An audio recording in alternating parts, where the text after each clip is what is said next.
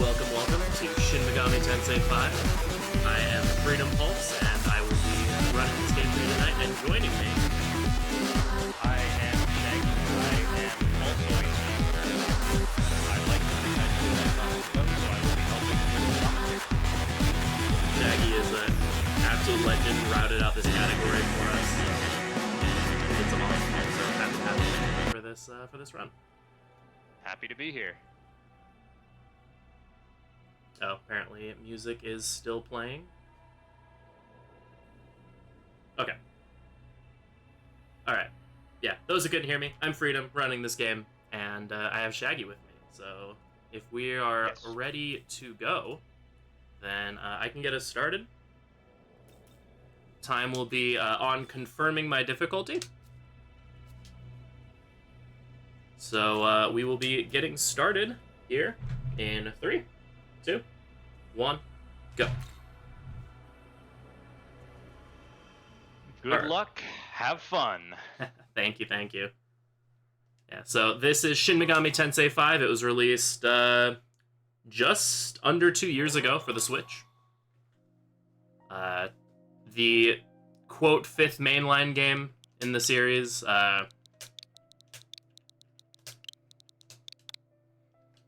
So we'll, name our character Q4G. And then for last name, we'll be going with Bunny.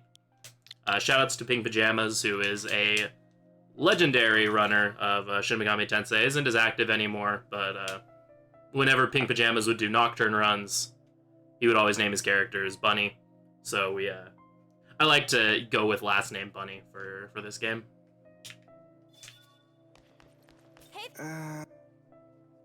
So starting off, we are your typical third-year Japanese high schooler with our very awesome-looking uniform, and we find out that essentially lately there have been a bunch of attacks by some strange serial killer, and as a result, basically we're told, hey, you shouldn't walk home alone. So we look for someone to walk home with, and people are like, oh, I don't want to walk home with you. Because we have a face and they don't. You heard that, but it's okay because we found other people who have a face and they offer to let us walk home with them.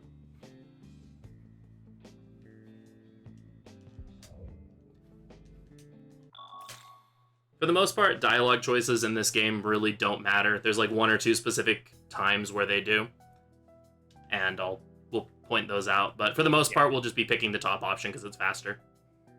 There is an alignment system in this game, which the dialogue system does influence, but it has, no impact at all on this run, and almost no impact in general. Yeah, so a lot of, those of you who are familiar with Shin Megami Tensei will know that a lot of the time the ending you get is determined by the choices you make throughout the game.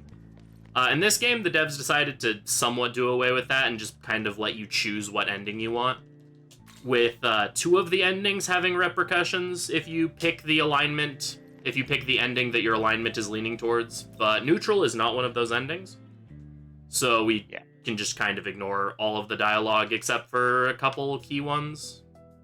Yeah, this game has 4 endings, 3 of which you can just freely pick, and the 4th one, which is what this run will be going for, requires a few extra side quests that we can talk about once we get there that far.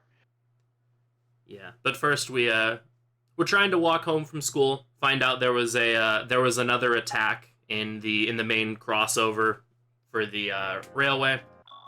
So we find out that some students have snuck off to this weird tunnel, and when we go to chase after them, we suddenly get pulled into your typical Arizona landscape.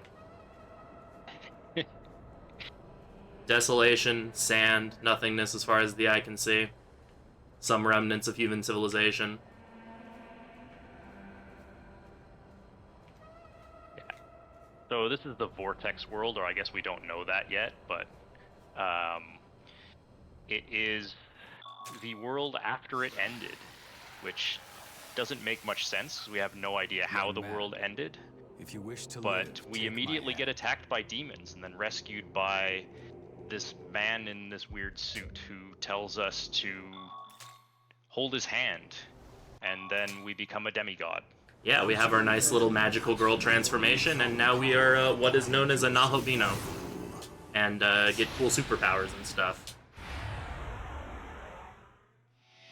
And now we get our introduction to this game's combat system. Those who are familiar with Shin Megami Tensei, it's pretty standard. Those who aren't, essentially you have your typical 4 standard elements, magic, physical, and a bunch of other stuff. But the game rewards you for playing smartly. As we'll see here, the game is telling us that if you use electricity, or Zeo, on this enemy that's weak to it, that turn icon in the corner suddenly started flashing, and we get an extra turn. So this game very much revolves around exploiting enemy weaknesses and getting the most turns we can, while also trying to end enemy turns as quickly as possible, because if you hit like a shield or an enemy repels or drains the attacks you use, you lose turns, and that goes both ways. So a lot of the combat revolves around getting as many turns as we can and making sure enemies get as few turns as possible. Yeah, they refer to turns as press turns in this game, and press turn management is the core of the game, more or less. Yeah, like Frito said, exploiting weaknesses will, instead of taking your press turn, it will instead start flashing, which means you're allowed to use it again. This also occurs if you strike critical hits, and then there's mechanics for losing more press turns. So if you miss or hit a nullification shield, you will lose 2 instead of 1. And if you hit a drain or repel shield, you will lose all of your press turns, no matter how many you have. And all of these mechanics apply to both you and the enemies, as Freedom said. So, yeah, a lot of this game is using the press turn system to your advantage as much as possible. And there's one more thing to note about it, in that losing press turns is prioritized over gaining them. So for example, if there are 2 enemies, one of which nulls fire and one of which is weak to fire, and you cast a multi-hit fire spell that hits both of them, you will lose 2 press turns. You will not gain your half press turn. This is something you can use in your favor quite a bit, because a lot of bosses use all hit attacks, and you might want to bring a party member that's weak to that particular attack for various reasons. So if you bring another one that nulls that attack, then you can effectively cover that weakness, which is very useful. Yeah. So here we're just exploring, finding out about our powers. We've gained the strange and unusual ability of an RPG protagonist to actually jump. This game does have some levels of platforming. And here we meet everyone's favorite shopkeeper, Gustav, who basically kind of teaches us about the ley line founts here. These are these shiny, like, cool-looking things. It's where you can heal, save your game, access the shop, and later on access the fusion menu. He also teaches us about these guys. These are Memen, or as I call them, Meme Lords. They're these little cute demon things that he basically sent out to look for relics. And if you collect a bunch of them, he'll give you rewards. There are 200 of them in the entire game. We are going to be grabbing 10, because the reward for getting 10 of them is an element talisman, which is something we'll get more into what that is later. I am going to save here, because this game has killed me during initial negotiations before, and yeah. So we're going to get into one of the big mechanics in Shin Megami Tensei games, which is demon negotiation or demon recruitment. So obviously you don't go through the whole game with just your main character. You can get other party members, and in this case they are demons rather than having like actual human party members that join you. You can get any demon that is an enemy. You can talk to them and attempt to recruit them onto your side. In order to do this, they will ask you random questions, and you're supposed to pick the answers that you think they will like, and then give them a bunch of stuff until they join you. This pixie, this very first recruit, is just the tutorial, so this will always succeed and will always ask for the same thing. The recruits later are a bit more random. The questions are not consistent in this game, which is typically true in most SMT games. You can answer the exact same answer to the exact same question, and the demons won't necessarily respond in the same way. There is some level of probability. I haven't fully figured everything out, but I know that some demons like certain answers more often than other ones, and also the failure conditions for some answers are different. Like sometimes if you say something and the demon decides they don't like that, they'll attack you, or they might a different answer they might leave. There's some things you can do about this to help yourself out, but there is still a lot of just RNG, unfortunately.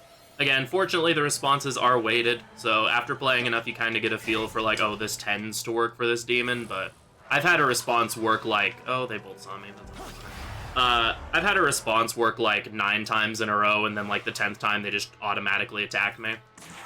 So what I was trying to go for there, one sec. I believe that one's the one he likes. Yeah, okay, that's cool. right. Except I didn't have a medicine. Okay, he didn't try to kill me. If you don't have what they ask for, sometimes they either leave or attack you anyway. And they ask for random things. Alright, we got the Preda. So what I was trying to go for there is, in this game, enemies roam around on the open world.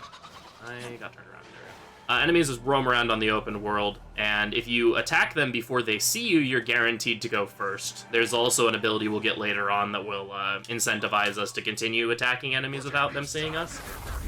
Whereas if they see you, then it kind of then becomes up to agility whether who goes first or not. So we're really trying to first strike as many enemies as possible there, so the fact that both of those Predas saw me could have been a little spooky, but it ended up being fine. Here the game is going to teach us about the Megatsui meter you see up by the character profiles. It's not going to come into play quite yet, but essentially we pick up these little red orbs on the map, and when we do other things in battle, like when enemies get a turn, or when we first strike or meet other conditions that we have the necessary abilities for, we will generate that meter. Once we have a full meter, we can use a special Megatsui ability that they have a couple different effects. We'll really only be using 3 during this run, but there are a lot of different abilities that have some really cool effects. Yeah, the Megatsuhi meter is a new addition to this particular entry, and it's a fairly complex system. There's a lot of both different ways you can generate what I'll call bar from now on, just to simplify it. There's a lot of ways you can generate bar, as well as different abilities that you can use it for. Some of them are really good, and some of them are really terrible. They're unfortunately not super well balanced against each other.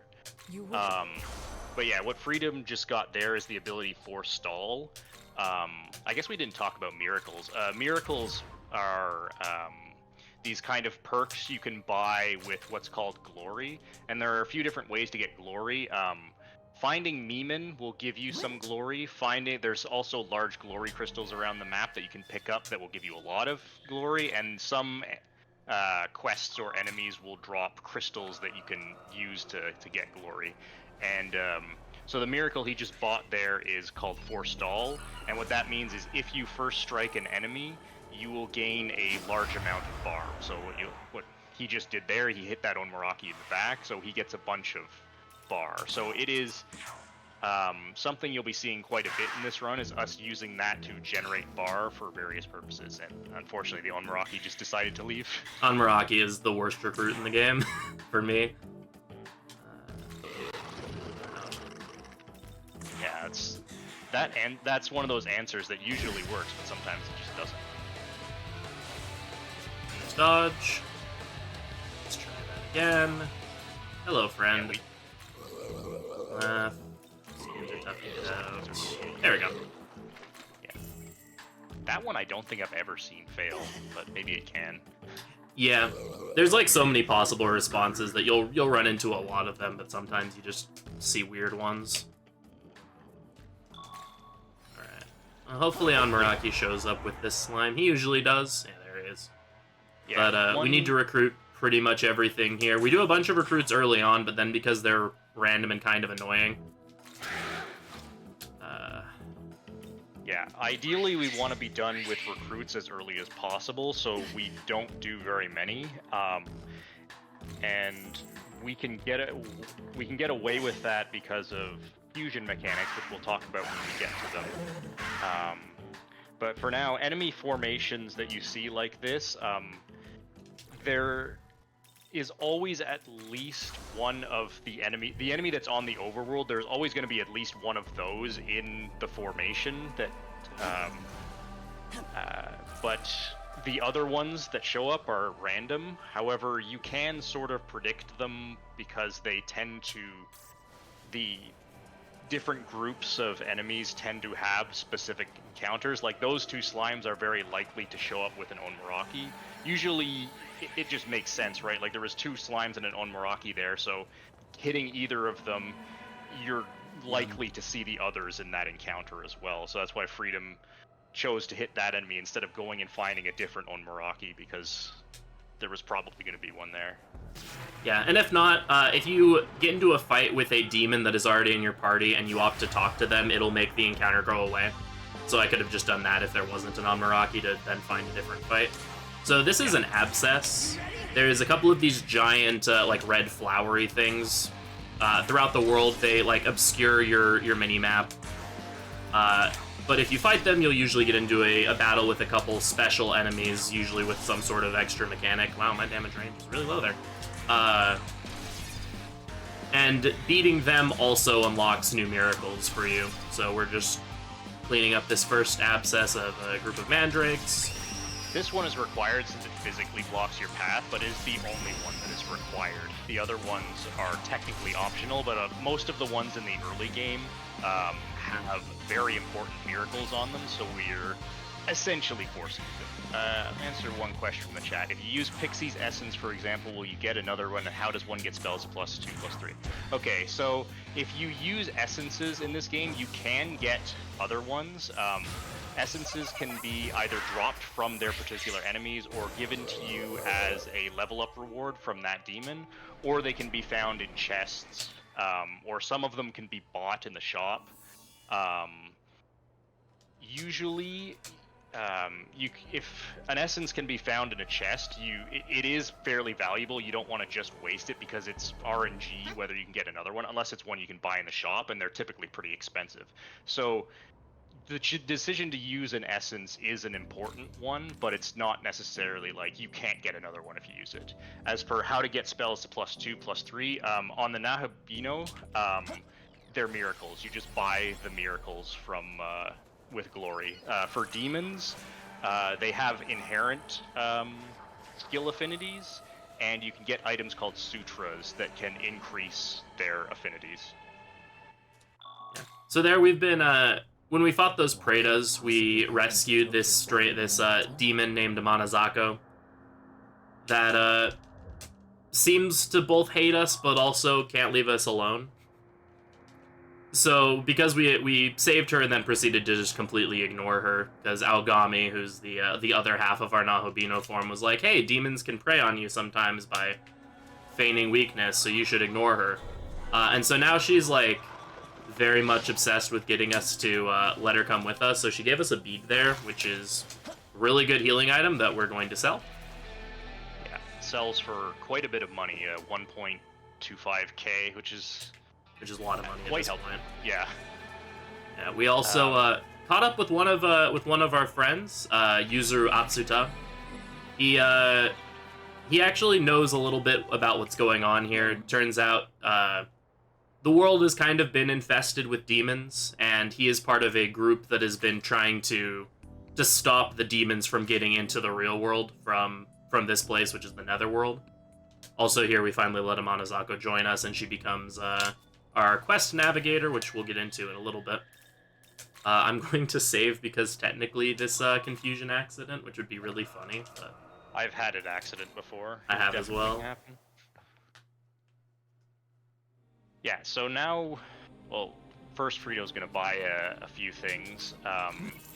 They'll sell the relics as well as that bead to get some money, and then buy a couple of spyglasses. What spyglasses do is they show you enemy weaknesses, which you'd think would be very useless for speedrunners, because aren't we supposed to know what the weakness is already? Why would we need a spyglass? There are some enemies that have random weaknesses, and you can use the spyglass to see that. Also, we got the Menorah of Knowledge. Very important. Oh, yeah. Demi-fiend DLC. So now we're going to get into Demon Fusion. So, Demon Fusion, you fuse two demons together and make another one. The mechanics for Demon Fusion are ridiculously complex. There's a ton of different things you can make. The first fusion we're going to do here is we'll take our Pixie and our Slime and make a Neko Shogun, who is a very good... Yeah, kitty. Who is a very good early game support demon. He learns your basic debuff skills. He's also naturally very tanky for his level, which is quite nice. We're also going to be giving MC the 4 main elements to help with something we're about to do here. Yes, you saw him there. So how you give MC skills in this game is through essences. Which are items you get that are associated with a particular demon. So, like, for example, he used the Preda essence there. Preda has Bufu, so he was able to give Bufu to MC. Hey, we can go fight Matador. Yeah, let's do it. That'll go well. So, like I said before, essences are fairly valuable. It's hard to get them back if you use them, but it's not impossible to get them back. You can also use them to change MC's affinities, although not right now because we don't have that miracle, but you can set MC's affinities to any other demon's affinity that you have its essence. Alright, so this is a Mitama. This is Saki Mitama. Mitamas are a type of special enemy in this game that are kind of like metal slimes in a way, for those of you who are familiar with Dragon Quest. They are pretty hard to kill. They have random weaknesses, which is why we have the spy glasses, so we can figure out what they are. But they give a lot of EXP and a lot of money. So there you saw we got 2 whole level ups just from killing that one Mitama. We also, depending on the type of Mitama you kill, you get a special item drop. So Saki Mitama, the yellow one we just killed, gives you really valuable relics. This encounter is kind of terrifying. Let's hope I get this recruit first try. Yeah, so, no, I don't want to race Saki you. there, yeah, drops... Your face is rough! That's actually what you're supposed to say, surprisingly. Yeah. Um, Okay, good. yeah. Mitamas are absolutely critical to this run because they give very large amounts of experience, and there are fixed spawns of them scattered around the map, so you can route your experience around those Mitamas and drastically minimize the amount of grinding you would have to otherwise do. Alright, come on, Mandrake, be nice to me today. Hahaha, let's go. Nice. So Mandrake is usually, like, the nicest recruit for me. Like, always joins me immediately. Except Tuesday when I did a practice run, and it literally took me, like, 5 or 6 minutes to get Mandrake. Mandrake also uses Elec, and you have 2 Elec nulls in your party right now, so it's a lot less dangerous. Yeah, recruiting her is pretty low risk. It's just, if she wants to take a long time, then she will. So this is a punishing foe. This demon is like level 43. He absolutely will murder my face off if I get an encounter with him. There's going to be a couple of those throughout the game. Usually they're like tied to a quest that you get much later. Yeah, that one is specifically intended to show you that no, you can't fight every enemy the moment you see him, because that would be literally impossible to win at this level. Here the game's going to introduce us to side quests. Essentially, that Neko Shogun wants a bunch of life stones. If you give it to him, you get the War God Talisman. Essentially what talismans do is, we mentioned the meter skills. We used one earlier to generate, to make all of our attacks do critical hits. That one gives us the War God Talisman, which Neko Shogun is a War God. It gives you the ability Freikugel EX, which is basically just a free extra almighty attack. It's not great, It's And- alright. It's yeah. useful in some circumstances. but we're not gonna bother with it. Sometimes if you get enough life stones, you can turn in that quest early and get the extra EXP from it, but all right, we did it. We did more push-ups than a cat. Hell yeah. Heck yeah. Yeah. Yeah. So one more thing to note about Magatsui's skills is they are tied to particular demon families. So the War God or Froikugel EX can only be used by War Gods. So Onmaraki couldn't use it as an example. And every demon family has their own Magatsui skill associated with them. And in order to use them, you need to get that demon's talisman.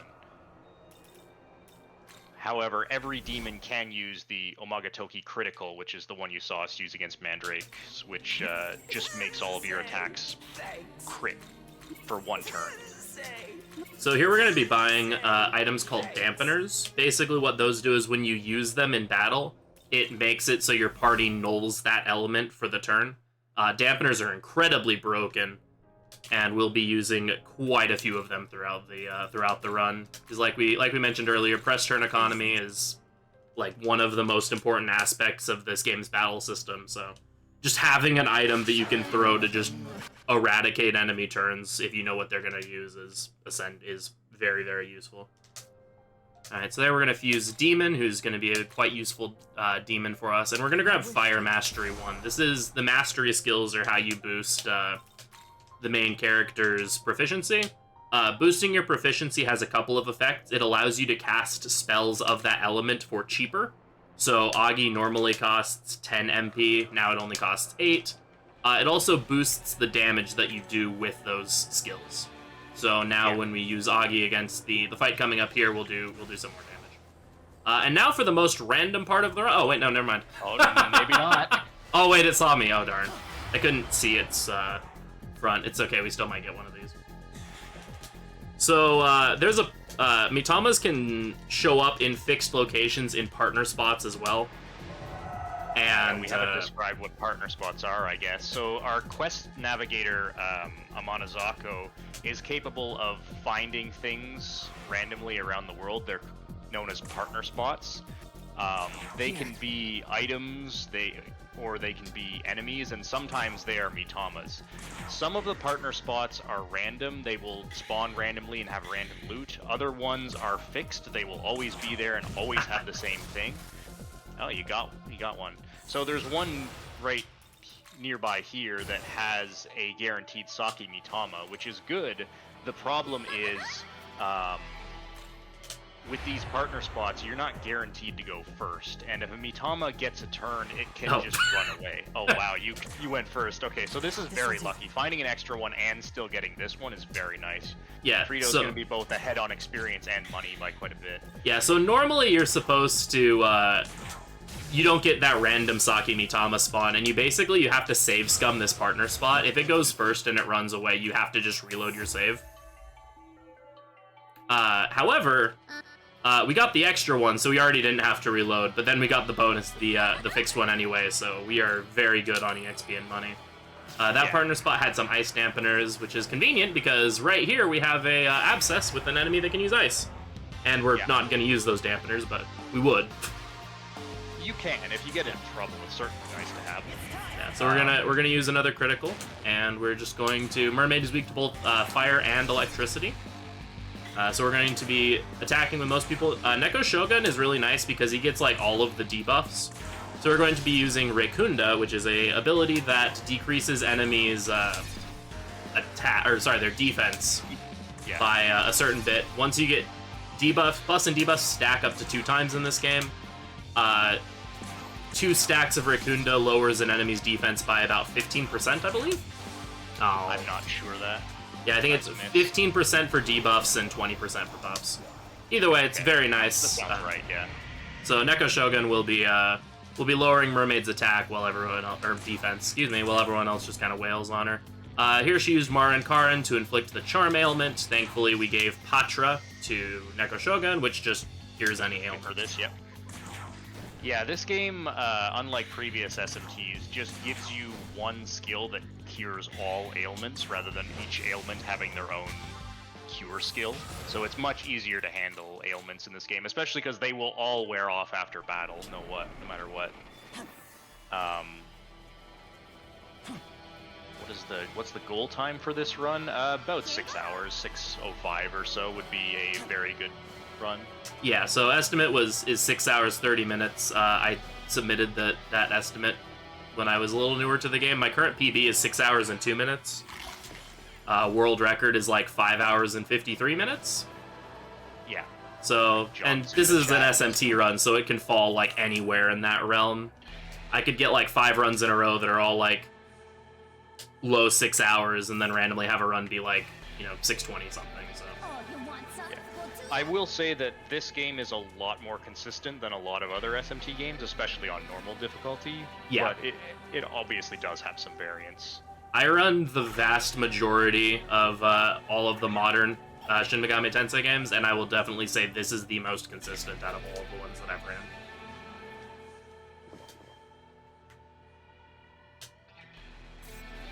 Though you can always still have some shenanigans occur. So here, our goal right now is to get to Tokyo Tower. Aogami has amnesia as far as like what happened, how things got the way they are. But he, for some reason, feels like if he goes to Tokyo Tower, he'll remember something. So we're making our way up there. However, there is currently a very powerful demon that is just kind of hanging around the tower.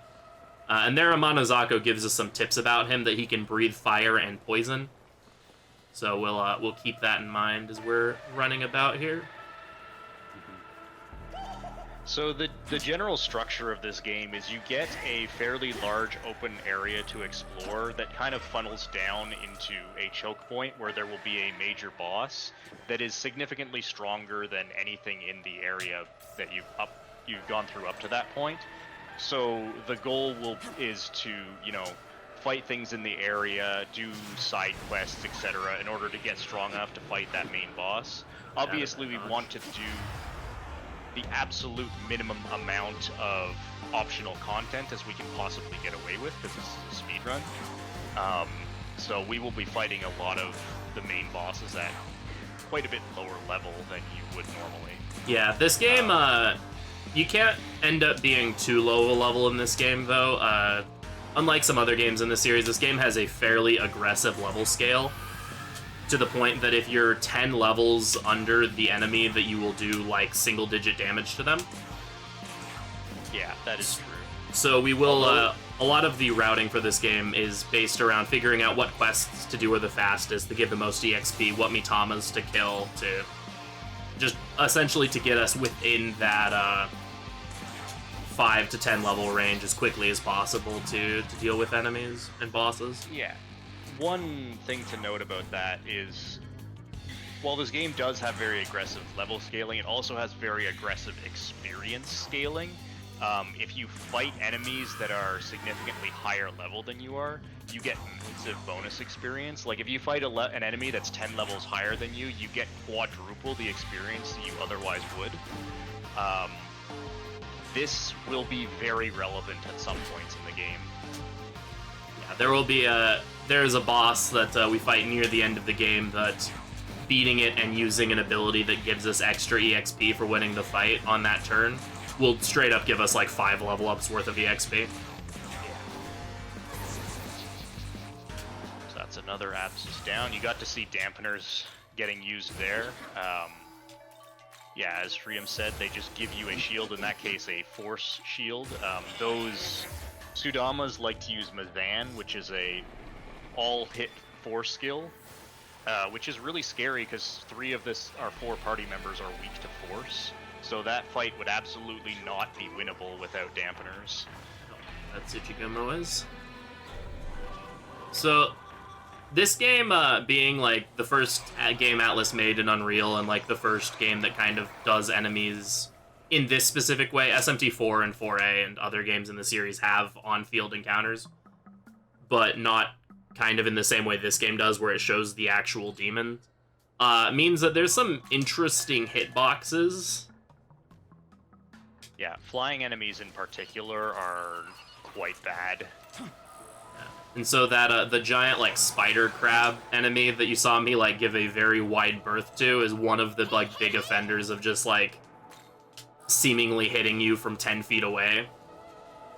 So I ran a very large loop around that because enemy spawns in this game are somewhat consistent, but then where they move after they spawn is random until they see you.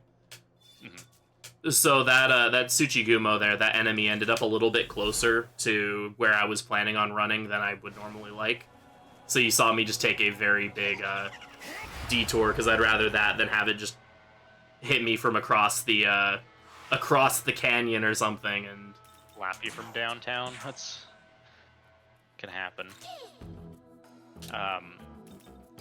So you saw Freedom there pick up our first side quest. This run will do very few side quests, actually. If you exclude the ones that are required for the ending we're going for, it will do 2 optional side quests, both of which are in the first area. This one involves, so there's a kind of a fight going on between 2 demons, Abscess and Leonon, and you're allowed to side with either one of them. Whichever one you side with, you will fight the other one, and then the one you sided with will join your party, just straight up join your party. This is really good because, well, both of them are quite high level. Leonon is level 17, and we are currently level 10, which is obviously very helpful for Hydra coming up, the first major boss. It would be very hard to defeat Hydra without either one of these demons' help, so we kind of need to do this side quest. We're also pretty experience starved at this point, so we need to do something to gain experience. So we see 2 more fusions here, one to make Angel, who is a strong magic user with a strong light attack. Mainly we're just fusing these 2 because they're both level 10 and we just need some strong demons to fight Abscess. Also grabbing Divine Garrison, which increases your demon stock size. Along with grabbing Ice Mastery. We don't strictly need it right now, but it'll be useful for the Hydra fight, and since we're already in the menu. Yeah, we have enough glory for it and already in the menu, so might as well get it. You can use it against the Agathians in this fight as well. It has some value. Yeah, unfortunately, items don't take into account proficiency. They do take into account stats, but yeah, not proficiency.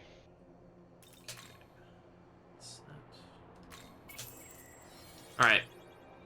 Time for what is, funnily enough, probably the most annoying fight in the game. Or what can be. Yeah, this fight is kind of... It's winnable this low level, but you're really... The game really wants you to be like level 12 or something by this point. Yeah, to be fighting a lot more random encounters and doing this kind of side quests. They have a few different side quests in the area that are like, kill a certain number of this particular type of enemy, and they really want you doing those side quests, so getting up to this point without doing that, you're kind of under-leveled, and it makes this fight kind of rough. Fortunately, there is some things you can do. This party in particular is designed so 3 out of 4 of the members null Elect, which the Agathians use, and then we will use Ice Dampeners to null the Ice skill that Abscess uses. So in theory, we're pretty well covered against most of what they can do. But of course, we're not 100% covered.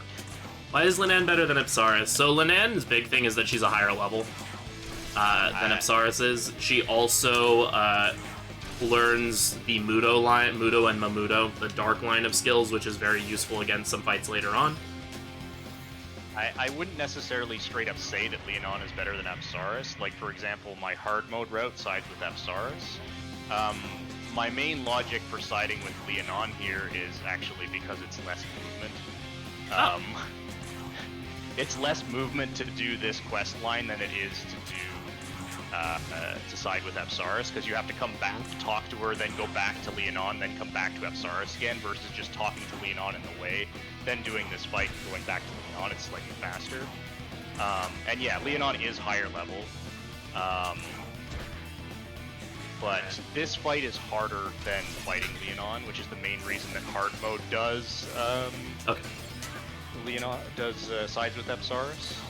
So they did enemies can also use Magatsui's skills. Specifically, they only use critical. Yeah. And there, that could have gotten really ugly if they had continued to basic attack, but thankfully the second and third ones just decided to use electricity on one of our Elecnol people. The classic in this fight is that we have 3/4 of our party members null electricity. And so the classic is them sniping down Angel, who's the only one in our party that does not null electricity. Yeah, we can't get the full null elect parties. And these Agathians, I swear, they actually have some intelligence in their AI and tend to go for Angel more than anyone else. That was a good fight, though. And But, we don't necessarily need any of our demons to survive. Of course, the more party members we have, the better our turn economy and the faster we win. But I've finished that fight with just MC alone before, and it's totally fine. Yeah, none of the demons need the experience from this fight. It's not that important. Oh, and we're going to be a higher level for Hydra, which will be nice. Because of that extra Saki Mitama kill. Normally you do Hydra at level 11. We're going to end up at level 12. Which again, because of how much level matters in this game, that will actually won't be like a massive difference, but it'll be a decent quality of life improvement for us. So yeah, we turn in the quest. Also, finishing this quest gives us 2 stamina incenses, which lets us give more MP to our demons. The hard mode speedrun is about an hour and a half longer, I believe. Yeah, I think my run is, I think, 720 something. I can't remember exactly the time, but yeah, it's about an hour and a half longer. Although that's glitchless. This run will contain a couple of glitches, which probably save in the neighborhood of 15 to 20 minutes. Hey, thank you all for the good luck. Forgot to say that earlier. Alright. Yeah, there's really only one glitch that we do in the run. We do that glitch twice to varying effect. It's going to be a pretty huge deal in the next area. Well, it's going to be pretty big at both times, but... Alright, so... Yeah, it's definitely bigger in the second area, yeah. Hopefully that doesn't mess up my muscle memory at all. I'm sure it'll be fine. Yeah, so one important thing to note is Leonon does not start with Bufu, so we need to give it to her using an essence. You can do that. You can't only use essences on MC. You can also use them on demons. However, you can't change demons' affinities with essences like you can with MC. Unless you give them passives. That's true, yeah, you could give them passives. That's much later in the game. You don't have those passives this early, though. So we're about to get to our first boss here, first major boss anyway, who is Hydra. Hydra has a sort of fixed pattern. So most of the major bosses in this game are based on damage thresholds, where after you do certain amounts of damage, they will do certain actions. And funnily enough, often the things you can force them to do are a lot less dangerous than what they would do if you didn't damage them. So in a lot of SMT games, the strategy for boss fights is to chip down the boss to just above the health where they change phase, and then try to damage dump as much as possible to skip phases. Here you kind of want to do the opposite. You just want to damage dump immediately. You want to throw as much damage at the boss as possible to get them into their charge phases, where they're attempting to charge their Magatsuhi. So you'll see, hopefully, if Freedom doesn't miss, within this first turn, you can do enough damage to get Hydra to attempt to charge Magatsuhi, which means he will first of all only do a normal attack, then waste one of his press turns charging, and then on his charge turn, he will always do Toxic Breath, which is a dark attack, and dark dampeners exist, so we can just use one to nullify it completely. So effectively, we can have 2 turns where he doesn't do very much, which is really good.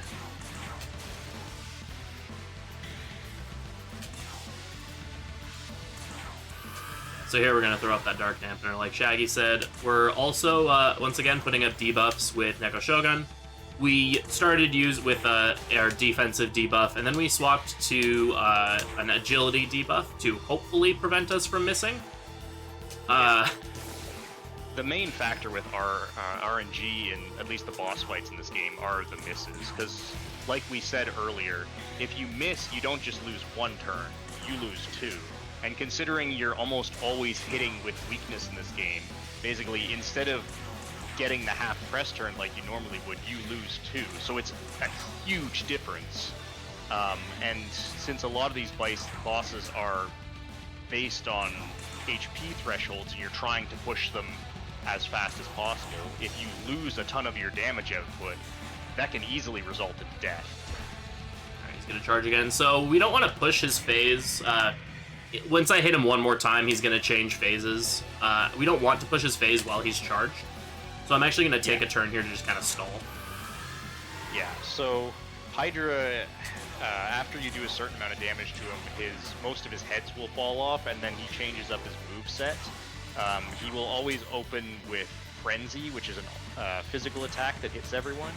And if you carry his Magatsuki charge into that phase, then he will crit everyone and easily kill you. But if you stall like Freedom just did, then he'll use Toxic Breath, which you can just Dark Dampener. And here we're going to be throwing these ice gems here.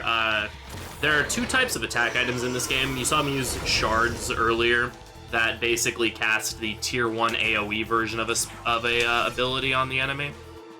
There I used a gem, which basically casts the heavy or tier 3 single target attack on the enemy.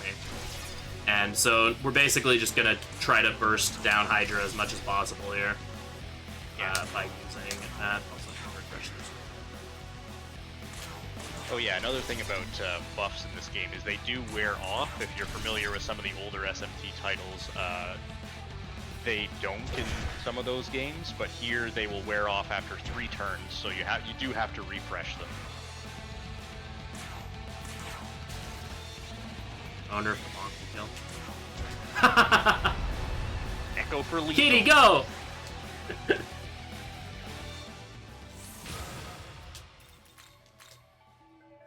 That was a good Hydra fight. That was very solid Hydra.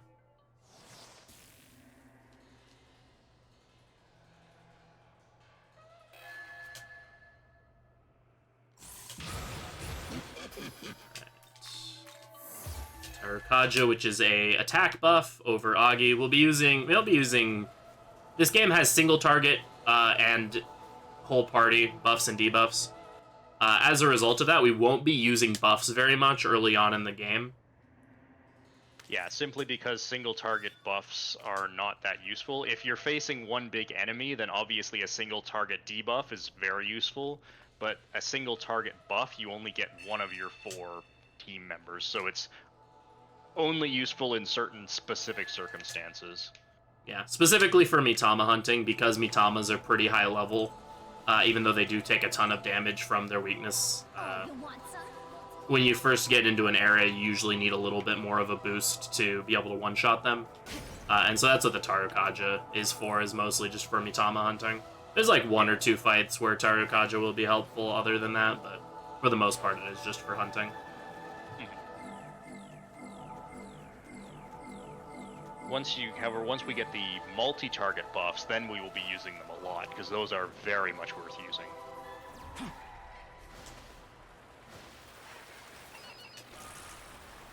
Alright, this area can be a little spooky, so enemies tend to have like varying different move patterns depending on what the enemy is. Mermaid is kind of annoying because when she detects you, she actually dives into the ground and is invisible. Which, like, you can see her silhouette in the floor, and that's supposed to be how you know she's there, or you can use the map, but sometimes it's hard to kind of judge distances on the map. And so, You'll occasionally, Yeah. if you're not careful, get jump scared by Mermaid. And it's important to note that running away from fights is kind of hard and dangerous. So if you get caught by an enemy and they go first, you can pretty easily die depending on what the actual enemy formation is. Yeah, running is based on both your level and your agility, and since we're not putting any points into agility, and we're not going to be a super high level a lot of the time, our odds of getting away from fights is usually going to be not the greatest. So this is the first statue. So there are 19 statues scattered around the game, and if you pick one up, it will give a level to all of your demons, which is quite good. However, they can only be used once. So generally the strategy is to save most of them for the late game. However, this run doesn't need to save all of them for the late game, so some of these ones that are really out of the way but we're kind of nearby while getting other things, we'll just grab just for the little boost they give. We have to grind to level 80 for Shiva. Yes. Kind of. Yes, We do have to yeah. grind to level 80 for Shiva, but the grind isn't actually that long. Yeah, I wouldn't necessarily call it a grind per se, but you do have to be level 80 to fight Shiva. That is a hard requirement, which is really stupid. Yeah, so we mentioned that getting the true neutral ending has a couple requirements, and one of them is beating the game's regular super boss, aka Shiva. And the game has a requirement where in order to even attempt the fight, you have to be level 80. At least. So, even though we could fight Shiva at a much lower main character level, we do have to at least get to level 80. If that level 80 requirement didn't exist, the final party would probably include Mara. Oh yeah, true. True neutral ending. That's just kind of the terminology we've given. The ending. It is the true, the most difficult possible ending to obtain in this game. Yeah, a lot of the time with SMT speedruns, the categories that people tend to run are usually A, the fastest ending, and or B, the most involved ending. Yeah. So there's a category for any percent which gets the bad neutral ending, which actually skips fighting the final boss.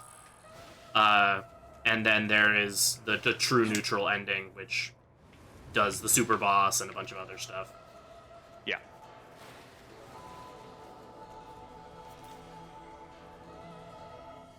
How do these endings work? For 3 of the 4 endings, the game just straight up asks you what ending you want. Essentially, we'll get to the point where you kind of have to pick ideologically which side of a conflict you stand on. And that's the ending that you get. For true neutral ending, you have to go for the bad ending, but then fill a bunch of other extra requirements that will unlock the ability to pick a better ending. Yeah. One of those requirements is beating the super boss of this game. Yeah, it's weird because there's like a lot of like fairly random ones that you like would assume would make sense, but then based on that same assumption, there's some quests that you think would be required that aren't. Oh yeah, what's required for true neutral makes very little sense. Essentially, it's supposed to involve most of like all of the like named extra characters all kind of get their own quest that's required, except for one of them, and it's one that you'd think would be the most important, but it's just not required, and it's really funny. Yeah. But now we're gonna go on a bit of an errand run. Essentially, what we're supposed to do now in the story is now that we've gotten to Tokyo Tower, Aogami had a memory of 20 years ago. There was this huge conflict between the angels and demons. That's kind of how the world ended up in the sort of messed up state it's in. And now we find out that one of the other students who we've been looking for, his name is Ichiro Dazai, or just Dazai, got... Sorry, let me finish this menu really quick.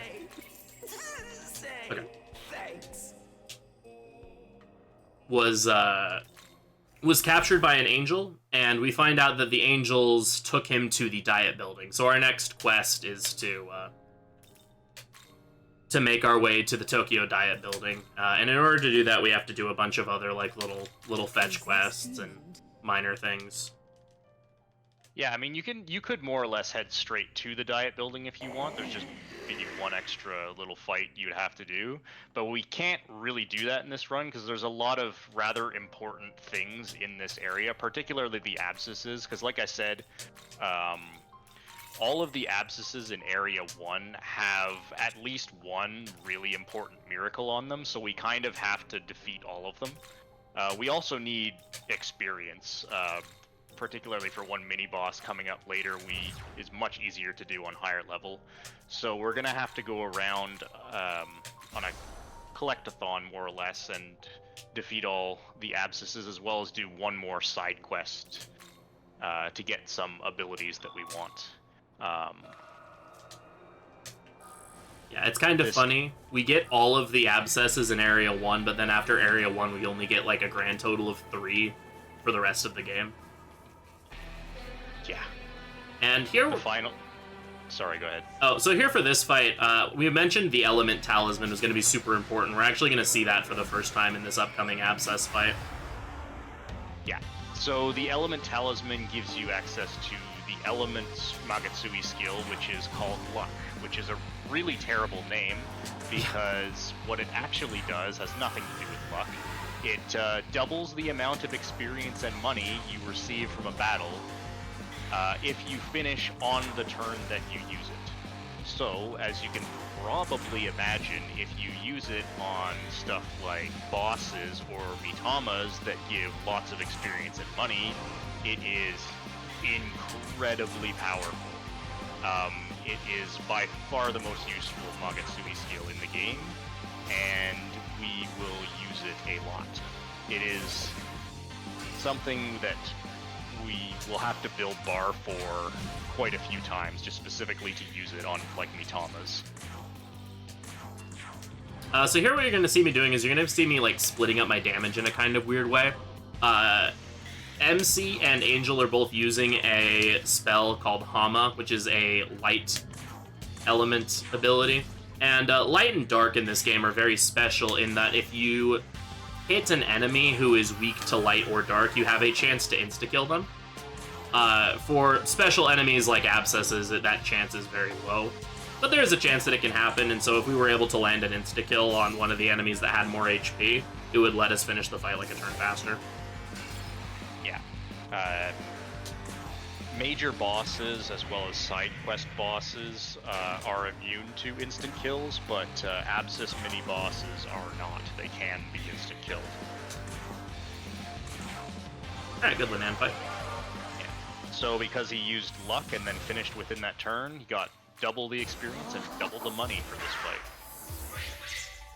You also see we like rebought on Meraki from our stock, which might seem weird why we're buying like super low level demons to just basically feed them EXP. There's a miracle we're about to get. There's 2 miracles we're about to get that actually reward you for feeding a bunch of EXP and stats into demons and then fusing them away. Yes, you can pass experience and to a lesser extent stats up through fusions. So that is really powerful if you have a pre-planned fusion route, which obviously a speedrun does, because what we can do is if we know we're going to use a demon in a fusion far in advance, we can just buy that demon early, have it sit in the back line of our party and get experience from whatever we're doing, and then when we go to use it in a fusion, we just pass at least a portion of that experience up to the demon that we're fusing. So a lot of this game is routing out fusions in such a way to try to take advantage of stuff like that as much as you can. Yes. Angel agrees with you. As soon as you said that, Angel's like, yes. Nice. Alright, everyone, it's time. Mothman! Shoutouts to Mothman. The mascot of the SMT speedrunning community.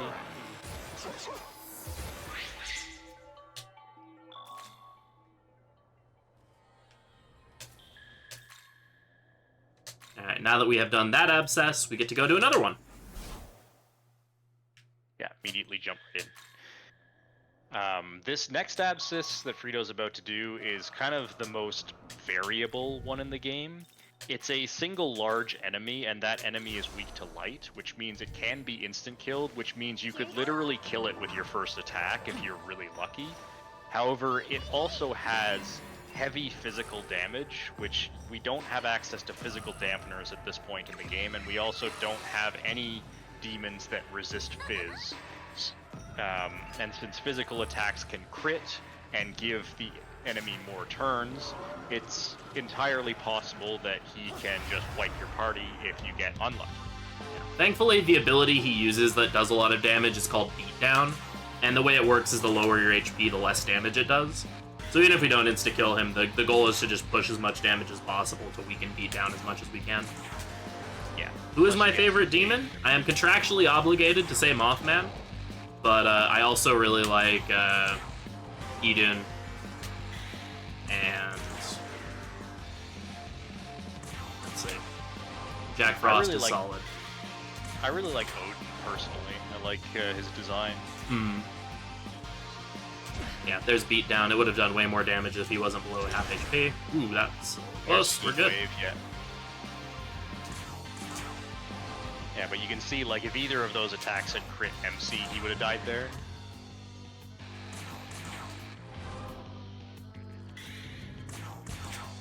Alright, no Hama procs today.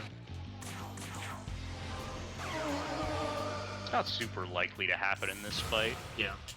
I've been, in my own time, doing, like, started up a playthrough where I actually went a luck build. And even with, like, 20-something luck at this point, it's still pretty unlikely to land.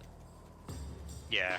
I experimented with a luck route for this game that would mainly focus on using instant kills for grinding experience, but it didn't take me too long to realize that you really don't need to grind experience that much in this game, so it's building MC around experience grinding makes no sense. So we will be going a magic build in this game. Once we get past into the final area, though, we'll be pivoting to Vitality, because MC will be playing a... Oh, that's unfortunate. Oh, that sucks, yeah. MC will be playing more of a supporting role in the final area and for the end game, for reasons we'll get into in a bit. But, yeah, we'll be going pure magic until we get near the end of the game, and then we'll just kind of be focusing on tanking. Yeah, this game does a fairly good job of balancing the different builds. Magic build versus strength build versus support build are all kind of viable. Magic versus strength, it's kind of... Magic is slightly better in this case because it's just really nice to have the ability to hit weaknesses on someone who is always high level rather than having to try to fuse more demons to, because you always need at least 2 demons in your party that can exploit weaknesses. I'm gonna wait around a little bit because I missed that jump. My cycles for this bit are a little off. We have to sneak into this bird nest with this giant Jatayu that wants to kill us. And it like flies around on a specific cycle, and because I missed the jump, my normal cycle was a little off, so I was just kind of waiting there for the Jatayu to fly back. Yeah, you can also hide her underneath that little one at the foothill there, and he won't see you, but it doesn't really matter. So we want to steal an egg from this Jatayu to give to the Aitvaris, who wants it to make an omelet. Because that way he'll give us the Drake Talisman, which gives us access to that Magatsuki skill. And yeah, that was a really nice dodge.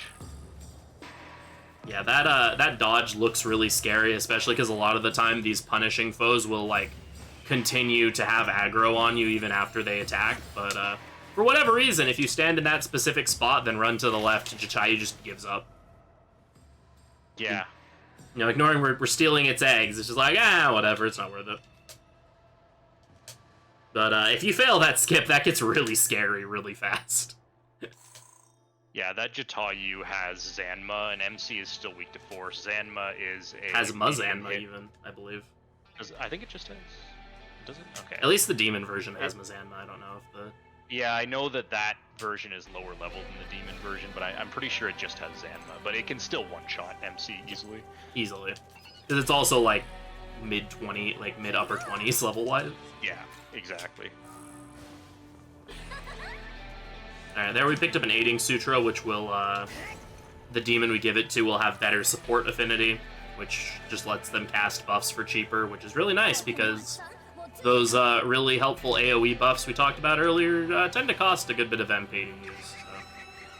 So. Also, shoutouts to Shin. Anyone who's played this game probably has Shin's like screeching sound ingrained into their psyche. Yeah, them and a demon later. Yeah, Anzu.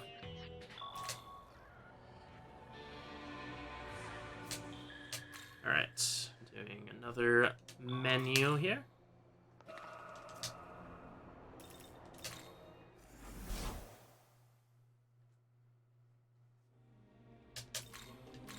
Say thanks. We're going to be buying more force dampeners. Say thanks. And then we're going to be grabbing a ton of really helpful miracles, because we've been fighting all these abscesses. We've worked up a backlog of miracles we need to grab. Yeah. So we're going to be grabbing... Oops, wrong button. We're going to be grabbing Unforgotten Memories, which is the thing that lets demons gain stats based on their fusion material. Art of Essences lets us get more skills from essences. Summoner's Hospitality lowers compendium prices. Divine Proficiency gives MC an extra skill slot, and Divine Garrison gives us another demon slot. Yep. So with that, we're going to be using this Hydvaris Essence. We're going to be learning Maragi, which is Area of Effect spell. We're also going to be grabbing this Bicorn Essence. We're going to be grabbing a very valuable skill called Beast Eye. What Beast Eye does is it basically just passively increases our accuracy and evasion, which theoretically means that we should miss less often, but... It's only accuracy, not evasion. Just accuracy. But, yeah. That's the most important one.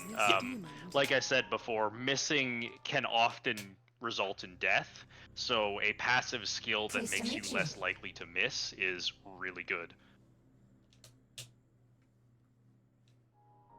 Alright, there we fused 4 whole tunas. Not 3 tunas. Not 5. 4 tuna.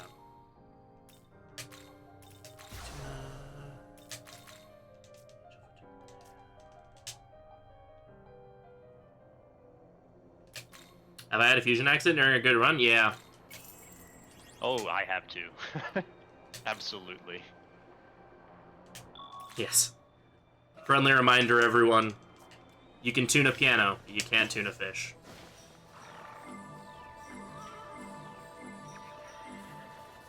But, yeah. The fusion accident rate in this game is quite low. I think it's 1 in 64.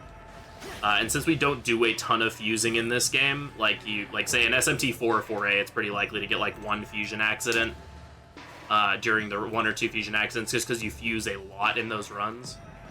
In this game, we don't do a whole lot of fusing, so it's pretty common to go several runs in a row without a single accident, but sometimes the game just is like, yeah, you know what, here, have like 3. Yeah, I've had an accident loaded and then accidented on the same demon again. It does happen. A fusion accident will be an instant load. Because we're working on a very specific fusion route, often people will ask, why don't you just continue if you fusion accident into something that is really good? And that's almost always not an option, because you have to follow the specific route, otherwise you know, might run out of dock space, might not have the correct skills, you might not have enough money to buy what you need. It's just, you can't do it, usually. I guess one thing we didn't mention is that the demon compendium exists. Any demon that you previously had and used away, you can buy back for money, which is where like 95% of the money that we spend in this run will be used. Yeah, we just got a miracle that lowers the compendium prices, and even then, like Shaggy said, the vast majority of our money will be going into the compendium. We'll get to a point where we'll be buying things from the compendium that cost like almost 100,000 per rebuy, and we'll be rebuying it like several times. Yeah. So the compendium is what allows us to not do any more recruitments. So it's very much worth spending the money to use it. Also, you can kind of do what's sort of an exploit, but not really, in that you can register demons with the current amount of experience they have, and then use them in a fusion, then buy them back, and then continue to get them more experience, use them in another fusion, and sort of stack up the amount of experience they have over time, which means they're constantly giving larger and larger amounts to whatever you're using to fuse them, which can reach some pretty absurd levels in the end game, which we'll get to see later.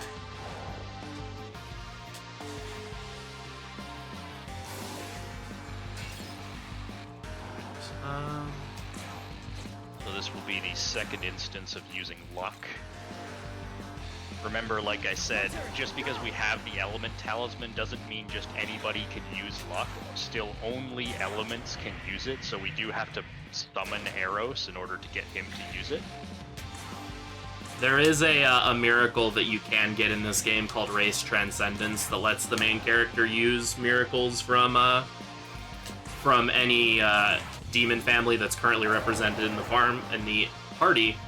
Unfortunately, Race Transcendence is really far out of the way and kind of expensive. Yeah, the cost isn't really the issue. It's the fact that, yeah, it's on an Abscess that you don't need anything else from, and is also a lot of movement to reach and very annoying to fight. Yeah, that's the Thoth Abscess, right? Yeah, that's correct. Alright, so here we're going to do a little bit of grinding. We want MC to be level 18 before we do some more fusions. So we're going to be killing these Ipondataras because they give quite a lot of EXP per kill. To hit level 17, then we'll be using an item called a Gospel, which we, when you kill the Kushimitamas, which is like the brownish one that brownish gray one we fought earlier, you get Gospels, which basically just gives you a free MC level. For the most part, we'll be hoarding them throughout the run to help getting to level 80 go faster. However, there's a couple that we'll use throughout the run just to hit level thresholds a little faster. Yeah, Gospels are incredibly valuable and quite rare. The reason why is because basically the level of power that you have is almost entirely based on MC's level, because that's also, you cannot fuse demons that are higher level than MC. Of course. Yeah, you get the double when you don't need it. Although you might actually need it in this case because you were 13 at the Leonon Abscess. I'm just bare, like, I was one fight away from getting the level, so. Oh, okay, that's fine. However, the fact that I'm not getting instant kills. I'm actually gonna throw light shards here to try to. Yeah, because Ipondataras are classified as a big enemy, which means they get 2 press turns, and if there are 2 of them, that means they get 2 each, and so that would have that encounter would have 4 press turns. And they hit really hard.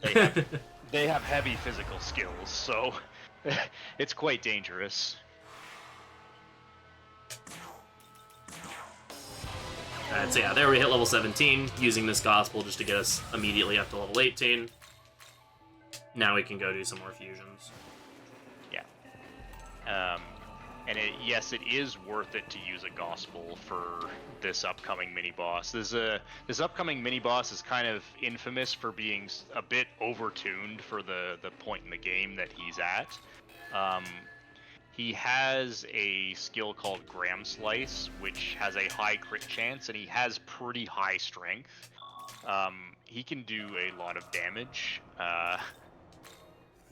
and it's worth using a Gospel for this fight, absolutely, because we can fuse an entirely level 18 party to fight him. So that's Warrior's Conception. That's the Unforgotten Memories is the miracle that lets you pass experience up through fusions. Warrior's Conception gives demons bonus stats based on how much experience you pass up to them. So it's very good. Good tidings to you. Here's Archangel, another Hama user who also has fire affinity, which will be great. for Is this demon? next section. We're gonna fuse everyone's favorite dragon bird here. Everyone loves Varus. Look at him. Very cute fire chicken. Worth noting that Varus is a Drake, and we went out of our way to get the Drake Talisman, so we will be using his Magatsui skill. And now we're unfortunately going to be fusing our kitty cat away into a birdman. The birdman is basically just going to be our designated debuffer for the next bit of the run. Yeah, we really just need a higher level debuffer that isn't weak to fire like Kitty is. At this point, Kitty's a bit of a liability because low level, and he also has Fangbreaker instead of Tarunda. Hypixie had 2 EXP to next level. Nice. It's really funny. It doesn't matter, it's just funny. It's like, oh, huh. Alright, and now we're going to be giving Andres Apsaris' essence so that we can give Tarunda. We had Fangbreaker on the kitty, which is a physical attack that also gives a physical attack debuff. However, the problem with that is that can miss. It also costs a lot more MP. Fangbreaker, in most circumstances, is just worse than Tarunda. In general, the physical skills with debuffs are just worse than their just straight standard debuffs. Unless you put them on a strong physical character, obviously, then the damage is actually relevant. Yeah, so we swapped it out for Tarunda because it's cheaper and can't miss. Yeah. I think Eligor might give enough EXP. It's possible. I don't know. It could be close. Well, unless she dies. Yeah, that's true. She'd at least get quest EXP, though, level. Oh yeah, fair. Once again, greatest hitboxes in the game there. For enemies like that, because their hitboxes are very exaggerated, it's best to just let them attack you and then dodge when they vanish out of existence.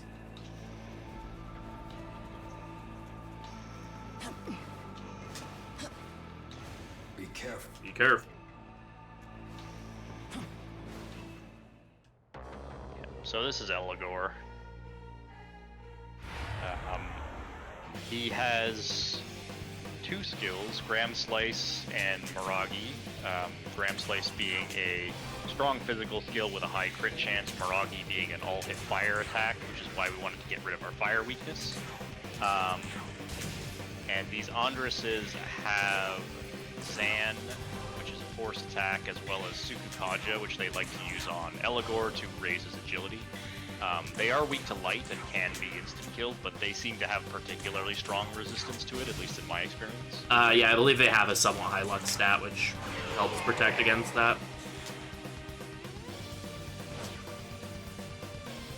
So we opened up the fight by using Tarunda on Eligor because Gram Slice crits do a lot of damage. They're not enough to like one-shot anyone, but the follow-up to that could be incredibly dangerous.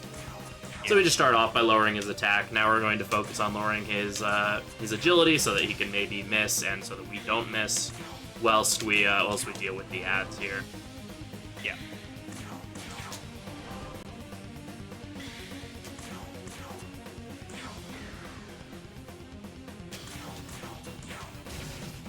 If I had gotten an insta-kill proc earlier, I could have gotten his accuracy lowered all the way since Hypixie also has Secunda. But no such luck. There's the Gram. So, yeah, even without critting and double Tarunda, that still did a good portion of MC's HP.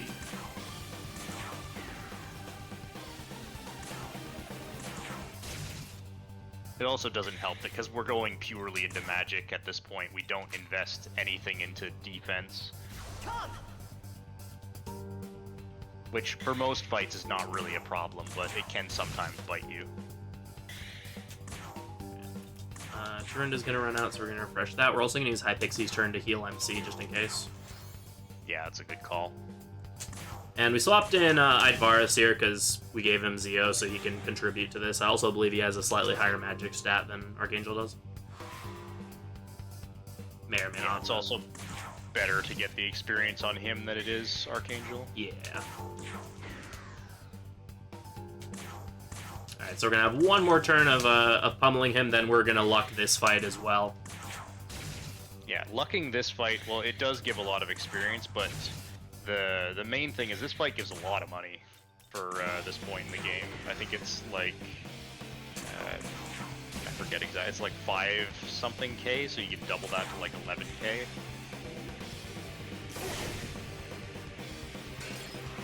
Also, shoutouts to Advaris' animation when you hit a null on him. Yeah, he's like, bring it. Let's go.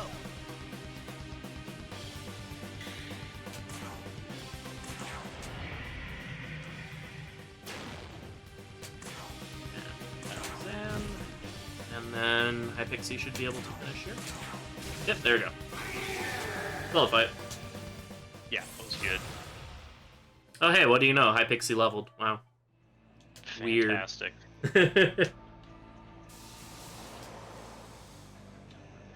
Yeah, essentially the reason why we were doing this is there was angels blocking the gate to the diet building, and they weren't going to let us through unless we proved we were, like, helpful to them or something. But Yeah, then suddenly when we get back, they're just gone. Yeah, and then we can just walk through. We still get the experience for finishing the quest for some reason. I don't know who's giving it to us, but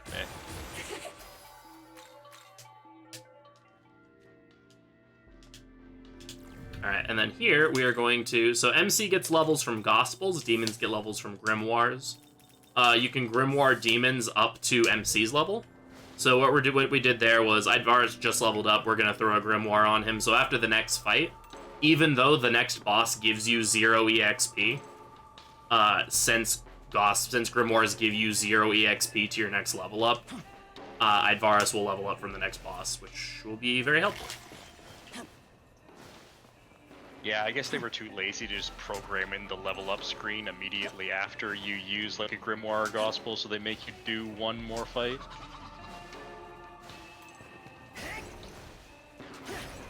Here, there's a couple of really good essences that we're going to grab. Not going to use some of them until a bit later, but they are very, very useful.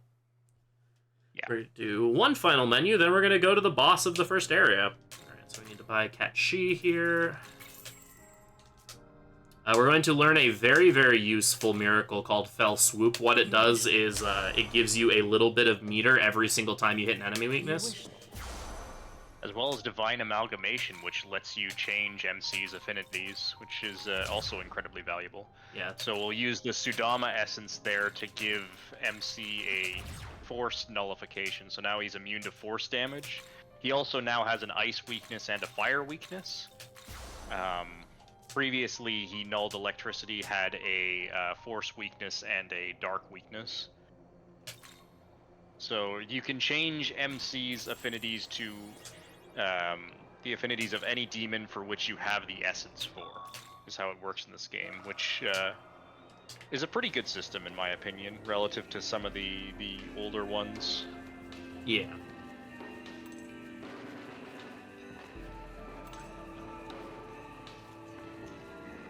Alright, so here is the area boss. This is another fight that's rather infamous among people that have played the game. Mostly because this fight has a little bit of a gimmick to it. So this next boss fight is Nuwa. And she has a lot of HP. You'll see we hit her and her HP bar will barely move. However, you only actually have to deal half of her HP, and then the fight ends.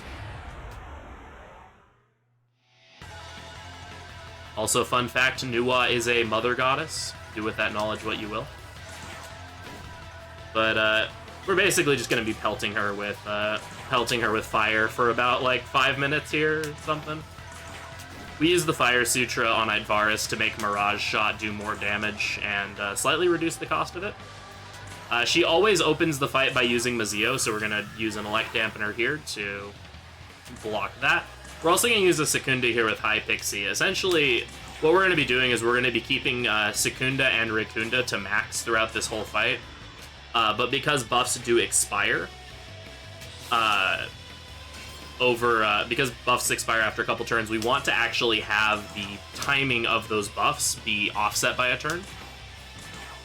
Yeah. So we put 1 Secunda on her that turn, so now this turn Andres will finish that off, and then next turn we have to re-up the defense, and we can just repeat. That way Andres can actually auto-battle on his final turn. Yeah, so auto battle in this game, if you use it, it drastically speeds up the enemy turn. However, you can't just activate it at any time. You have to actually do a normal attack on your final turn in order for it to do that. So if you can set things up such that you can auto battle with the last action in your turn, you can actually speed things up quite a bit. You usually don't get to do that though, because usually your press turns are kind of valuable and you need your demons actually doing useful things. Auto attacks in this game are very weak.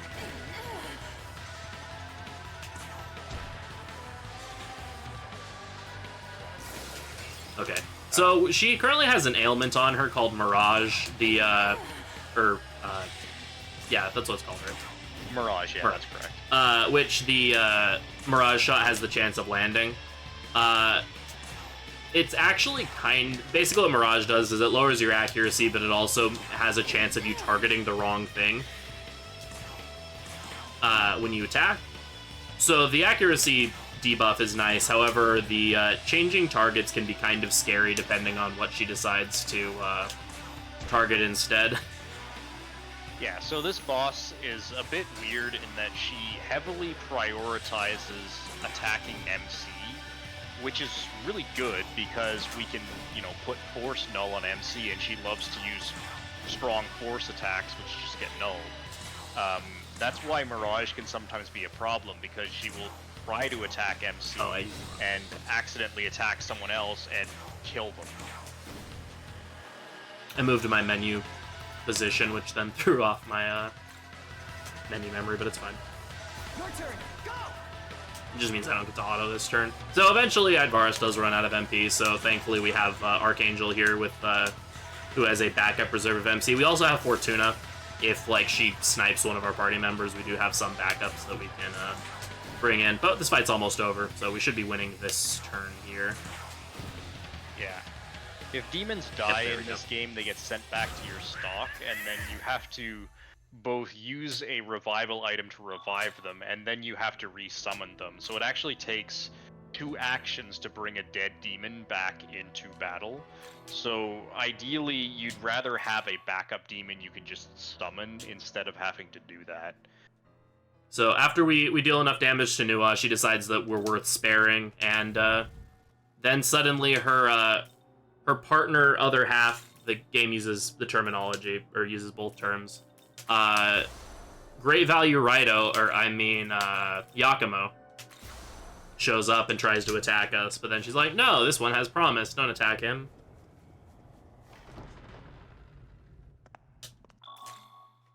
Yeah, typical anime stuff. Now we can relax. Oh yeah, Amanazako has been following us this whole time, and now she's like, oh, you're gonna go back into human world. Well, we'll see each other again, maybe, hopefully, please. And here we find the scariest thing of all, a Nocturne reference. But basically we find this terminal. It lets us warp back to the real world, where we also meet Abdiel, who's kind of one of the leaders of this group, which is called Bethel, that's fighting the demons. She tries to kill us immediately for some reason. We're not quite sure why that is. But then we get saved by Tau here, who's the Saint of Bethel, which essentially has some sort of mystic powers that they really value, and so she's able to talk Abdiel out of murdering us, which I approve of not getting murdered. So,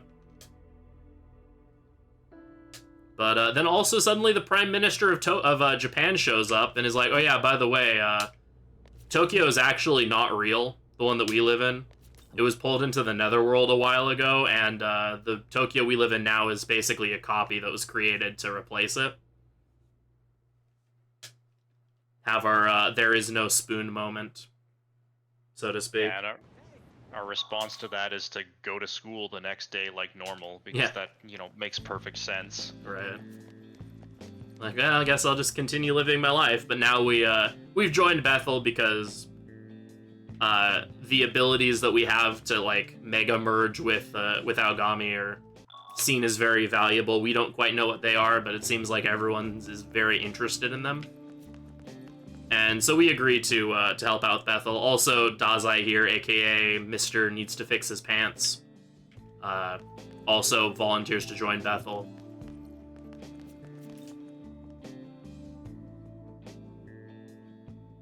And so we go to classes.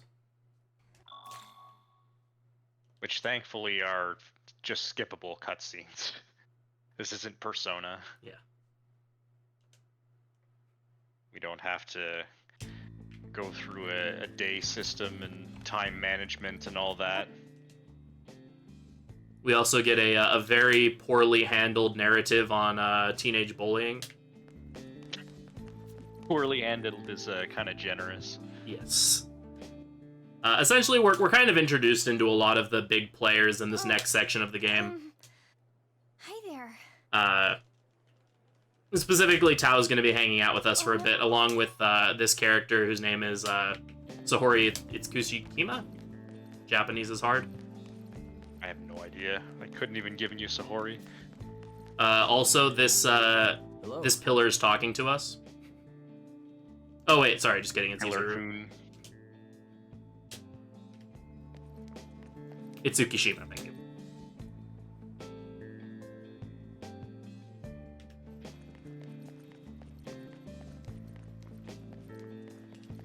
But essentially, she's getting bullied by other students at school, and the game kind of tries to tell a narrative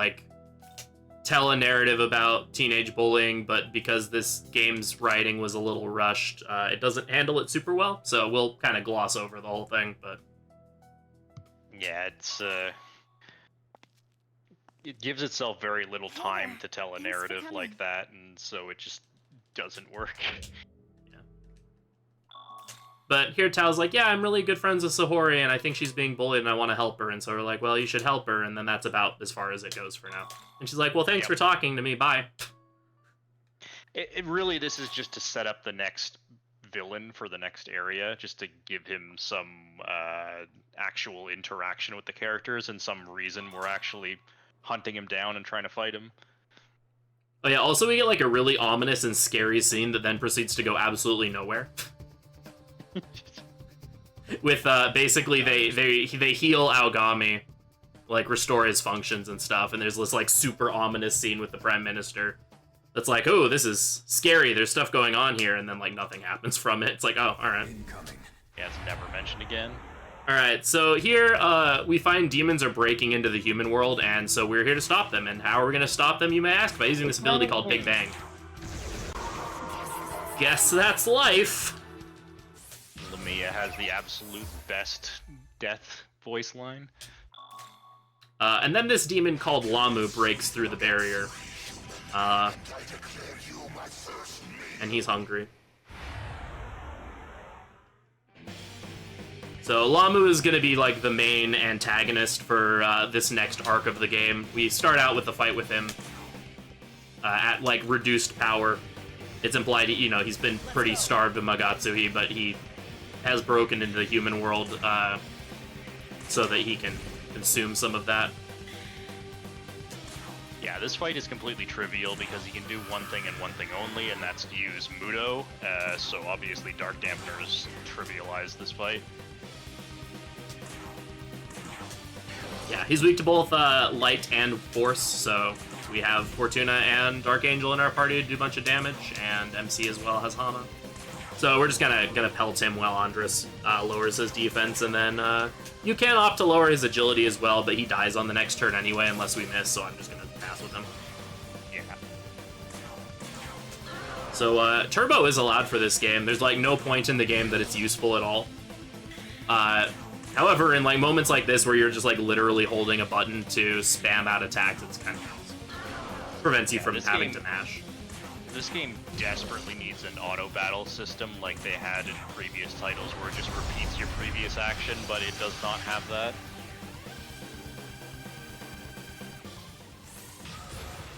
Alright, and that was Lahmu. So after beating up Lahmu, he's like, oh, I'm really weak, and he realizes that we're in Ahobino, which he seems to know what that means, even though we don't. And he's like, oh, I have to find my knowledge, but she's calling to me, and so he flies off towards the school. Where it seems demons are now attacking our school, which, that sure is a shame. I guess we can't go to school anymore. Darn.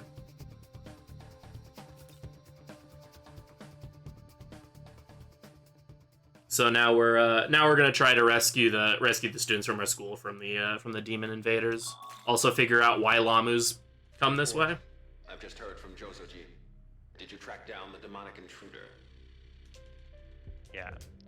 So Nahabinos, I don't think we know this at this point, but Nahabinos are essentially a fusion of a demon and a human that are, so the human will have that particular demon's knowledge, and once you become a Nahabino, it allows you to essentially become a creator of a new world. If a demon and a human are fused together to become a Nahabino and then are able to seize the throne of creation, they are able to make a new world in whatever fashion they want. And Lahmu knows about this, and so is looking for the human who has his knowledge, who happens to be the girl who is getting bullied. It's Lahmu. And it also, becoming an Nahabino also gives you a really large power boost, which is part of why the main character is just kind of able to show up and just obliterate a lot of the demons around. Yeah. But now we have to run through the school. This is kind of like the first, quote, dungeon of the game. It's kind of like a half dungeon. This game has like 3 3/4 dungeons in it. This is much smaller than half a dungeon. Yeah. But I disagree with calling this a dungeon. It's kind of just more of a side area, but yeah, you could interpret it that way. This game focuses a lot more on open outdoor areas rather than indoor dungeons like a lot of the previous titles, but it does have 2 kind of proper dungeons that are later in the game.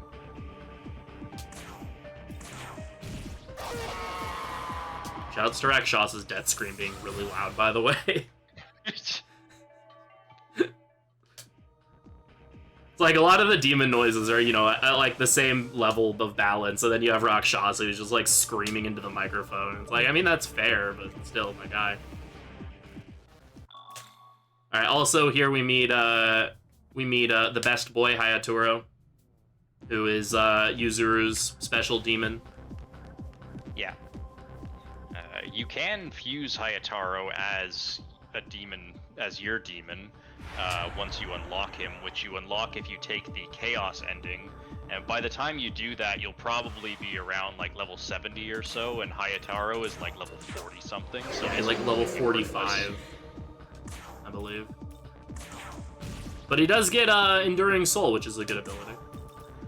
Yeah, he has some decent unique skills. Like Witness Me is kind of interesting. I forget his other one, but yeah, he gets Enduring Soul, which would be an incredibly low-level source of Enduring Soul if you could actually get him at that level. I was gonna Ice Gem, but I'm a little low on Ice Gems right now. Yeah, I wouldn't waste an Ice Gem there. Yeah, we kill her anyway. Use an Elect Dampener, if anything. Yeah, I had plenty of, I had some ice shards still, so I could just throw that.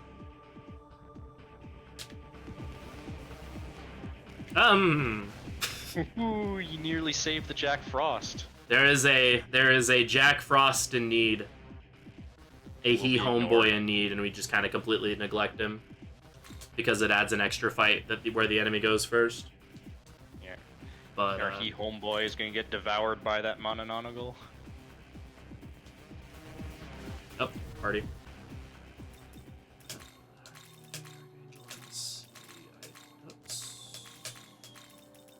Menu's so awkward. There we go. Most of the menus in this game are like rather clean. This specific menu can like just be weird sometimes. All right, now we have a potentially kind of scary fight. We'll see. So this fight goes first. They can spam death skills. Archangel's weak to death. Also, Sanguine Drain's kind of annoying. They're also just really strong. Yeah. Like, those Shiki-Ujis do a lot of damage.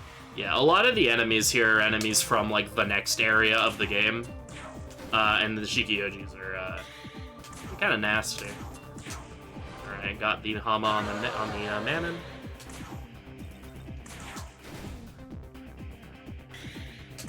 There are very few forced encounters that go first in this game. In fact, there's only 2 in this run, and both of them suck.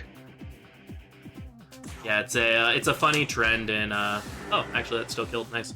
It's a funny trend in Shin Megami Tensei speedrunning where a lot of the like scariest encounters in the game are the one where the enemy goes first. Since usually a lot of your turn 1 against harder fights involves prep work to help your survival. And you don't get said prep work. It's like the you know, everyone always talks about Batman with prep time. That's essentially the SMT speedrunning experience is we are Batman, but do we get prep time?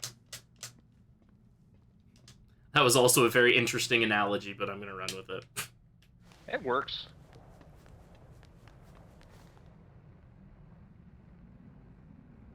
Yeah, this game's not as rocket taggy as some other games are. SMT4 is Nuclear Rocket Tag, the video game. So in that cutscene, Lahmu gave some of his power to the girl who was getting bullied, and she immediately turns around and kills both of her bullies brutally, and then flees into the Vortex World here. So we're gonna chase him. And hey, Amanazako found us. It's like she was following us. She was waiting right there. Yeah. She knew we were gonna land. Alright. So, we mentioned before that this is not a glitchless run. Yeah. And so you're going to be seeing why we clarified that coming up here in a couple seconds.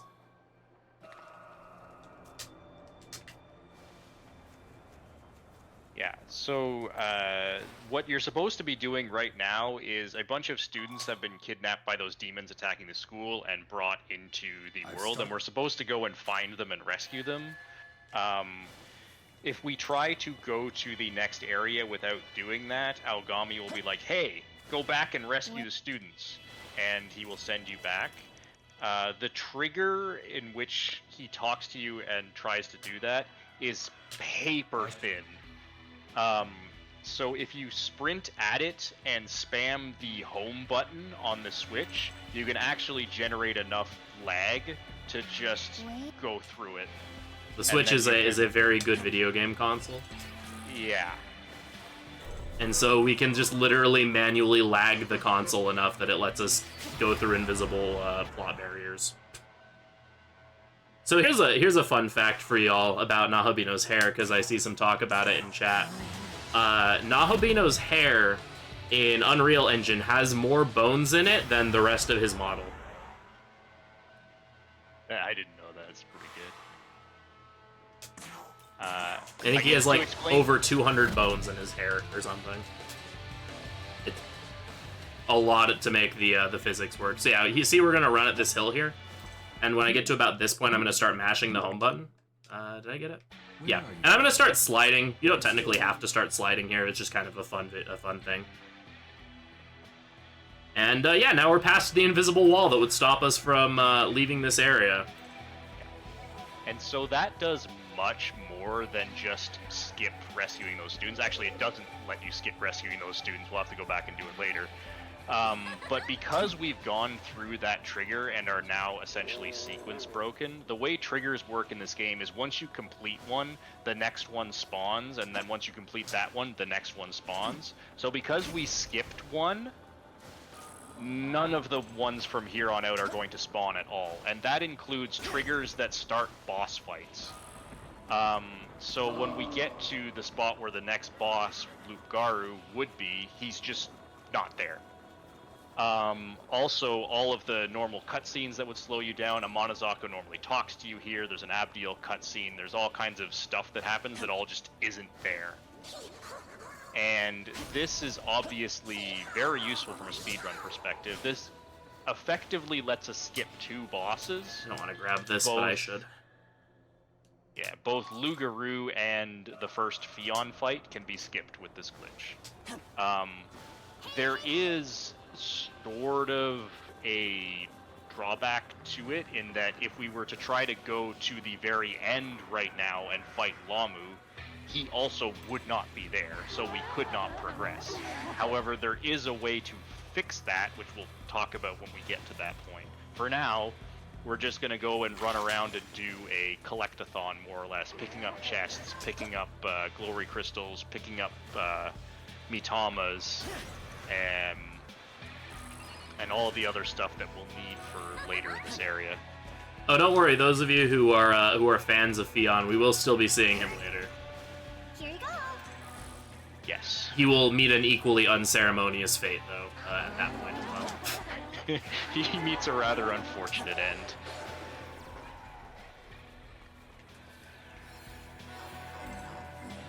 But yeah, normally there would be like a cutscene here with Dazai and Abdiel that we just completely skip past.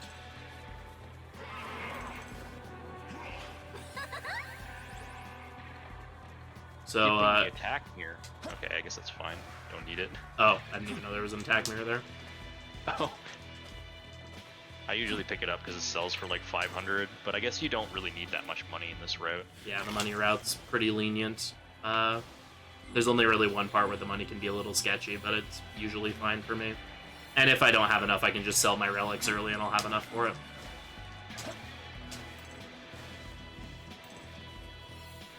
Oh, you want some? Well, yeah. Very misplaced voice line. Yeah.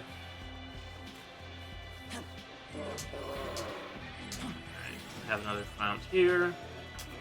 There's a partner spot here that has fizz dampeners. Dampeners for physical attacks. They're very powerful. We won't use a ton of them, but yeah, so well, it's worth noting that most dampeners you can just buy from the shop and they're very cheap. Fizz dampeners you cannot, so each one you get can be sort of valuable. Is Bug's going to be waiting for me? Okay, cool. We're not going to have a scare bear moment.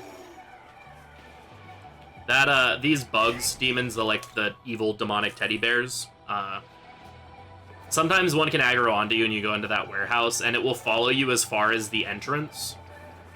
And so you can, round a corner there, and there'll just be a bug just kind of sitting there staring at you. I call it the scare bear.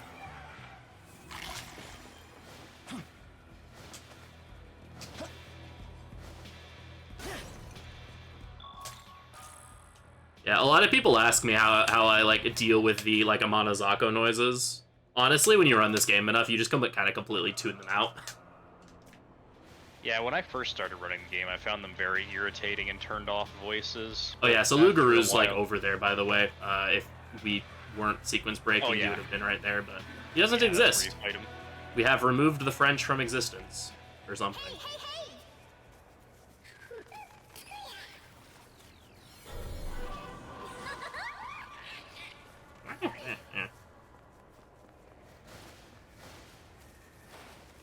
So we aren't just running. It might be scary. I'm gonna go this way. Okay. Fine. We aren't just running directly to the end. We do need to be getting some levels. That's. So I'm running along this railing here because generally it means I have to do less enemy dodging, but it also means if I move a little too far to the right, I just fall. Yeah. Yeah. If you tried to fight some of the enemies at the end of this area on level 20, you would get destroyed. So we do need to fight some Mitamas to level up a bit. So every time you enter a new area, the Mitamas level up considerably, and so they will give you a ton more experience. Why are we using Damon this late into the game? Because he has Terukaja. You will see him give some value in just a second. And first we're going to give MC Shikioji's affinities because it lets us resist Fizz, which is very valuable. Yeah. And Incubus's essence, we're going to go Hamamuragi. Hamamuragi Beast Eye Zanma, which is our first tier 2 spell. And then we're going to grab Lanan's essence for Mudo. Yeah. So the Mitama DLC is banned in this run. It would make this run really, really boring. Yeah, there's Mitamas that always exist in the world, and so we just go for those ones. Yeah. But yeah, I call this song the Anthem of Mothman, because there's Mothman here. Yeah, sorry, I should have clarified, all DLC is banned in this particular run. Yes, I have the Demi-fiend DLC on because you can't turn it off, but also you, have the option to just not interact with it at all. So, you lose, 15 seconds at the beginning of the game to being told about it, but then you don't. do anything with it. Alright. So here we're going to be using because we are such a low level compared to the Mitama, we do need to buff up our attack in order to be able to one-shot it. So we're going to be using Demon to Tarakaja up MC. We're going to use the Spyglass to see what its weakness is. Fire. Yeah, so these Mitamas have quite a bit more health than the ones before, so we can't as easily one-shot them. At this point, only MC can use items, so our options for attacking Mitamas are kind of limited. They're sort of limited to gems and whatever skills we have. We also casually get 3 level ups from killing that one Mitama. Yeah, like I said, they give... And we lucked that Mitama as well, so we got double the experience. Very turned around. Ah, Mothman! You can sort of see the power of luck combined with Mitamas. Mothman! Alright, so now we're going to be doing something, we're going to be using the forestall miracle to build up meter.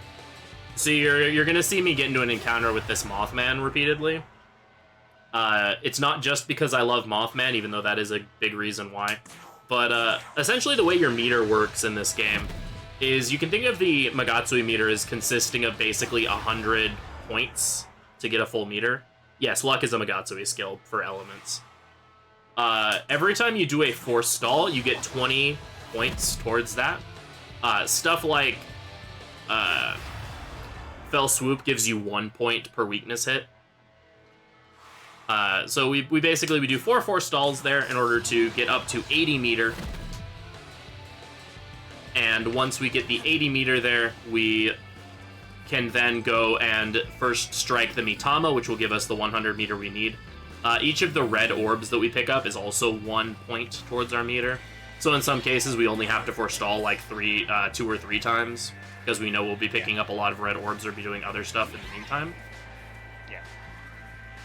So here we're going to be tagging a bunch of these fonts here. I tagged 1 extra font I wouldn't normally just for safety. But we definitely want to be tagging the Conan 3rd and Mitadabashi fonts here. Here is where you would fight Fion 1, but he does not exist because plot flags. It's convenient because that fight is pretty hard. It would almost force you to do a side quest to recruit Willem, who has strong electric attacks, which he's weak to. But because we don't have to fight Fion, we don't have to get Lilum at all.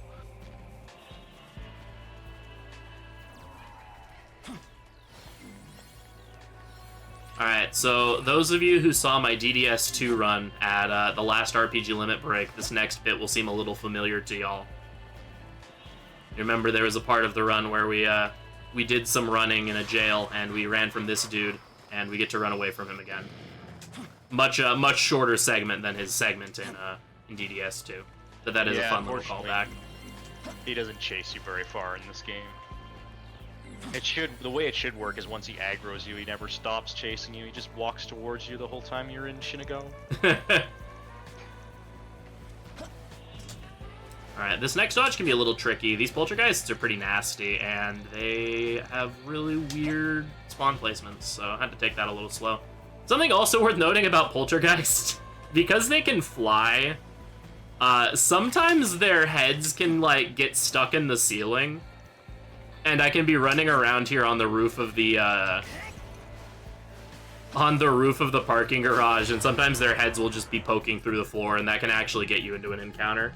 It's really silly, but it's happened on occasion. Yeah, I mean, they are ghosts, so it sounds like something they should be able to do, so I'm sure it's intentionally designed that way. Oh, yeah. This is better than how Here. Orochi can just start flying on rare occasion. That's one that always gives you a bit of a heart attack. Alright. Here we got Mudo, so we can actually use Mudo to kill it. You do have to have 2 Tarakajas, though, because it's a bit of a weaker spell. Yeah, getting +1 Dark that early That's very is good. specifically to ensure that it will one-shot Mitamas, because otherwise it won't.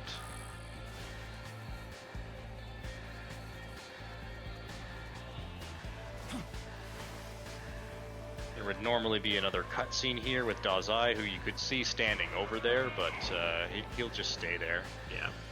So at this point, the game, again, would normally have an invisible wall here to stop you from going to Lahmu's area early until it wants you to be there. With Dazai being here like, hey, you should hurry to the fairy village, which is kind of our next objective, but because, again, plot flags, we can actually go and tag the save point for Lahmu right now. Yeah. It also gets us access to a glory crystal we wouldn't normally be able to access. I'm going to save here because this next bit can be really scary. Like I said earlier, if we went to go fight Lahmu right now, he's not there, so we can't do that. Oh, not that nice we Saki want to Mitama. anyway. Nice Saki. Yeah, we don't even need it at this point. Extra Mitamas are kind of weird because sometimes they're super, super valuable, other times they're just sort of funny. Yeah, I often don't grab them just because they often show up with other enemies and then are just feel like a waste of time to deal with. Except for Kusi Mitamas, you should always go for extra Kusi Mitamas. Yeah. Those Alright. are the most. Alright, got it. Oh no. This is fine. Just, okay, we're good. You're usually fine as long as there isn't, a group of, my brain is blanking.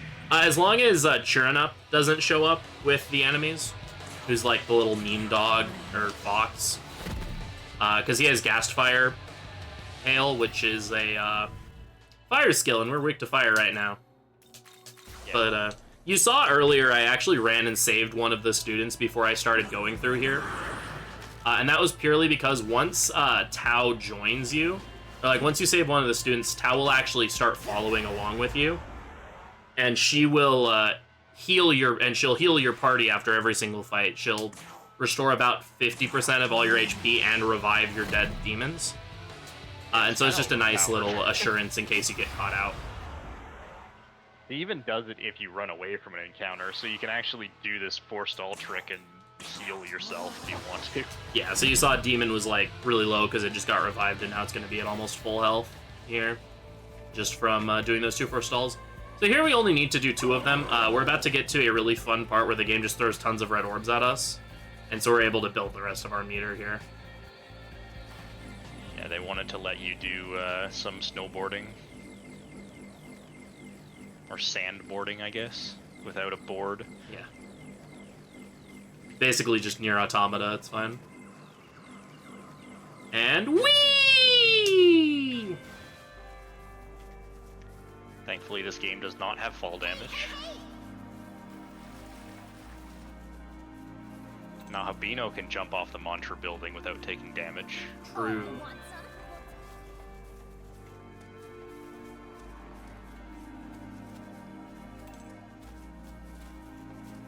The Surf Fairy Forest.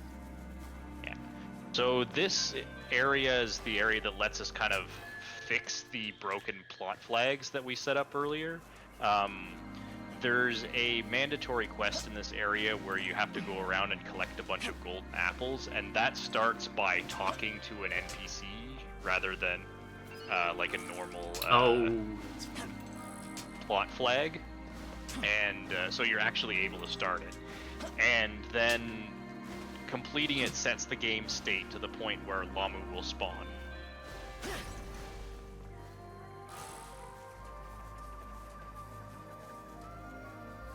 And we've gained like 5 levels since we entered the area, so now we're gonna do some pretty decent sized fusion chain. Since now we're gonna be doing some we're gonna actually be doing some like legit grinding, fighting a couple enemies to get some levels. Yeah, I mean, legit grinding means doing a couple of random encounters in this game. Yeah. It's not like grinding in most games. How did we figure out? So, it kind of stemmed from a couple of things. Shoutouts to Liv, who also goes by Furry Wolves, for finding a lot of these. Essentially, it came from knowledge that the Switch is a very laggy console, and because there's other games that you can do similar stuff with, spamming the home menu to create lag.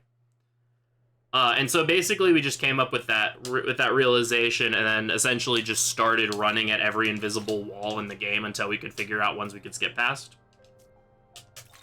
And it just so happened there's 2 spots in the game that we can do that, so. Come on. Is this? This game loves eating inputs sometimes. Yeah.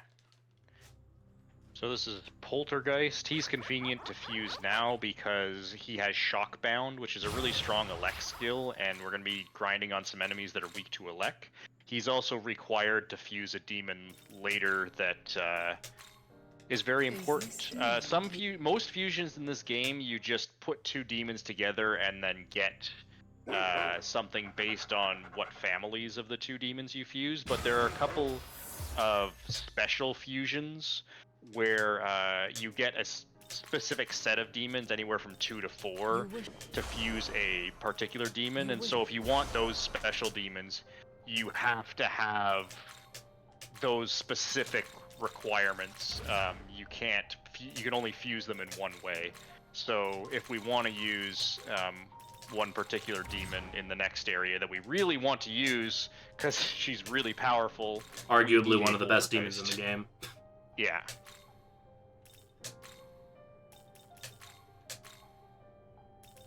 And this is Earthus. He's another element. He's the element that will be sticking with us for most of the game. Well, the whole game from here on out.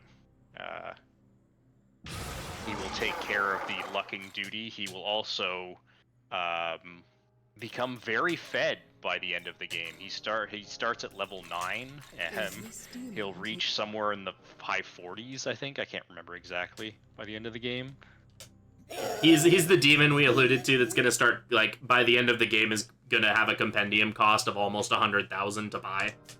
Yeah. Because elements are very expensive in this game, and we're just gonna keep feeding this Earthus more and more EXP. Yeah, they seem to realize that Unforgotten Memories could be particularly abused with elements by doing exactly what we do in this run, which is keeping one around and feeding it a ton of experience and using it in a ton of fusions. So they just made elements more expensive than other demons in the compendium. So right now there's no way we could afford to buy one.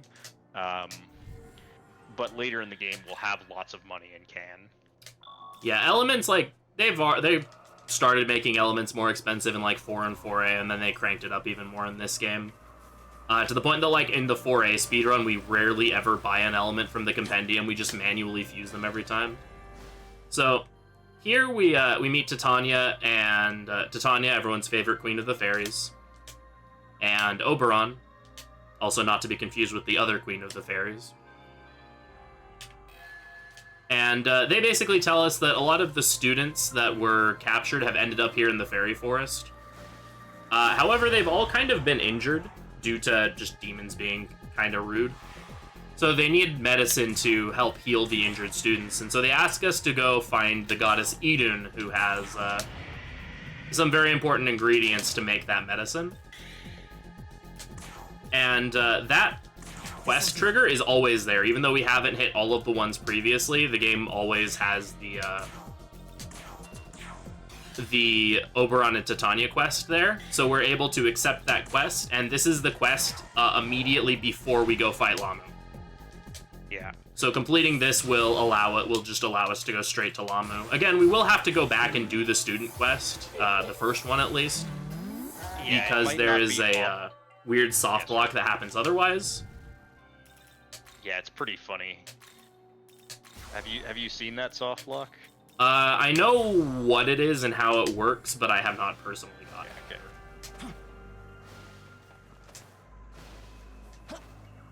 Oh, terrain in this game is fun.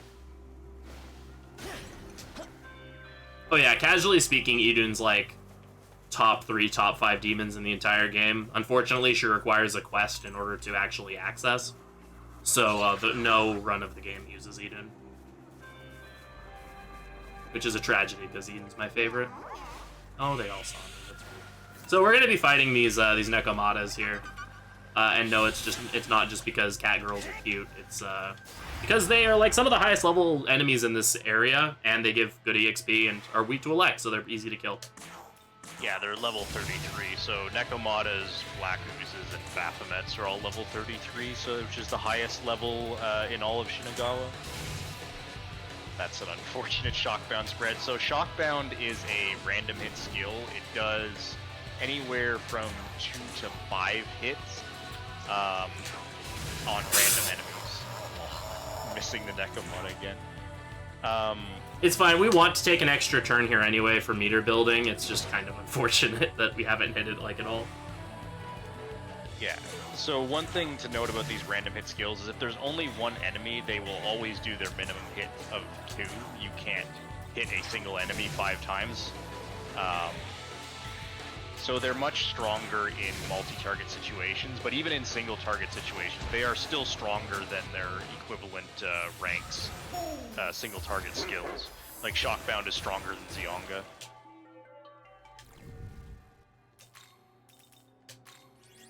Shocker dropping Poltergeist there real quick.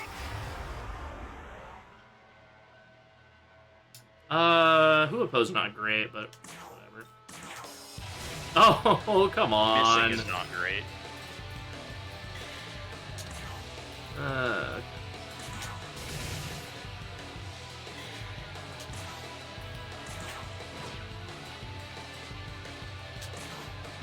Please kill the Wopo. Thank you.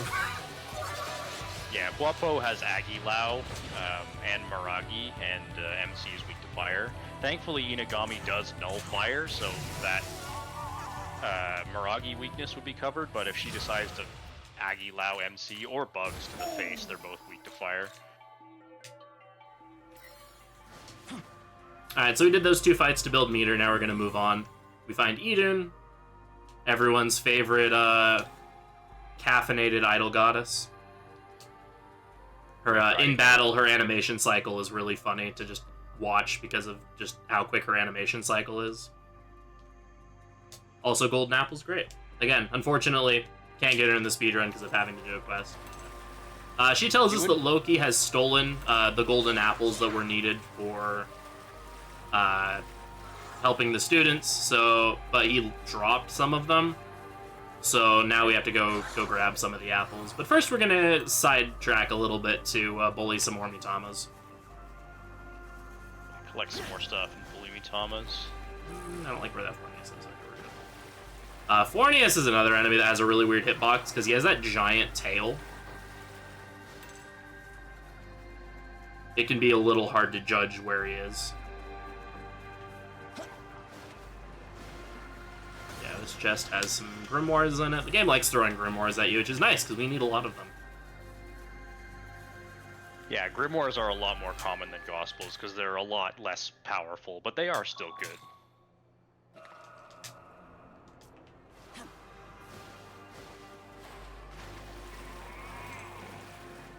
I also need to change my party in a second, but I can do that when I warp back, since I'll be stopped.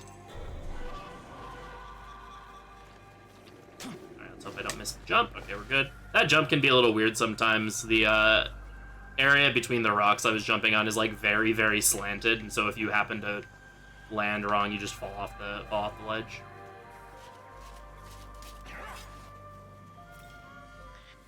It's okay that we don't get Idun in the speedrun. We get a much superior support demon in Chota.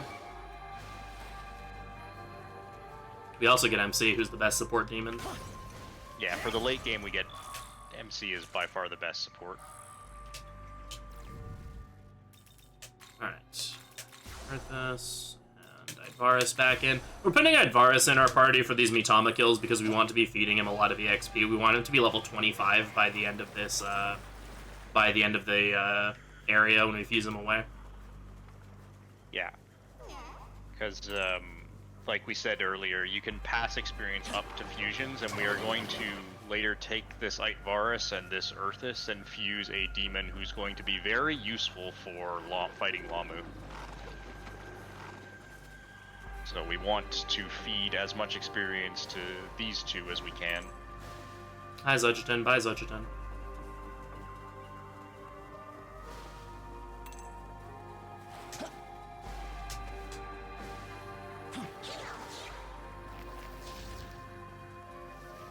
This is the last Mitama that we haven't seen yet. This is Nigi Mitama, aka Automod Mitama, because if you say its name, you'll get automodded, and don't try that, just as a heads up. That's also true with Kusi for some reason, although that one I don't understand. But yeah, these Mitamas drop glory crystals, so you can get a little bit of extra glory, which is by far the least useful of the Mitama drops.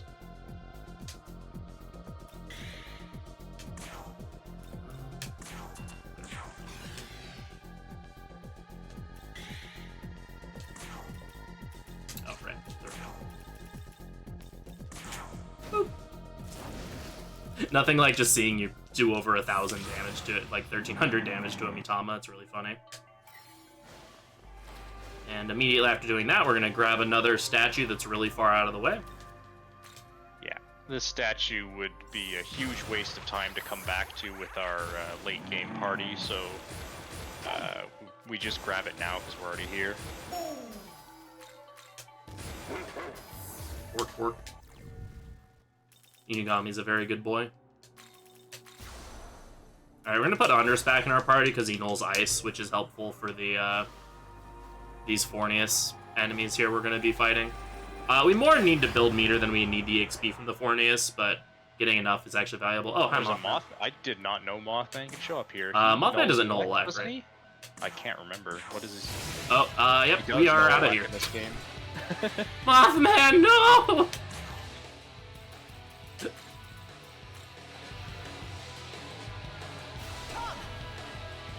Mothman betrayed us.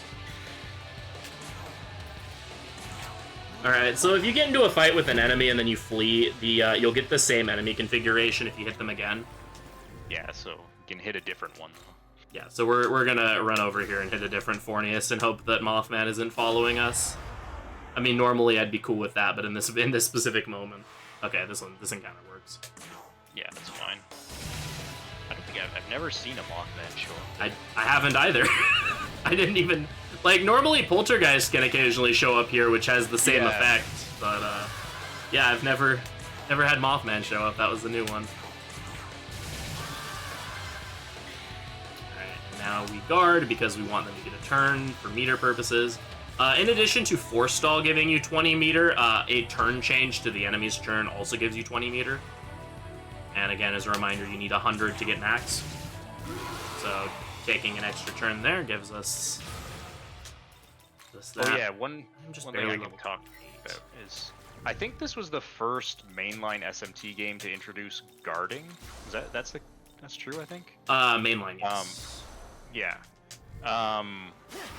So it doesn't reduce the damage you take by very much, but one very important thing it does do is cover your weakness. Your weakness cannot be exploited when guarding, which can be very helpful sometimes. Alright, so we're gonna have to take an extra fight after the Jack Frost Abscess, but that's not... Or we might have to, but that's not a problem. No, that's fine. Alright, so now we're finally gonna save the students all this time later. But first we have to do some more Mitama hunting. Priorities. There's a partner spot Mitama over there we could try to fight. I don't like going for it, though, because it's somewhat inconsistent. And you'd have to build a full meter before doing the fight, as opposed to just building most of your meter up.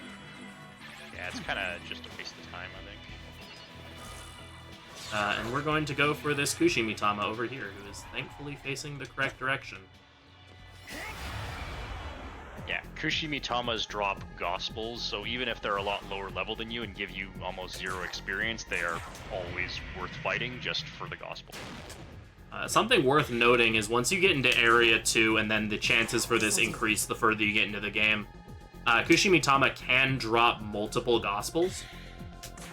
Yes. And I'll be keeping track of that, because if I happen to get an extra Gospel, it means I can skip doing something later on, which would be really nice if I could. And I only got one there, but that's fine.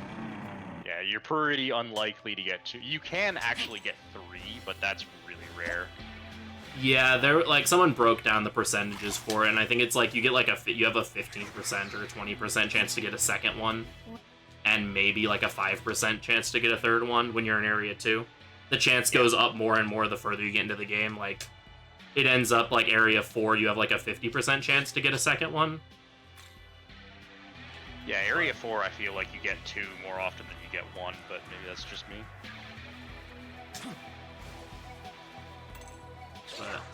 Now we are finally going to go save the students, and I'm going to change my party again really quick while I'm thinking about it. Doge and Burb. The dynamic duo of Doge and Burb. I need to Chakra drop you.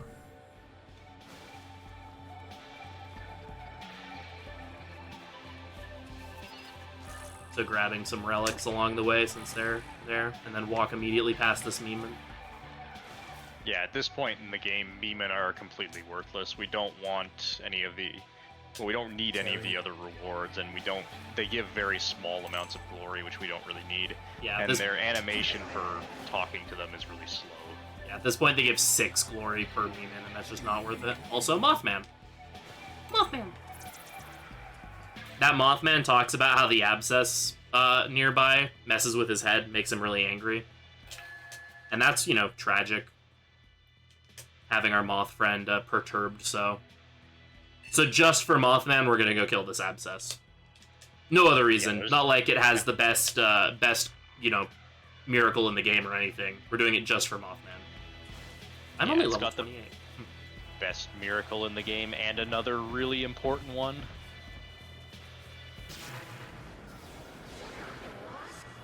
There's actually a decent enemy spawn. Yeah, so this is the Jack Frost Abscess. So down with the He-Hos, up with the Mothman.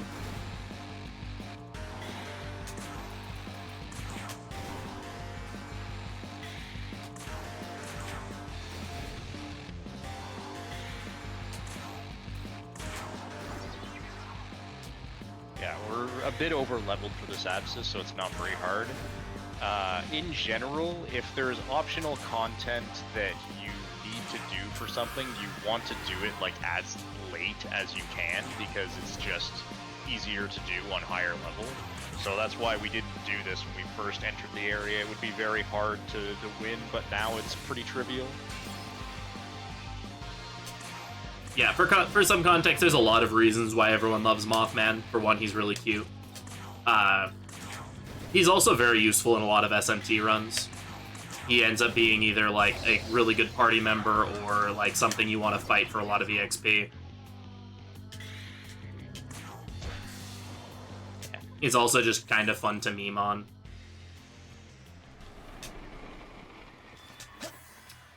I am very low on EXP.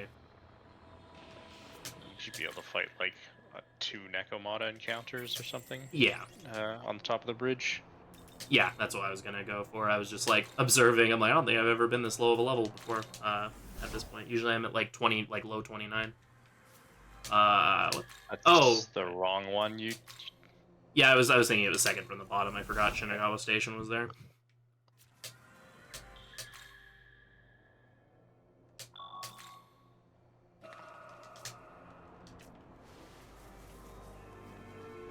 Alright, so now we're gonna do the quest for Idun, which will, in addition, you know, it'll progress the game. It also gives us 50k EXP. We want to hit level 30 from that quest, which is why you hear Shaggy and I talking about EXP. Yeah. So we want to fight Lahmu on level 31. We're going to fuse an entirely level 31 party. We can spare 1 gospel to get there, so we need to get to level 30 before we use it. And unfortunately, the encounters that I took, well, one, I couldn't fight one of the encounters because we had a visiting from we had a Mothman sighting, but the other encounters I took also didn't give great EXP, so I'm just a little behind where I normally would be, which again is fine. It just means that normally at this point you'd like to be able to just kind of bum rush the end of the area, but here I have to take like an extra fight or two to catch up a little bit.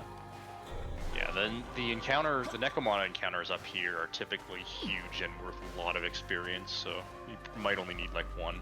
Yeah.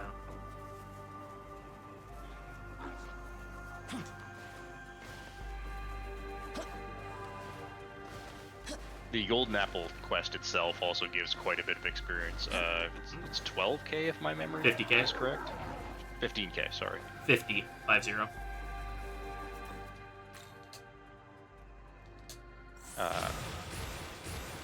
Oh right, I'm thinking of the money. That's why I've got my. Yeah, it gives you 12k money. But... 12k money, yeah, sorry. The 50k experience, yeah, that's right. I'm just gonna put in instead of on Idvaris here because Idvaris isn't great for fighting Nekomata.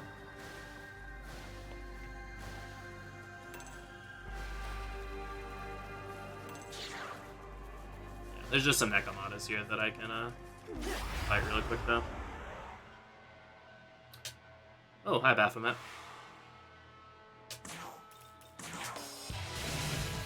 Baphomet only has Miragian, so you'll be fine with unless Inigami dies. Yeah, I'm not worried. It's just funny.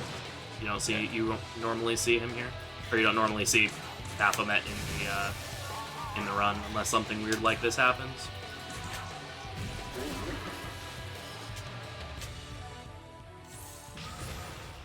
And we have enough EXP just from that one fight. You were right.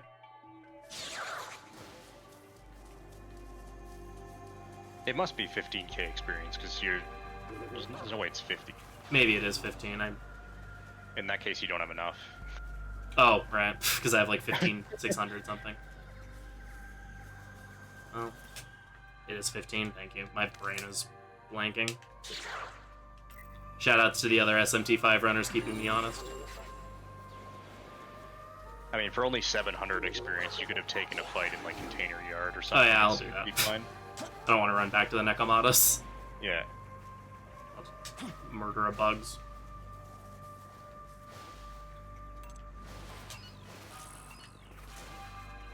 I don't know why I thought 50. I was gonna say that sounds like a lot, but maybe I'm completely forgetting numbers. No, you're think you're absolutely correct. I don't know why I thought 50. There's probably something else that's 50 later on. I don't know. It is 12k Maka though, I think. I know it's a lot of Maka.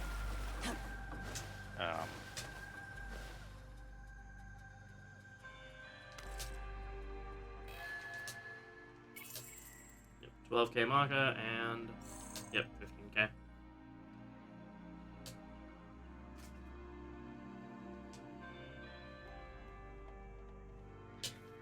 So now our quest flags are all set properly, and Lahmu will spawn.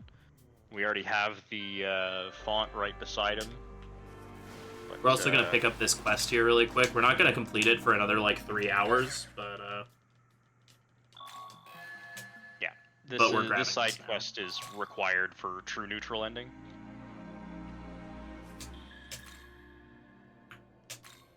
Need to remember Container Yard is in a different spot because of the pier warp. Alright, let's just kill bugs real quick. Yeah, shoutouts to Dazai trying to fight Lahmu with just an Ivaris. Good fine. Shotgun still works. It does damage. Yeah, unfortunately you can't fire breath. Oh, nice crit. There we go, now I can fire.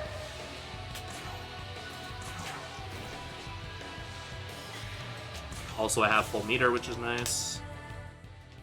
That was just barely not enough. Didn't give enough.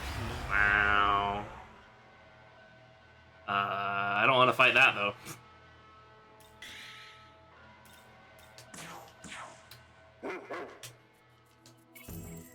Thanks, dog.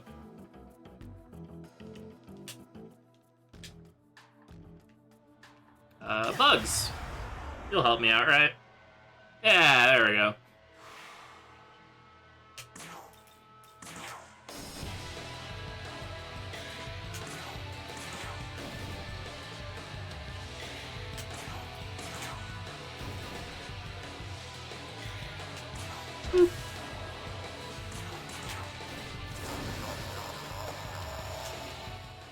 There we go. Got enough EXP. And now we're just Now gonna you use a gotta use a gospel. gospel. To 31. Yeah. So one interesting thing about gospel is, while you do have to win a fight, you don't have to actually kill the demons. You can just talk them away. You can't Trifuri to proc a gospel, but talking them works. So that's usually the fastest way to do it.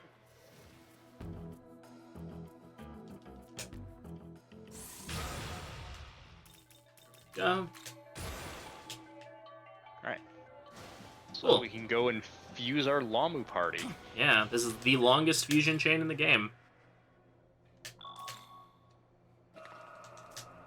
Yeah, I forget how many fusions are in this, but it's like 7 or 8? 8. 8? Yeah. Which isn't really that long of a fusion chain compared to some other SMT runs. Yeah, SMT4A has like 20, 30 part fusion chains. Depending on the category, even more than that. There's like a 20-minute fusion chain in the 4 Apocalypse Anarchy ending route. Oh yeah, no, if I was going for like world record or something, I would not be saving like hardly at all. The constant saving is very much a marathon safety thing.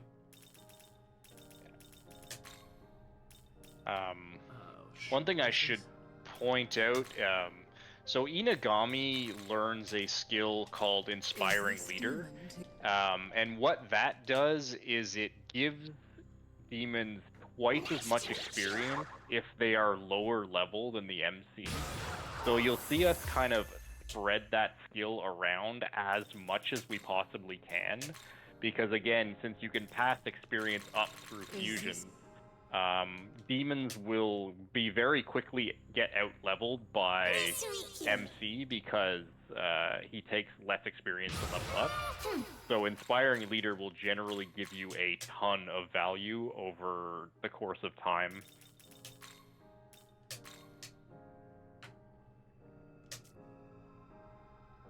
We also gave Inagami Beast Eye off of the Nekomata Essence, so that way we have a demon that we want to use in a lot of fusions that has both Inspiring Leader and Beast Eye. And so this is Basilisk. He's the big boy who's gonna really help us take down the first phase of Lahmu. And this is Fornius, who will function as our tank. He drains ice and nulls dark, which is very good. It's like 2/3 of the things that Lahmu can use, so usually. Yeah. He has some almighty stuff, but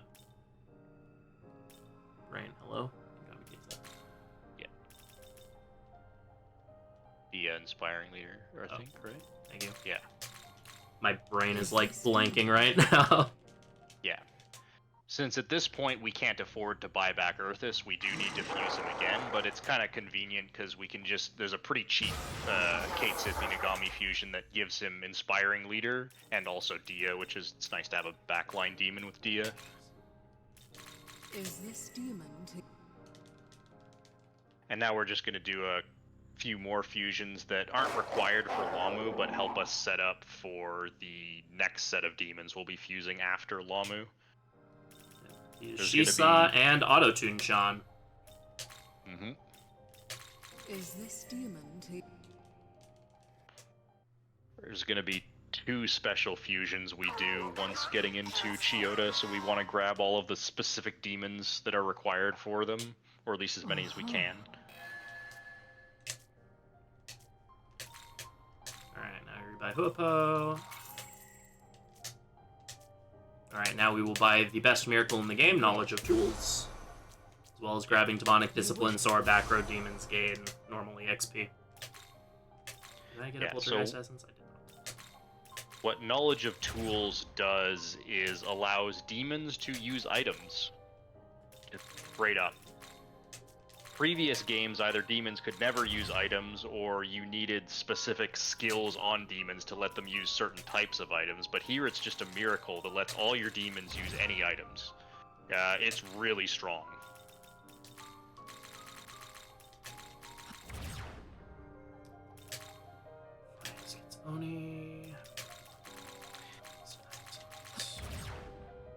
So Frito's putting a skill called Taunt onto Fornius. What Taunt does is makes it much more likely for the enemy to target whoever used it.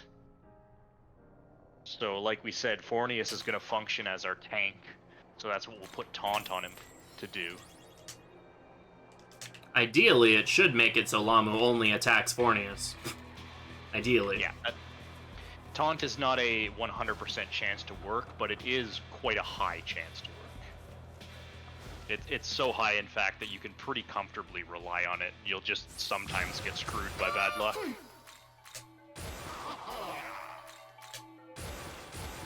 Grabbing the statue, although it's more in the way. And of course I get the poltergeist essence there.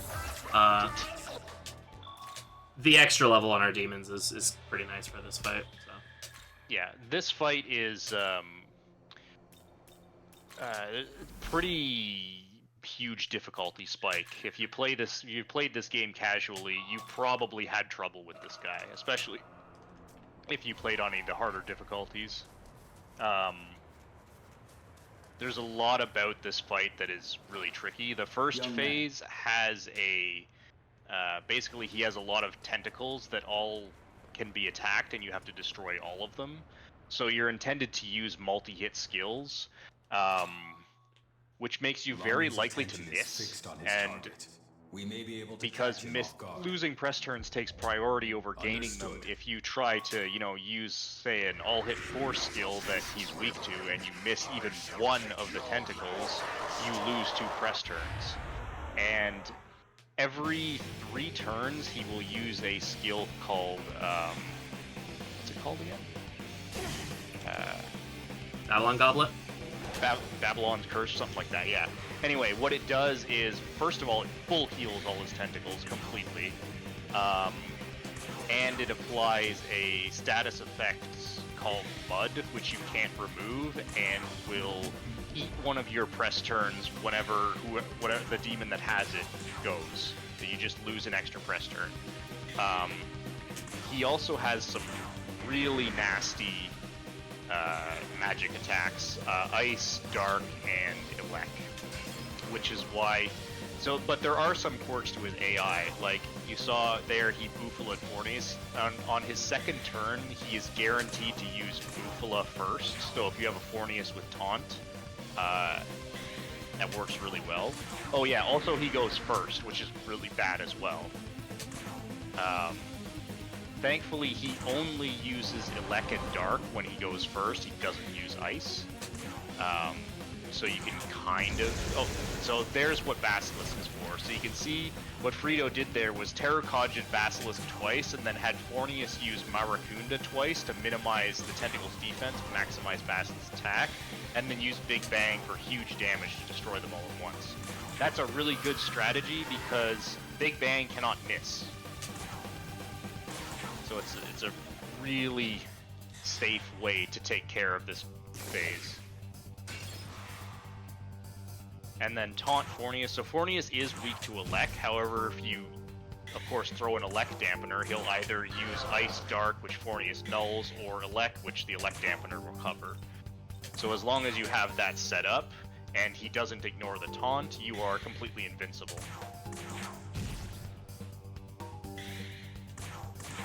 Alright, good phase 1. Yeah, that's the first phase of the fight. So going into phase 2, he changes his weaknesses. In phase 1, he's weak to force and light. Here he changes to only being weak to fire. So thankfully we've set up with both of those. Alright, so what Lahmu wants to do turn 1 is if he wants to use Slit of Ruin, which is an all-hit almighty skill that also reduces accuracy and agility. And then he wants to follow that up with Tentarafu, which is a skill that can confuse your whole party. It's an extremely dangerous combo. So what we want to do here is we want to do enough damage to push him into his first charge phase, so that way he just won't do that. Yeah, he won't charge, but he will do like yeah. later.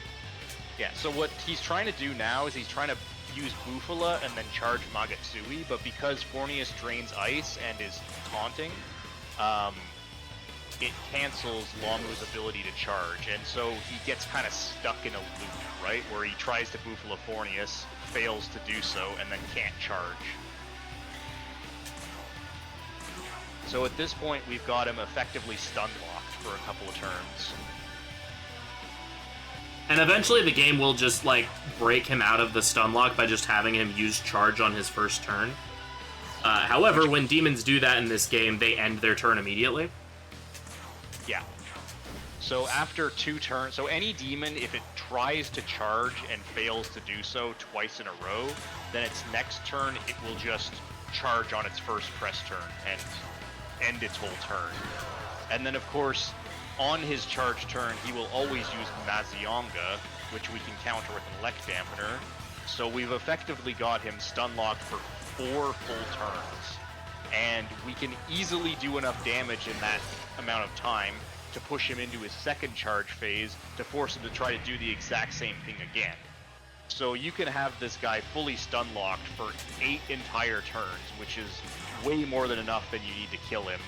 So as long as you can get through that first turn, which basically means don't miss, the fight is pretty trivial. Or if he ignores taunt, he can also do some really bad things.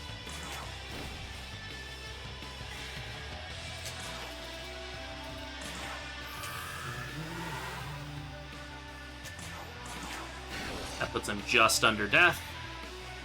And yeah, we do want to luck this fight.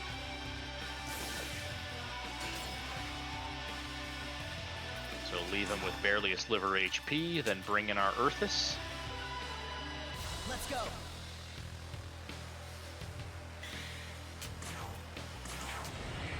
Yeah, this fight is very painful if you don't know what you're doing, but it has a lot of exploitable mechanics. Figuring out this fight was one of the most fun things I had to do when routing this game. This fight, Shiva and Ishtar are my 3 favorite fights from a routing perspective. Yeah, if that fight goes wrong, it goes very wrong.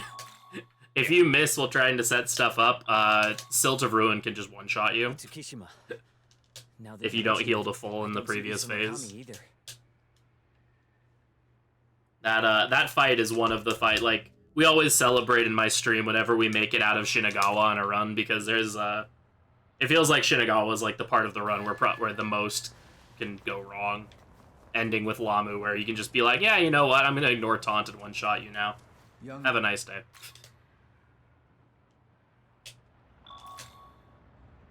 Yeah, there we killed Lahmu. Unfortunately, Lahmu pulled a fast one on us and pretended to be defeated, which allowed him to kill both us and Tao. But then Tao used like her essence as the Maiden of Bethel, or her magic abilities, to basically fully heal us. And then in realization of what she was doing, Sahori was able to kind of regain control enough for us to kill Lahmu. But unfortunately now we are like the Elden Ring protagonist. Bethel is maidenless. And Bethel, Japan, has taken a lot of damage from the attack. So now we're kind of just told to go home, and they'll try to regroup as best we can.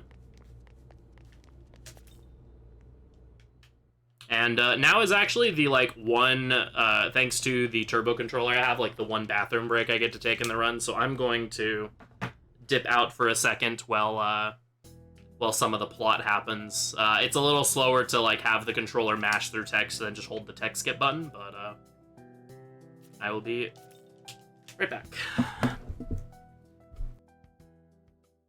Yeah, so one of the unfortunate things about this game, well, fortunate and unfortunate, is that the vast majority of cutscenes are skippable, which is nice. The cutscenes are skippable, but these runs are kind of long, like running well over 6 hours. Getting no real bathroom breaks kind of sucks. And SMT runs are all traditionally done RTA, so you don't get to pause the timer.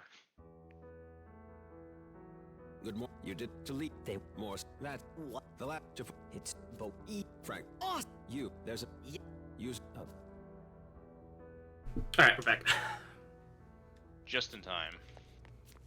What's really funny is if you take a little too long, you end up just talking to Prime Minister dude there for a while. Yeah.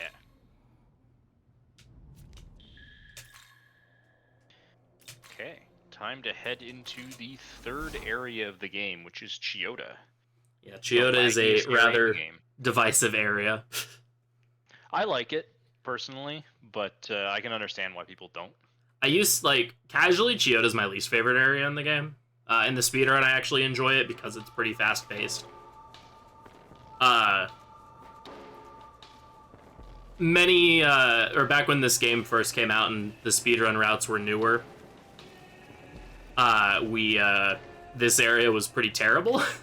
So in comparison, Chota's great now. We are Q4G Bunny, to answer what the pro tag's name is. Yeah, Chota has an awesome theme, though.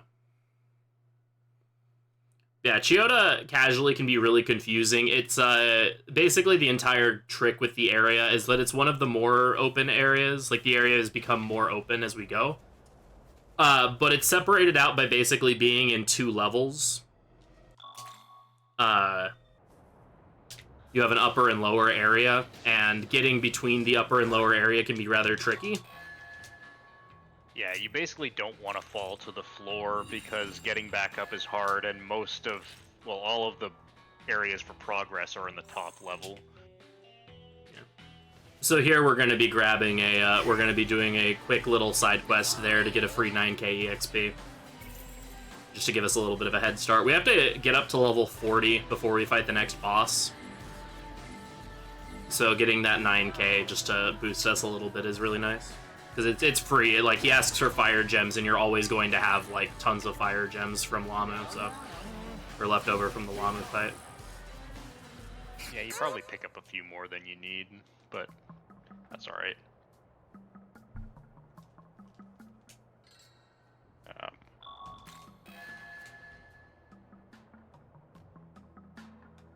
Yeah, so basically we're on another collectathon and Mitama hunt. There's a lot of stuff a lot of useful stuff we want to grab, including like this Battle Sutra. Battle Sutras are the most valuable type of sutra in this run. Our final party will be very heavy in physical damage, and so Battle Sutras just make them that much stronger.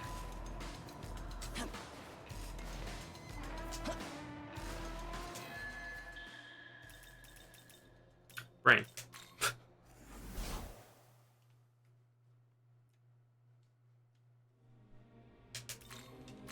Say thanks. Say. Got better dampeners. I don't need any shards.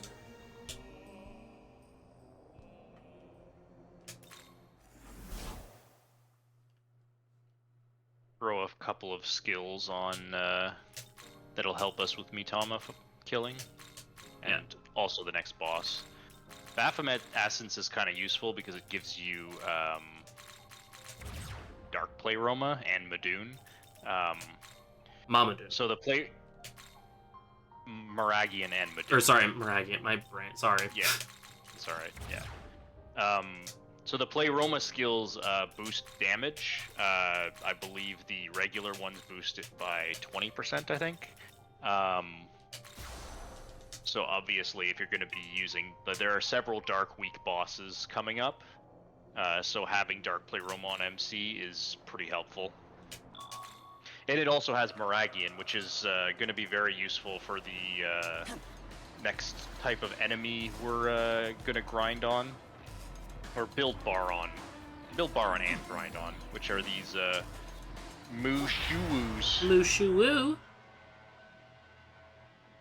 Yeah, interesting way of spelling Mushu. Yeah, in older games in the series, it was Moshuvu. But then when they translated this game, they decided Mushu. So I need to use Uwu instead.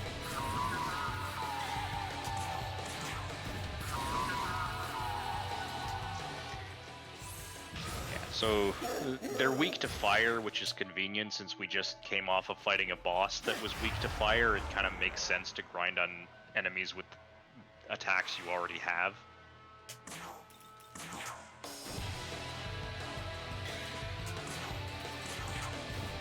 for a second, I was worried the game ate my input there.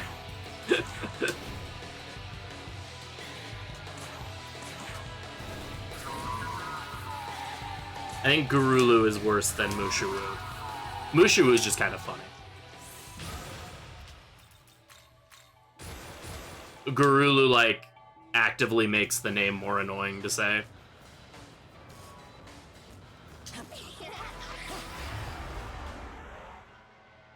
Okay, there we go. I was like, can we get these in groups larger than 2? These demons are not in Nocturne.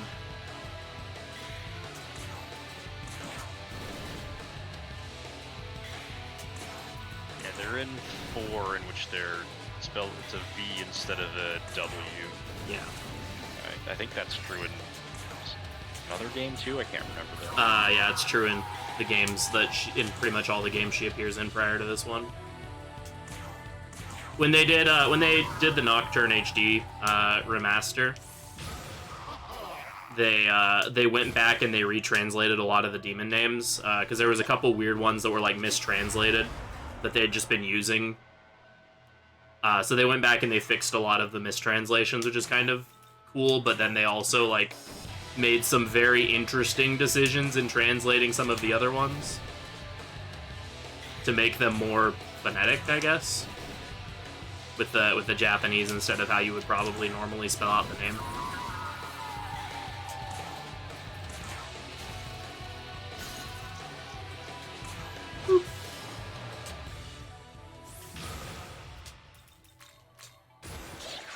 Yeeho. Did I get the,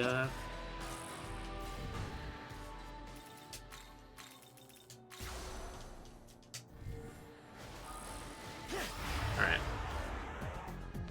Here we have this Aramitama. Missing this Mitama sucks, because then you have to load and fight all those Mushibus again. Yeah. Here, since we have knowledge of tools now, we can just have our element use their turn to throw the, that rather than before where we had to, like, pass to MC and then go back around to MC. We're already up to level 37. We fought Lahmu on level 31. Not that long ago. Yeah. So that's kind of what I mean when I say this game has very aggressive experience scaling, and if you know how to exploit it, you can level up really fast. So the level scaling that this game has is actually not that much of a problem for speedrunning, unlike what you might expect.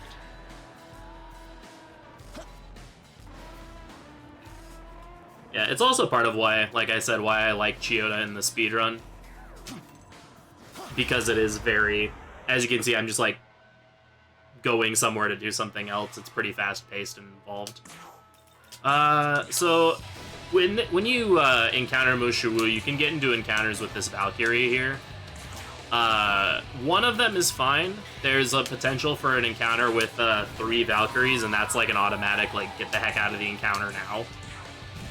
Yeah, Valkyries are kind of strong. They're level 40, which is pretty high, and they're weak to force, which we don't have a lot of force damage.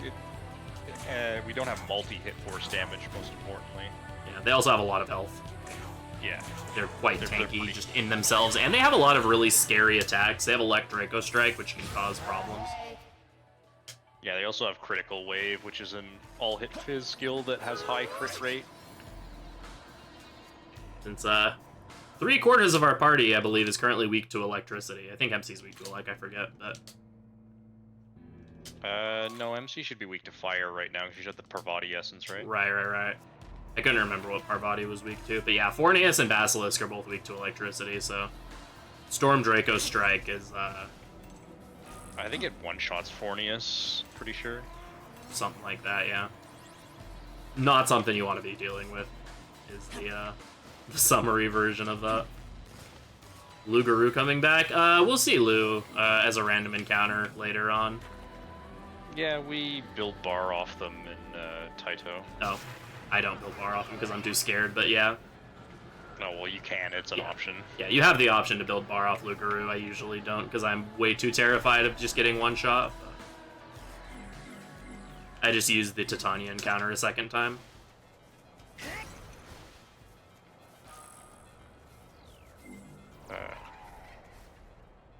Oh, I know which one you're talking about. Yeah, the Titania Queen map that's just out on the Yeah. bridge.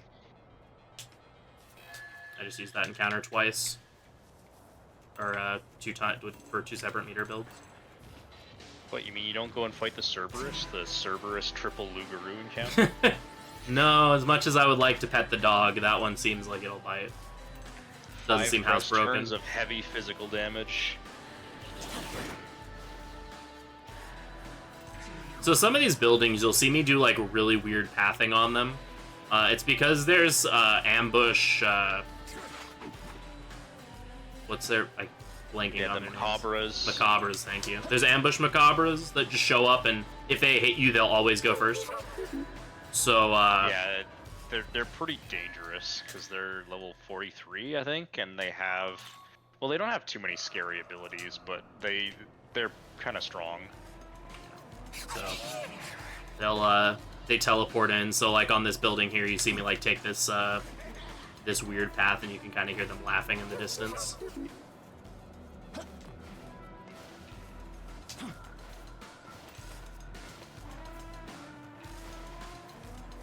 Alright, got lucky with the Misaguchi.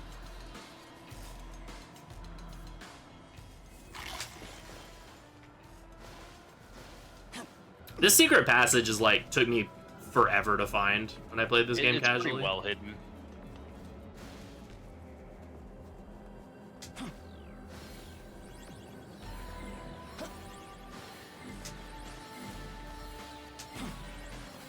Party is correct. Let's wait for that move to fly by. This one? Alright, what we got? That's a good fight. Those 2 moves are pretty hard to first strike. That's your timing window for hitting that one is not that big. I figured it out pretty well. They actually, like, their cone of sight is a little more narrow than you would think. They have, like, a really long sight range, but it's pretty narrow. You can actually get, like, right next to them without them seeing you.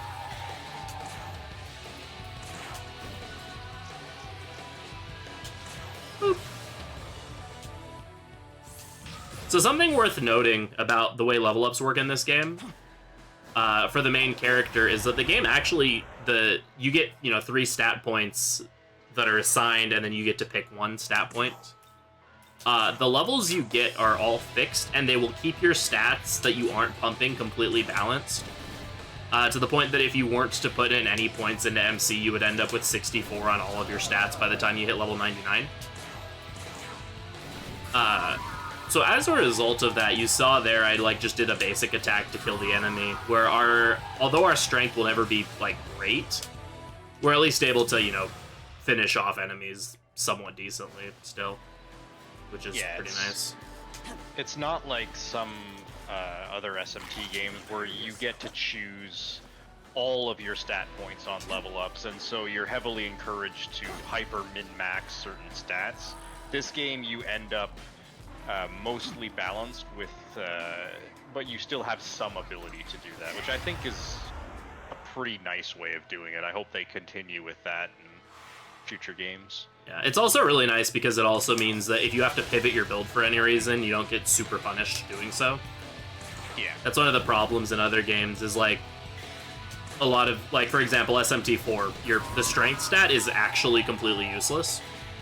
But not a lot of people playing the game for the first time will know that.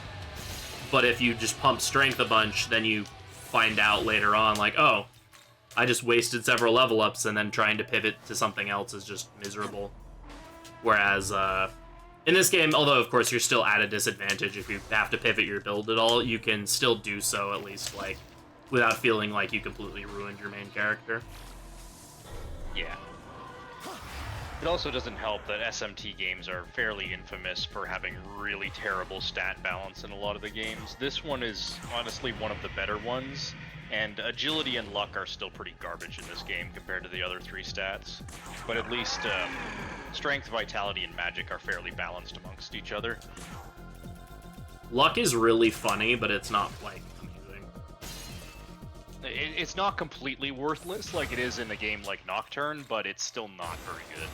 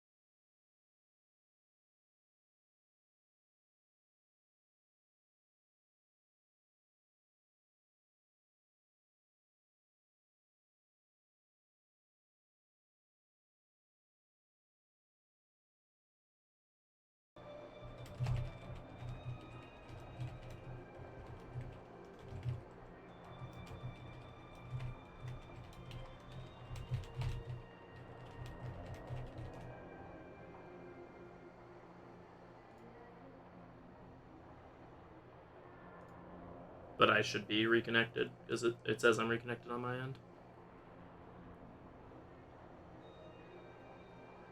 Okay, we're back? Okay. Alright, we're restarting the timer then? Okay.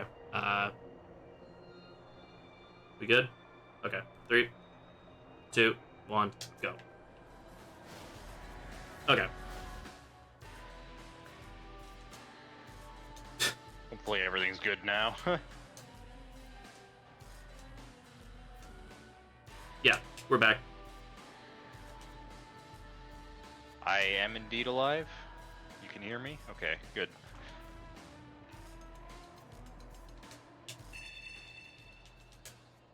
Yeah, sorry about that. My internet like broke for like a minute. That was weird. Hopefully it does not do that again. But all y'all missed was me attempting to kill some Mushuwus, but none of them were cooperating. So instead we get to kill a succubus.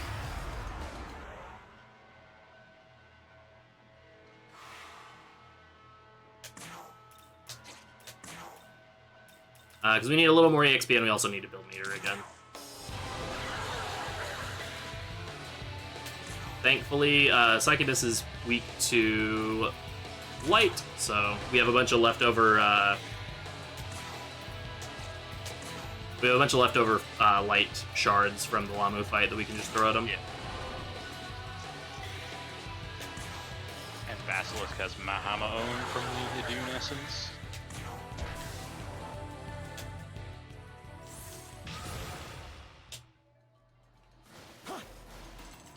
And then I'll just build the rest of my meter off of this. Yeah, that's definitely enough XP. Yeah, want to make sure my EXP was good, because not fighting those Mushuus can put me behind, and so just build meter off this Rajanaga.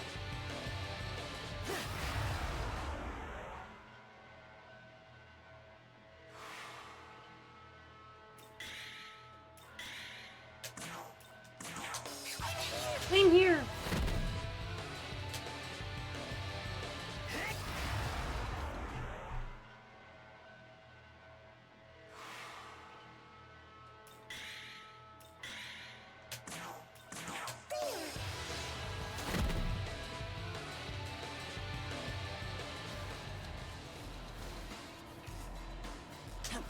So basically, since we haven't talked about it, our goal in this area, there's basically a huge fight, a huge war going on between the angels and demons here in Chota. And essentially our goal right now is we're trying to get to where the demons have their big hideout at Tokyo Station.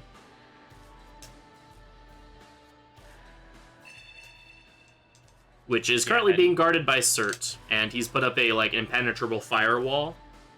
And the only way to get through that is by using a special talisman. So we're currently going to find the demons who have that talisman to ask for it from them, so that we can go fight Cert, and then go to Tokyo Station. Fight Surf, we're jumping into DDS now. Yeah. Surprised this was DDS the whole time.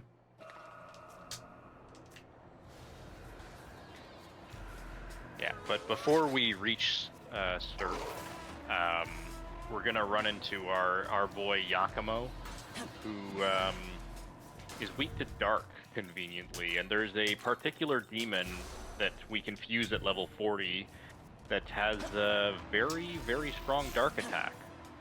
So we want to reach level 40 before fighting Yakumo. Yeah, you could say she's very much to die for. Indeed.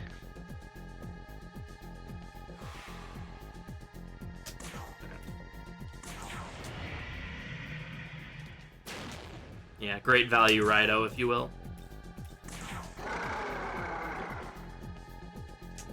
Of course, I actually have Zanma, so I can just use that. Whee! Perfect. There's level 40. Nice elect gem, that's actually pretty nice. Yeah, elect gems are one of the harder ones to get. Alright, and now we get another big fusion chain here. Yeah. Kind of the structure how this run goes after Area 2 is you do a ton of Mitama grinding, get the levels, and then do a big fusion chain in order to fight a boss. and then do some more Mitama grinding, do some more fusions, fight the next boss, etc. So I can end up with some long fusion chains. Is this But first things first, we've massacred a bunch of Mushavus, and so now we're gonna have to get one of our own. And now we're best friends! Which means we're gonna fuse her away immediately. Yep. So Mushavu is the last demon required to fuse our girl Alice, who's a special fusion who requires 4 different demons, which are Alice, Poltergeist, Bugs, and Pyrojack. Smite our enemies. And she's real good. That it is. Alright, also fusing a Succubus, who will be one of our main support demons for a little bit. Yeah, Succubus is really convenient for a bunch of reasons. She has ice affinity, but also resists fire, which is a really rare combination in demons, which is really great for Cert. She also learns Dona Magisi, which is a skill. It's similar to Concentrate in that it boosts the next magic attack, but it's a lot weaker. However, you can use it on other demons besides yourself. Concentrate you can only use on yourself, but Dona Magisi you can use on anybody. So you can effectively, if you've got one demon that's really strong with magic attacks, like say Alice, you have a way to make her even stronger. is this We're also fusing a monkey, because Light Pleroma is pretty useful coming soon, and he learns it. Yeah, And we're making Shikioji, and Shikioji learns a incredibly broken skill, Estoma. Yeah, they decided to absolutely supercharge Estoma in this game. Normally it just reduces your encounter rate, but here it straight up makes it impossible for you to get any encounters at all. Nice to meet you. And here she is. Let's play. Yeah. Alice also starts with Dark Pleroma, just naturally learns it, and learns Resist Light, so she covers her own weakness. And you may notice her magic stats kind of good.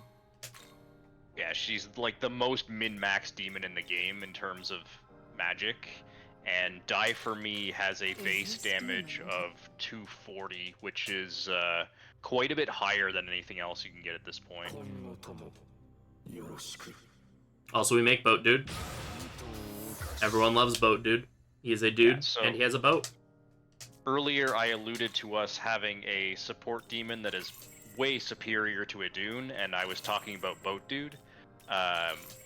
So he is a very low-level source of Materukaja, which is a multi-target attack buff. So we now have access to Terakaja, our full party. He also learns a very strong ice attack, which is excellent for Cert. And he has a weakness that is not problematic. He nulls ice, which will be relevant later. He's just all around really high value for how easy he is to get.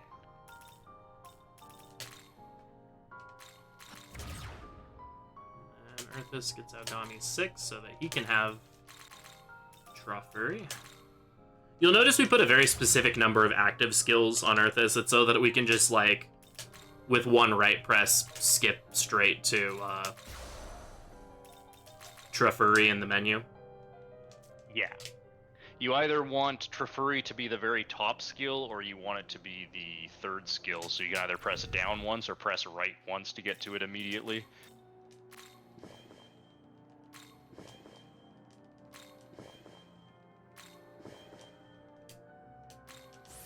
Alright. We're gonna give Alice the magic incenses I picked up while the stream is broken. Give Boat Dude some extra MP. Give him the Aiding Sutra to make it so his Yeah. Boat Dude's skills are kind of MP expensive, so giving him some sutras and stamina incense so he can use them is a good idea. Let's save just in case I get John I was about to Perry. say, you're not saving for Yakumo. I am going to save just in case I get John parried. Yeah. Yeah, is John in the chat? Where's... Where's his emote of getting spanked in this fight? There it is. You can see we're a bit. So Yakumo is probably the most irritating fight in the game, not because he's difficult, but because he just does whatever he wants. Yeah, so this fight is 99% of the time pretty scripted, but for reasons we don't understand, sometimes he just ignores his own script and does really weird stuff. So it's like the fight is solved, but sometimes it just isn't.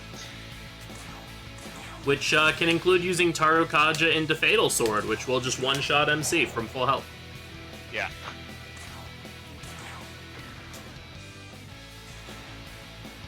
So let's see what he does here. Alright, Tarukaja, that's what we expect to see. Okay, Yeah, Tarukaja charge is what you expect to see. Yeah, that's what he's supposed to do.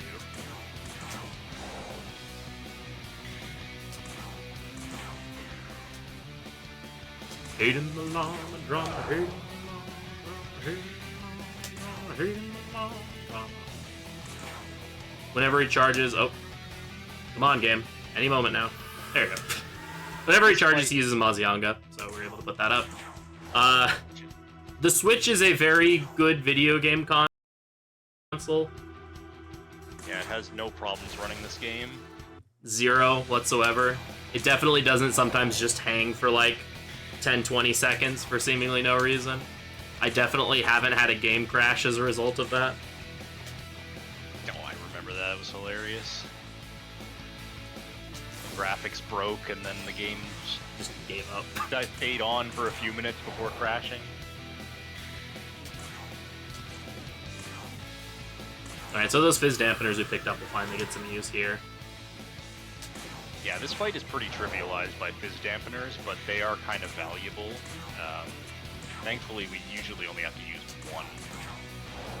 Yeah, Well, we they're could not even kill him faster without having to use any, but we actually want to build meter in this fight, because right after this fight we're gonna go fight a Mitama. So we actually intentionally waste a turn here to guarantee that we'll have full meter. Yeah.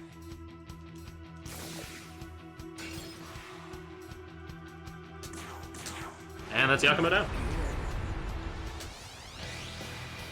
Yeah, Alice does an absolute crazy amount of damage. Like at this point we have Terukaja, Rakunda, Donum, and Alice has Dark Play Roma with her Die From Reskill.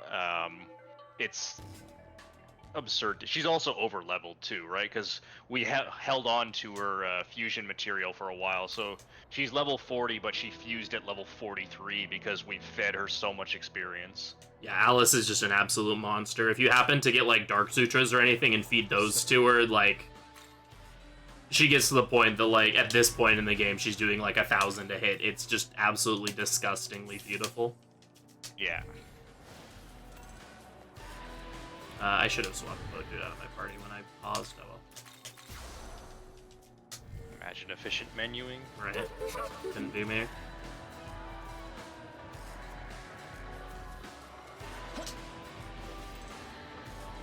I don't like where that Ose was.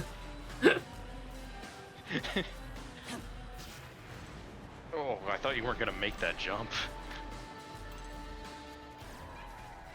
Yeah, I try to cut that jump really close to try to not have that Abscess aggro, but I've only ever gotten it like once or twice.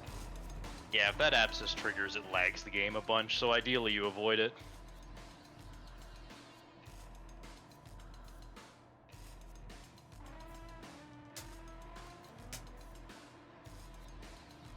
Zahira Monozako tries to join us again, but then a random Copa shows up and she runs away. And there's a whole story behind that for some reason isn't required for True Neutral, despite Monozako's importance to the plot. Yep. Some of the hangs are somewhat tied to how long the console's on for. Since, you know, we're playing through the whole game in one sitting, that means by the end of the game, the hangs become a little more common. It also is fight dependent. It's also just dependent on how fast you're playing. Yeah. If you generally take more time to do things, then you'll give the game more time to catch up in loading. This game tries to reduce its loading times by like doing it dynamically as you're moving around, but that means if you move quickly, you'll get these hang-ups more. Like, I didn't notice the game hanging up at all during my casual playthrough, but as soon as I started trying to speedrun, it's like, oh yeah, this is happening all the time.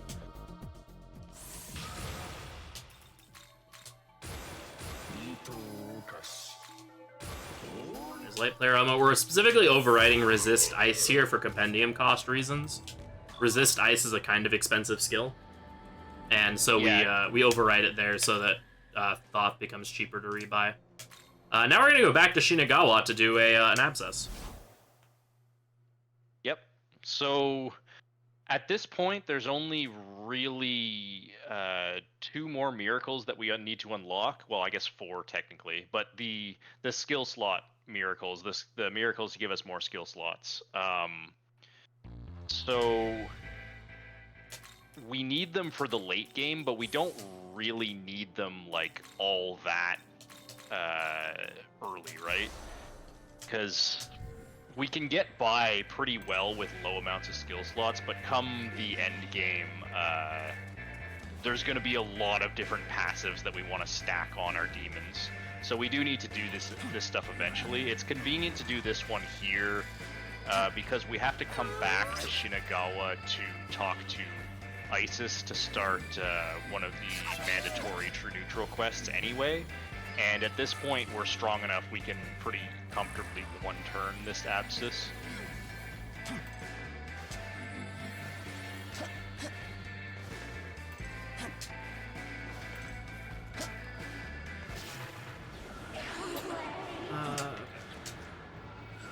Sometimes with these abscesses, they're in a weird spot space-wise. You have to take a step back and just kind of figure out what spawn pattern you're getting.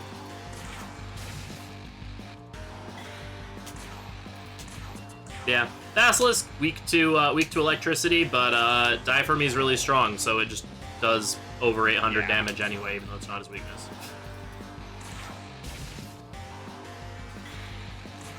It's also convenient to use this to build a little bit of bar, because we do need to do another Mitama, need to build bar somewhere. Yeah. And you might not expect this, but Forestall actually does work on abscesses, so if you slash them, you actually do get the first strike bonus.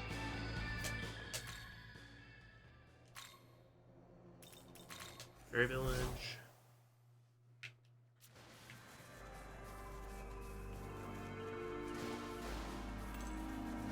Yeah, so over here, now that we are in Area 3, there's an Isis who has a quest.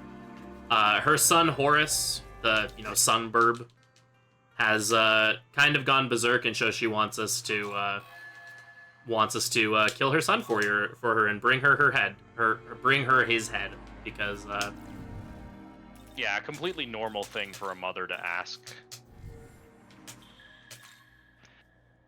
mythology is fun. Not Shinagawa. Chota.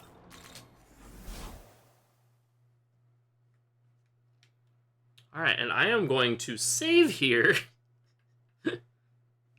because I lost a world record run pace to bad movement here like a week ago, so.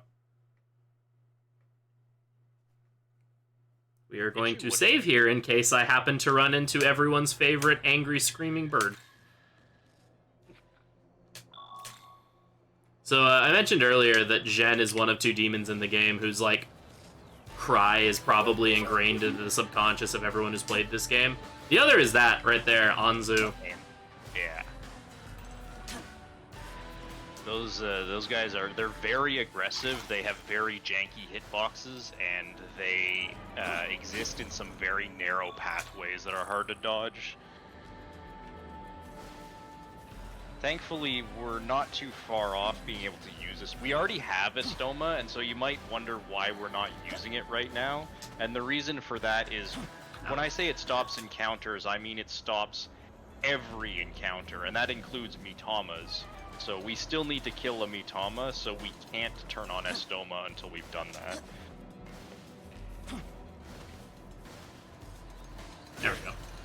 turn around there. We're good.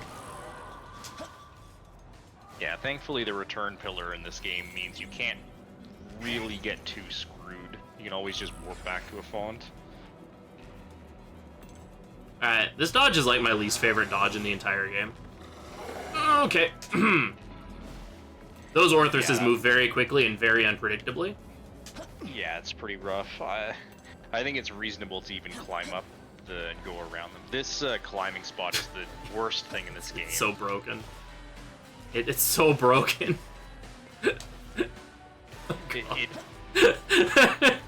I've spent so long trying to figure this thing out and try to figure out a movement pattern that's consistent, and I can't do it. It just doesn't work sometimes. Like, I tried jumping at it from specific distances, I tried jumping at it at specific angles, I tried friggin' everything I could think of. It just sometimes works and sometimes doesn't. I tried jumping to the far left side, that's not consistent. Yeah, it just does not work sometimes. It's just like, well... I've tried jumping at every spot, it's not consistent. Like, you saw there, I did, like, the same jump that I did, like, the 2 or 3 times previous, and it just, like, worked that time. Alright, so here we're gonna kill Horus. Coincidentally, also weak to Dark. Funny how that works. He's also just not very tanky, and so kind of gets just blown up.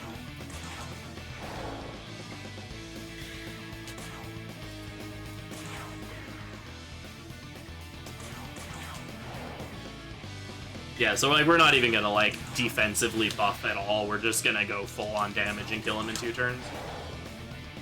Yeah, you don't need to do that. He'll try normal attack and charge. If he crits his normal attack, he will follow it up with Mahama Own, but even that won't kill you on normal.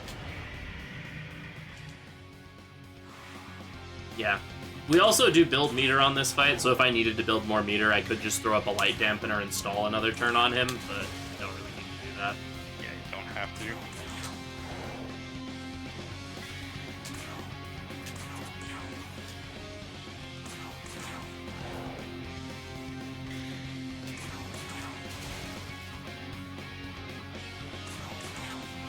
And there we go, that's a dead bird. Yeah. That's like almost 1200 damage in one shot from Alice there. Now, I actually like throwing another extra Grimoire here on Boat Dude to get him to level 42 for Cert. Well, he'll be 43 for Cert. Lets him do a little extra damage. Yeah, that's probably a good idea, actually. I could also do that with Succubus as well, but I didn't find that to be as useful.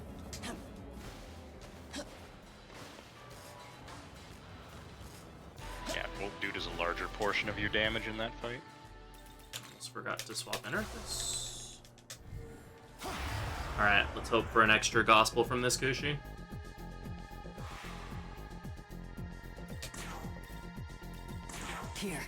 Here. Ooh. Alright, y'all want to see something really funny? So this Kushi's weak to Dark, right? 3k damage. I just 3k damage, no big deal. I didn't actually see if I got the double drop I didn't there. see it either. So now we can start using Astoma. So encounters are officially turned off. Completely. Doesn't matter what enemy it is, unless it's a special enemy, you can't get encounters with Astoma on. You also can't turn Astoma off, other than just letting it wear off. Yeah, Astoma lasts until new moon. There's the cycles up in the corner. We haven't really talked about much because it just hasn't come up. But Astoma will last until you hit your moon cycle hits new. So it's gonna run out here pretty soon, but we can just re-up it.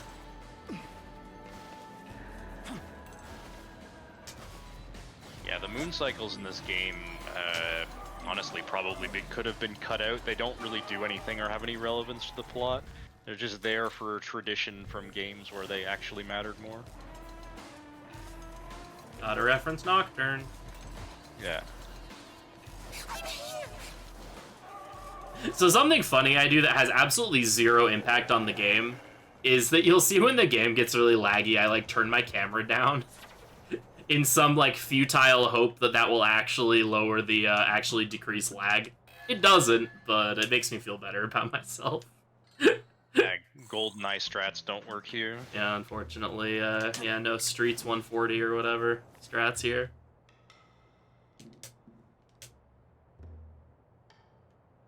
Yeah, Moon Cycle affects negotiations a little bit, but It affects you get more fusion accidents on full and new. There's a few things that it does impact, but they're so minor that if it had been removed from the game, then nobody really would have noticed. Alright.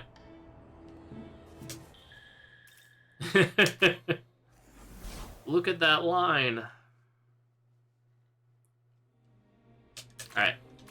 Time to prep for cert. Say thanks.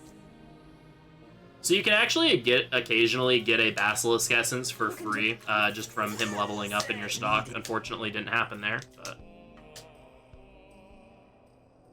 but if it happens, it's kind of cool. Saves you 16k. Which, not that you really need the money at this point, but Welcome. it is cool just to have the extra. We just want a Basilisk because it has kind of decent resistances. You wish. At this point, MC's resistances are not super important. We just kind of want something that isn't a huge liability in the next boss fights. Basilisk resists ice, resists fire, and is weak to Elec, which isn't particularly good, but isn't really bad either. So we can just keep it on for a long time. Alright, I just did something that looks really weird there. Where I gave Succubus Elec Pleroma without, actually giving her an Elec skill.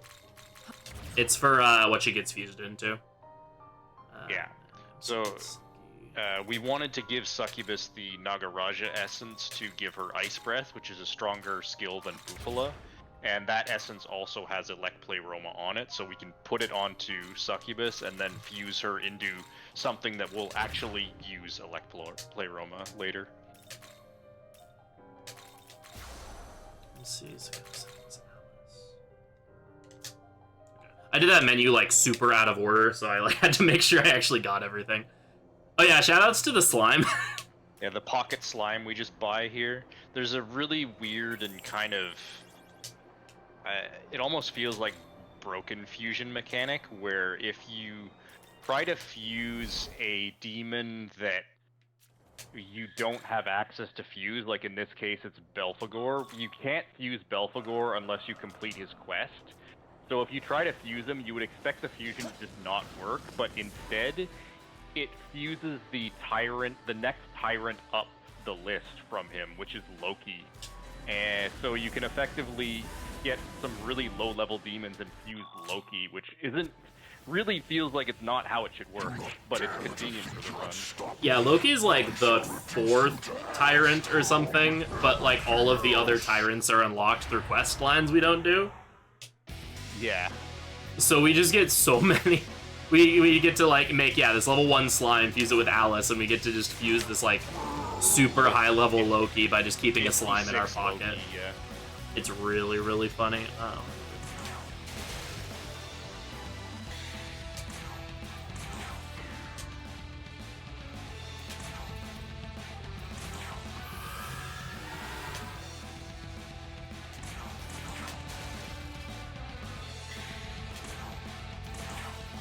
So here's Cert. He's weak to ice, which I'm sure comes as an absolute shock to everyone. What? No way. So both Dude and Succubus both have good ice affinity, so they're good choices here. And then Alice is Alice, so bringing her is a no-brainer.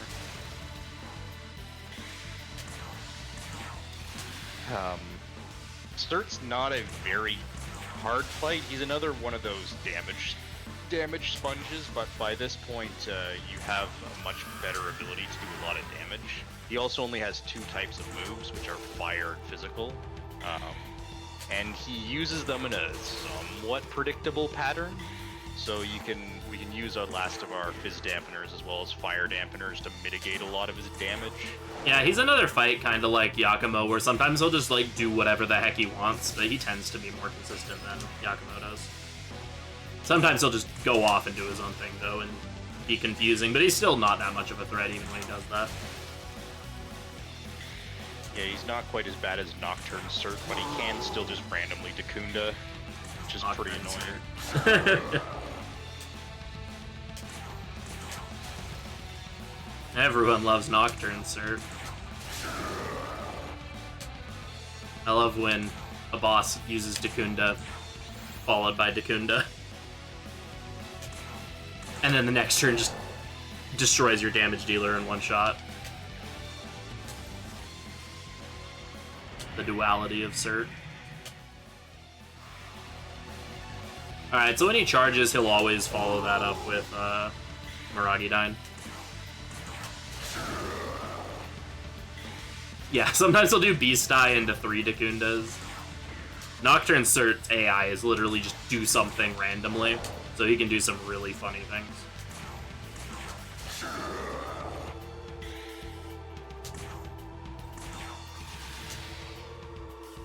Oh, I did things in the wrong order, but it's fine.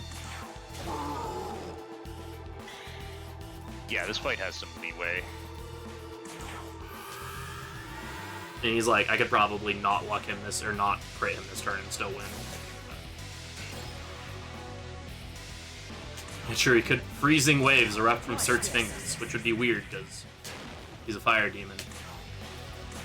He'd be very confused if he started shooting freezing waves.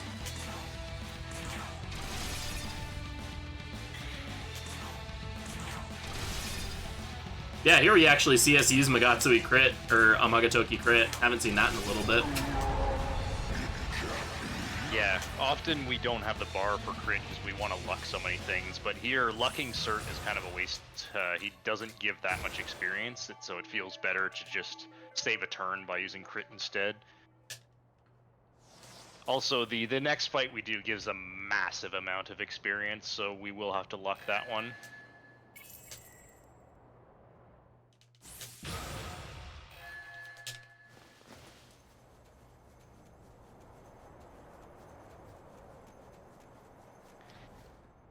So, you're gonna see a pretty big skip that we're gonna do here. It's not a glitch or anything.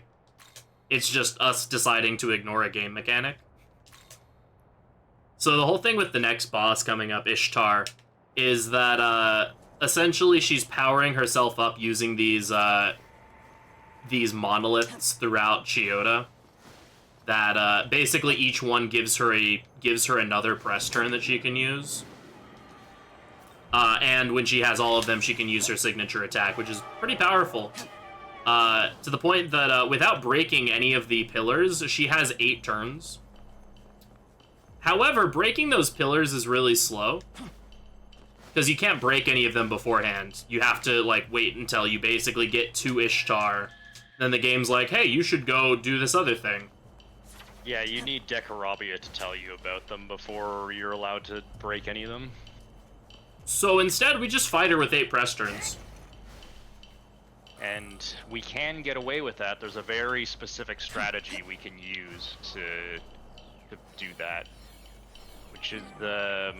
I mean, I'm sure some of you can already probably guess what we're going to do. With the memory of when we were talking about how the press turn system works. If you repel or drain an attack, you will lose all of your press turns, regardless of how many you have.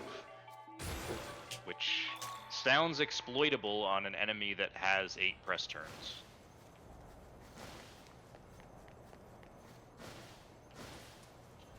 So here Dekarabia tries to scam you out of 40k, Maka, but you can just tell him no. You will tell me for free!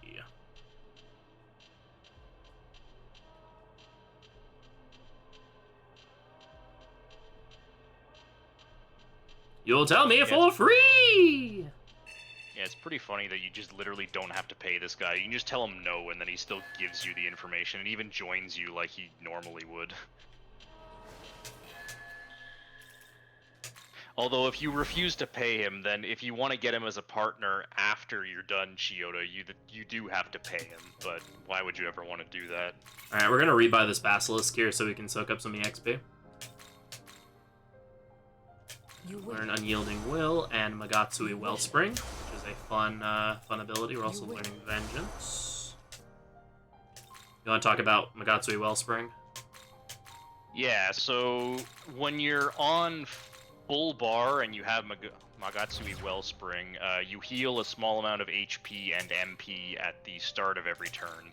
It's really not that significant, but it is kind of helpful to get that little bit of extra MP, which can help you hit some thresholds for just getting that one more skill in.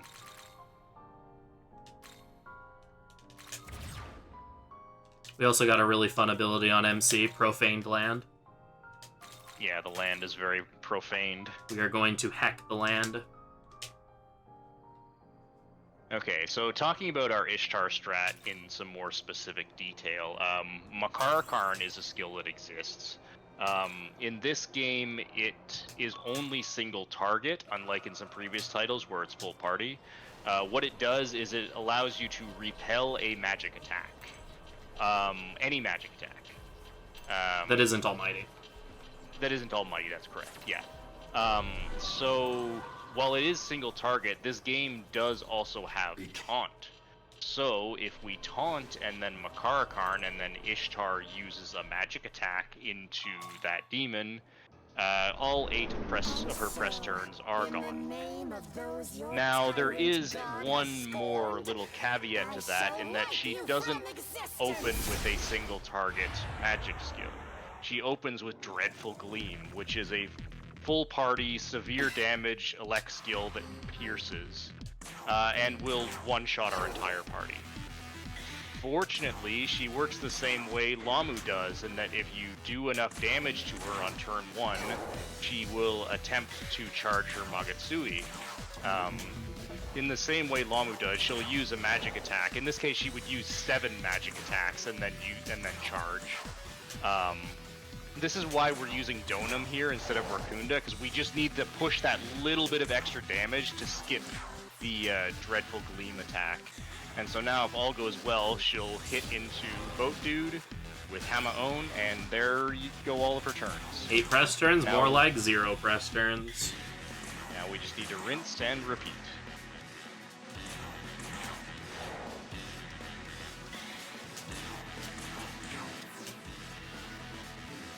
As you can see, Makar Karn is kind of expensive, which is another reason we give Boat Dude a bunch of MP and the Aiding Sutra.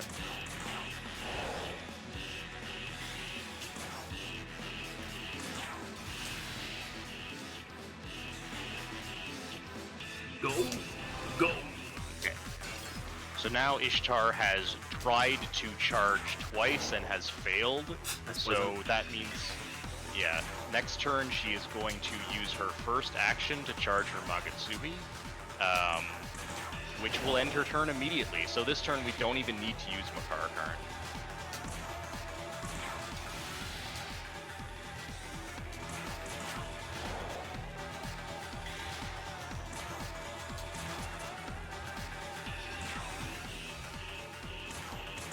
My brain is blanking like a lot today for some reason.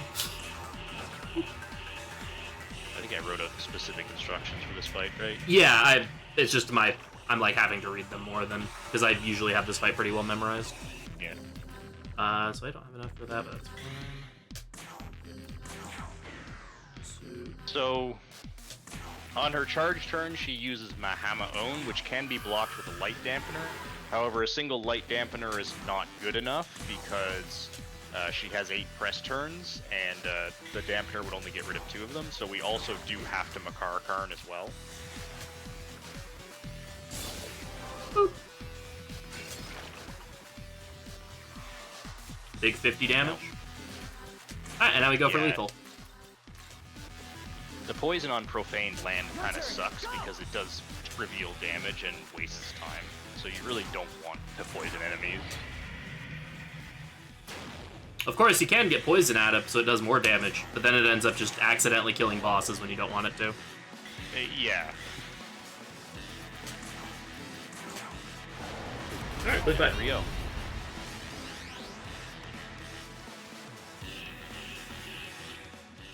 And this fight gives a huge amount of experience. You can see a full 3 level ups. That's why we lucked this fight.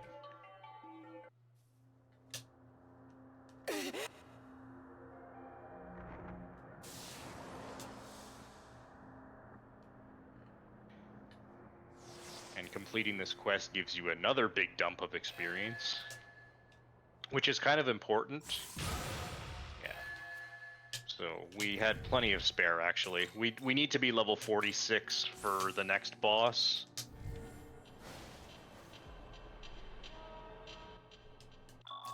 Alright. And now we're going into everyone's favorite area, Demon King Castle. I love Donkey Kong Country. It's great. DKC. Yeah, this is the first major dungeon in the game. One of 2 major dungeons. It's way too long. It's... yeah. I think everybody will agree that it's... I think it's a good dungeon and is really fun to play, but it absolutely overstays its welcome. It's, even in the speedrun, it's like 20 minutes of walking. Or something. Yeah. Because they only added 2, they wanted to make them longer, I guess, but, No, dude, fusion's on I full. would not do these fusions now, you're on full. Yeah, it's fine, I just wait. saved. Okay.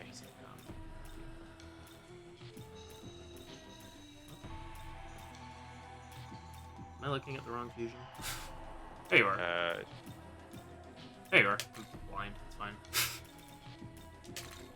Masuk. Beast Inspector. Is this? Yeah, the dungeons all have a unique battle theme that's really good, and you never hear it because we never get into a random battle in these areas. Yeah. So this is Yoshitsune, who is a fairly famous SMT. Well, he's famous in some other games, like Persona 4, where he's beyond busted. In this game, he's pretty good, but I wouldn't call him overpowered. His unique skill, Hasutobi, is 8 hits to random enemies that has a 100% crit rate, which is pretty good, except that it costs a bucket load of MP, and he's a strength demon who doesn't have very much MP, so it's kind of hard to use it effectively. Ultimately, he ends up just being on support duty for the most part, because it's just too much of a pain to make him work as a damage demon. We do want to fuse him, though, because the War God line of demons is incredibly powerful, and we want to start with one of them. They're upfused with Earthus, and will be one of the main benefactors of our ultra-fed Earthus. Also during that menu, worth noting, I swapped out Boat Dude's Makara Karn for Tetrakarn, which Makara Karn reflected magic, Tetrakarn reflects physical attacks. We're about to get into fights with some demons that have that like using some phys skills. Yeah, there's 3 bosses in a row that are very vulnerable to Tetrakarn. So we already had someone who's set up to use those kinds of skills, so obviously we'll get Boat Dude to do it.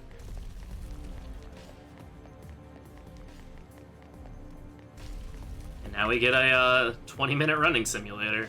This whole area's whole thing is platforming in these fans that will send you flying if you walk in front of them while they are active. There's a couple puzzles involving them, a lot of them involving just like not touching them when they're active. There's a couple that involved actually getting sent flying across a few areas that are somewhat cool. Just this area just goes on for way too long. I actually, a lot of people don't like the fan maze. I actually kind of like at least parts of it. I like the sections that if you have good movement, you can make the cycles, but unfortunately there are also a bunch of sections where just the cycles are set up in such a way that it's impossible to make them. But the actual maze itself, I think, is fairly good. It just, needed to be half as long. Like, this dungeon needed to be split in half somehow, and like do half at one point and half at some other time. Yeah, and just like there's a lot of waiting on cycles, which is not great.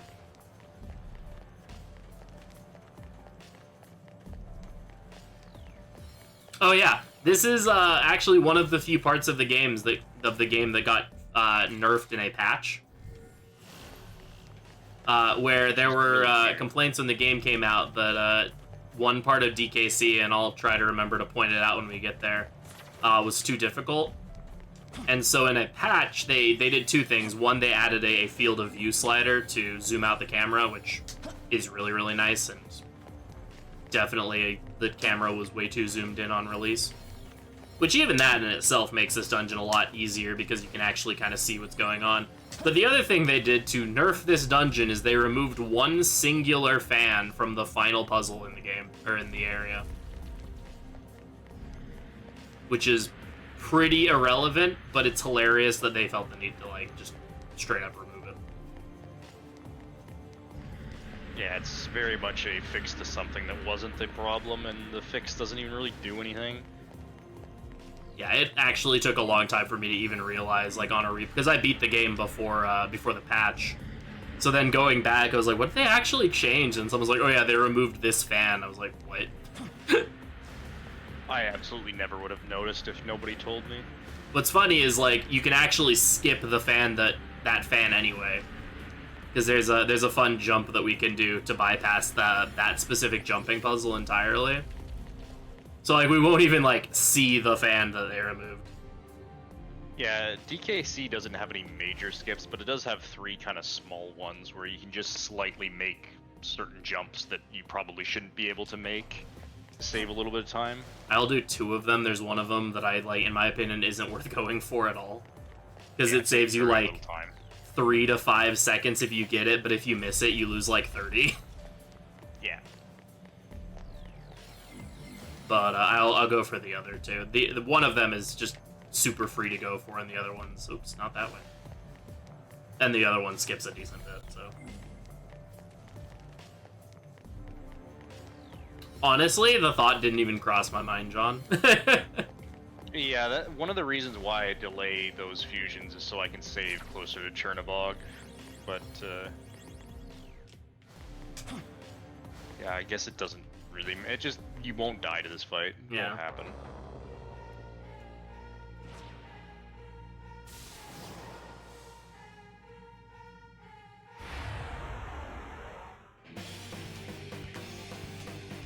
Alright, so this is Chernobog.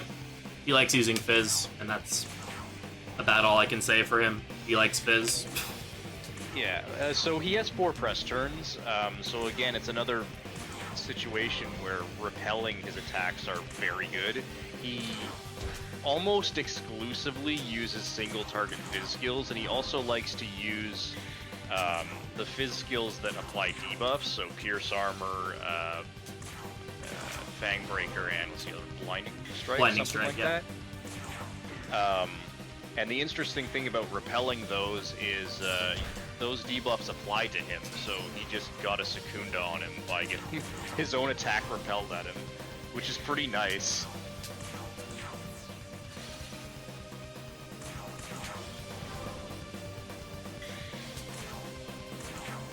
And Yoshi starts with Pierce Armor, and it's one of the rare situations where Pierce Armor is better than Raccoonda because Yoshi is actually strong and it does good damage. Yeah, Yoshi can actually take advantage of the damage associated with it. But also Hasatobi go Bird. So. Boop. When the strike Yoshi is blinding. also has Restore, which what that does is if you hit a critical or weakness, you get an MP back, which helps offset Hasatobi's ridiculous MP cost a little bit.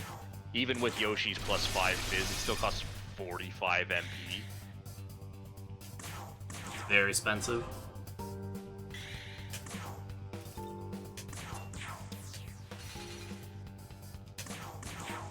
Also, something worth noting about Chernobog here is that as soon as he hits red HP, he charges, which I actually didn't want him to charge there, but oh, okay, never mind. He'll do it next turn. It's a little bit into the red HP where he charges.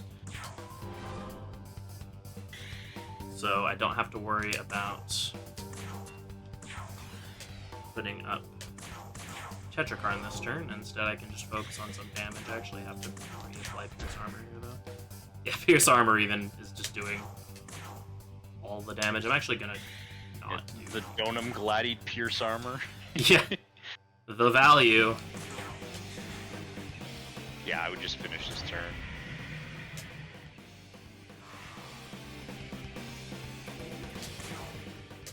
And we're gonna luck him. Why not? Yeah, so starting at this point, we're kind of on a somewhat tight experience route. It's not super tight, but we want to get level 63 at a specific point, and if you luck all three of these next coming boss fights and then do the rest of the experience route properly, you will just get to it in time. Hi. Alice doing her best Kirby impression. Use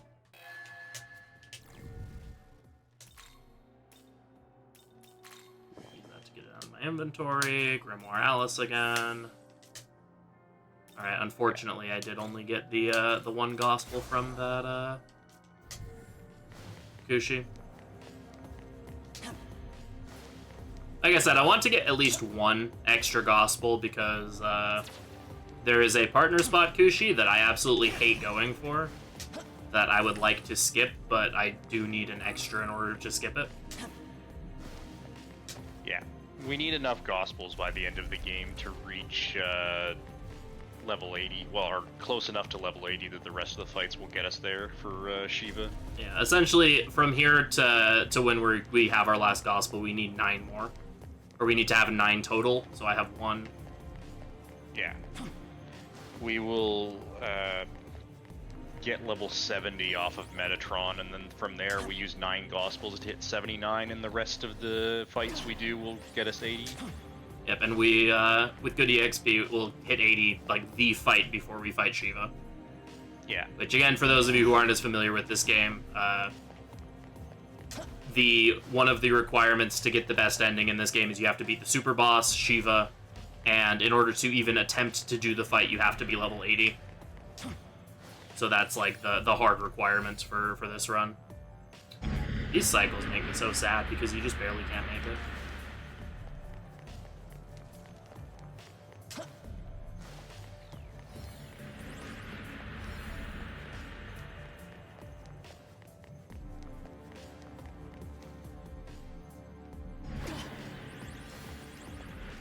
I think you can make that one, but then you get stuck at the next one, so it doesn't really matter. Yeah. This one also sucks. It's set up in such a way that it's... You just barely miss it. Yeah.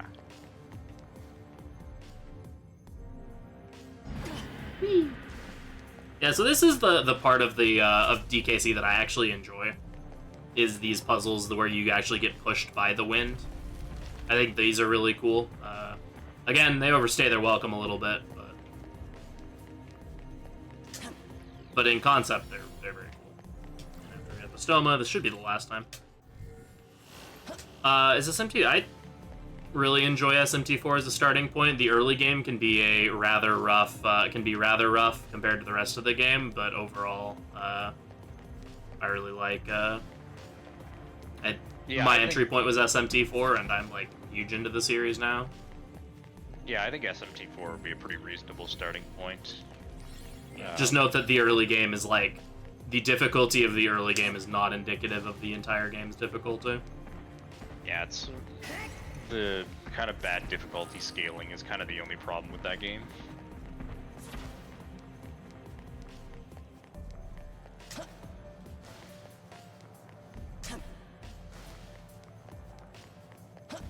Ooh, that was close. Well, that was that was a sketchy jump. All right, so this is where the first skip that we talked about would be, where you can there's a little jutting out piece of land right there that you can do to like save like 5 seconds jumping here. But if you whiff the jump, which is very easy because this game's platforming isn't great, you lose like 30 seconds having to backtrack to get back there. So I never go for it. You could theoretically if you were brave enough, but I just don't. I do, but it's Yeah, you definitely don't have to. Come on. Game, I am holding ZR. Thank you. Here is the second skip, though, and I do go for this one because it's really easy to go for. You just kind of line yourself up here. And once the fan starts back up, you just jump here, and you make it. And you skip a couple platforms doing that.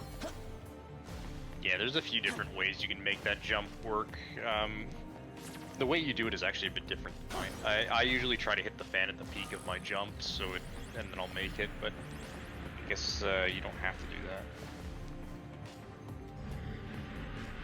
Yeah, as long as you're like going for it while you have upward momentum, you're usually good to make it. So here they chain together some fans. Whee!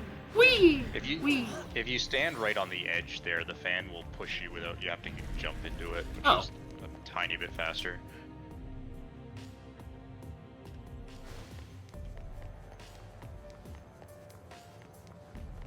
Shoutouts to Yearlinger. Yearlinger's cool. Nice rainbow worm. Yearlinger noises.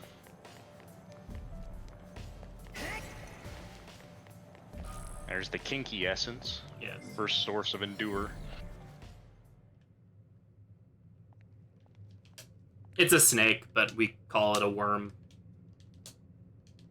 There's a whole story behind that.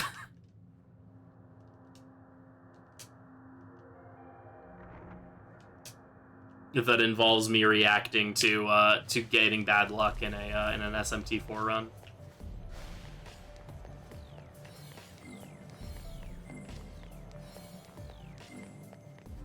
All right, we're in the final part of this dungeon, thankfully.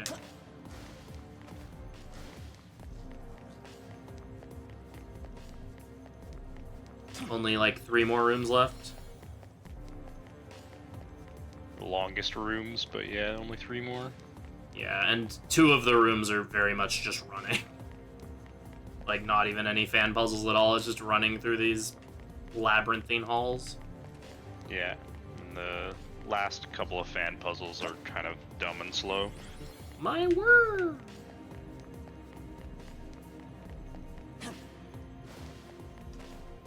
We are going to be coming up on the fan they removed, though, so you'll see how much easier they made DKC. This is also the point in the game where it just really starts throwing a ton of money at you. Like, yeah. This cube has 40k, there was another cube we picked up that has 30k, and like all the fights start giving a lot of money.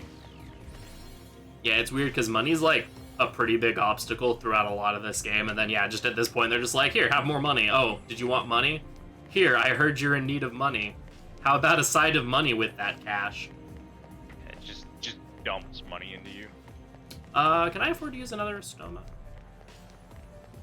I'm pretty sure you can. I should be able to, yeah, because we have a bunch of overworld movement. Yeah, I've never had a stoma last into Taito before. If it would, you just spin around outside. Yeah. As long as you... Yeah, we do actually have use for all of the money, but it's kind of... The amount of money you get just kind of balloons. Alright, so this is the room where they removed a fan. It's over there somewhere. We're not even going to see it, though, because there's this little jut right here. You know, if the game didn't eat my jump. Sure, blame the game. This jump is harder than it looks. Yeah, so there, so they removed a fan and we just completely bypassed it. Don't even see the fan that they removed to make it easier.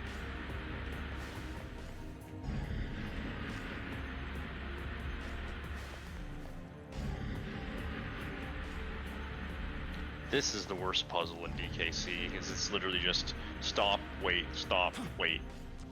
go. Like, it's not even worth pressing the run button at this point, because you have to wait anyway, so just leisurely stroll. Yeah, exactly. Whee! If you can make this cycle. And then you can skip this fan just by jumping like that. Alright, last fan puzzle.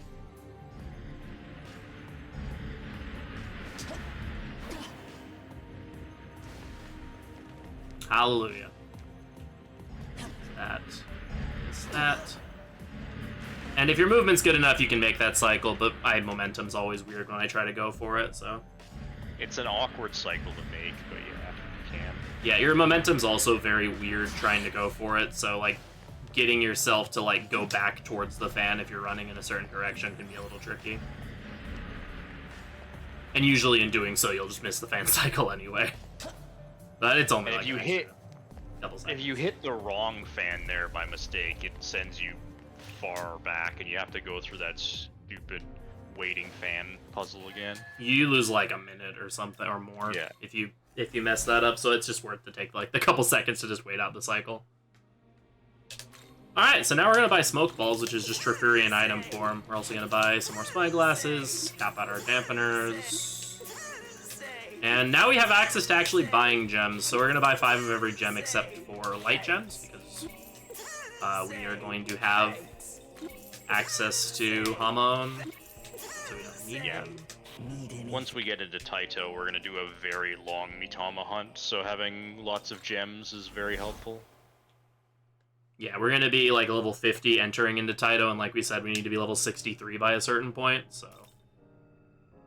let's see, MC gets the essence of Yearlinger, Mainland, and Zeodine. And then MC gets Kinky's essence. Endure. And my party should already be correct. Yep. For anyone not familiar with this series, what Endure does is it allows you to survive a fatal hit once per battle, which in a game where if your MC dies, you lose, you game over. Having a skill like that on him is quite helpful. Alright, and it's time for Ariok. Everyone's favorite demon design. Yeah. It doesn't look like anything. I don't know what you're talking about. He's just a giant blueberry.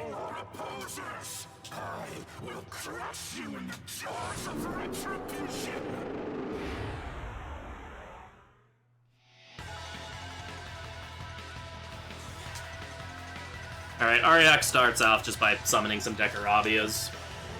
You are quite formidable. Yeah, if you're not holding down text smash, or holding down text skip, you get to hear him say that.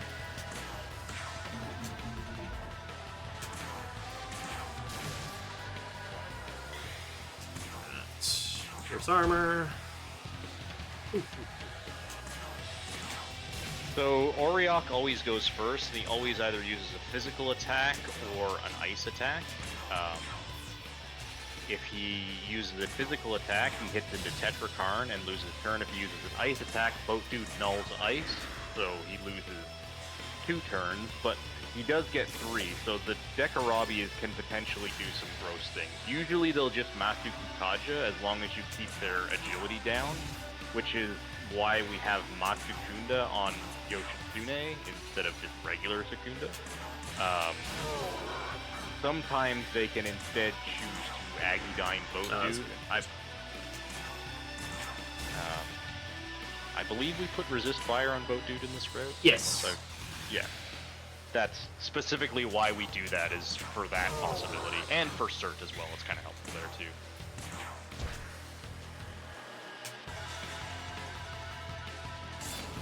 Bonk. Ideally, what you want to see is normal attack. Normal attack or Mighty Cleave. Mighty Cleave can repel a lot of damage back on him. It can be scary though, since it is possible that he can repel so much damage back on himself when we're setting up for the kill, but we don't get to get the kill on him, and he gets the kill on himself. Yeah, which means we wouldn't get to luck this fight, which, as we said earlier, we do want to luck this fight. Yeah, you can get away with not lucking him, but it does make your EXP route kind of sketchy for the foreseeable future. I need to Darker Pot, see. Alright, hopefully he does Mighty Cleave here, though, because I would like to go for the kill this turn. He did not. They'll probably charge.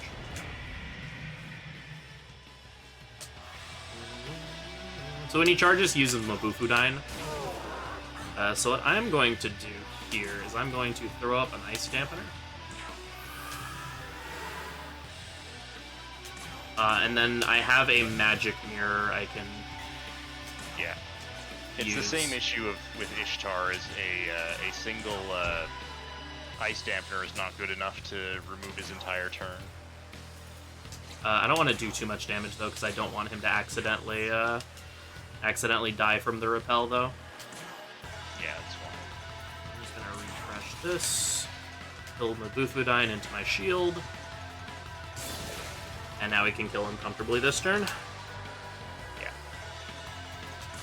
One change this game made in regards to reflecting damage is if you reflect a skill that you are immune to, you still take damage, unlike, say, in previous games like Nocturne, where if an enemy nulls a skill and you reflect it into them, they don't take any damage. Yeah, that depends on the game, because a lot of the 2D games treat reflect damage as almighty, like in this game. Whereas like Nocturne and DDS, reflect damage is the same damage that's being reflected. It's basically irrelevant because you're never using reflect to try to deal damage. It's always to cancel turns. Yeah. Alright, and that's our down. So we are done with Area 3. So we have, you'll notice each area so far is, taken like an hour, 15, hour and a half. Area 2 is like less than an hour. Yeah, Area 4 is 2 hours. You're not saying wrong that there's 2 hours left of this run, but only one area. Area 4 is just a lot more involved than the rest of the game is. Doesn't help we skipped half of Area 2, but... Which is not entirely surprising, because we still have a lot of optional content to do to get the true neutral ending. We've done almost none of it so far. We've done Horus's quest, and that's it.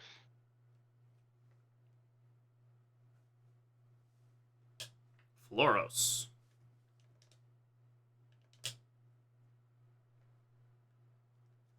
Yeah, Area 4 is always been my personal favorite part of the game.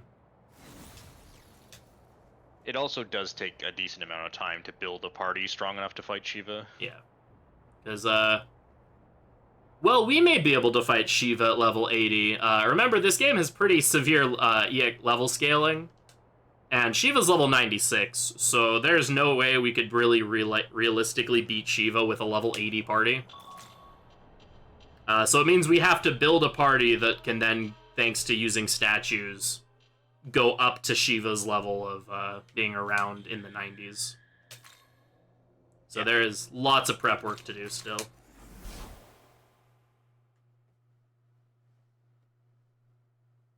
But before any of that, we have to fight Abdiel, who's the final boss that's vulnerable to just having their skills repelled, and it's kind of the most egregious example of it. The way Abdiel works is she always targets MC, and she always uses a physical attack. Which is kind of exploitable. Well, yeah, she has a very rigid pattern, which is to our benefit.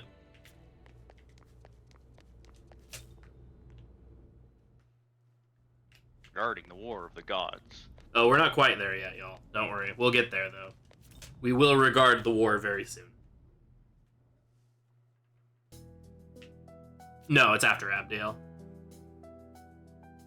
Oh, come on.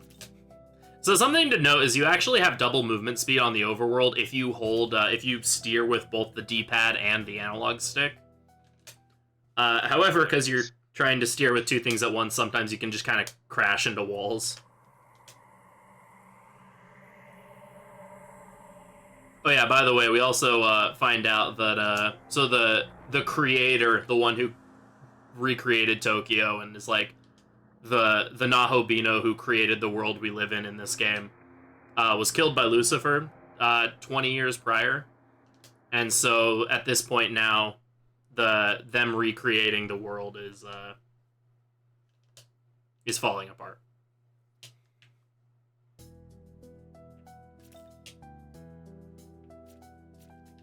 Stream is live, but chat is pre-recorded.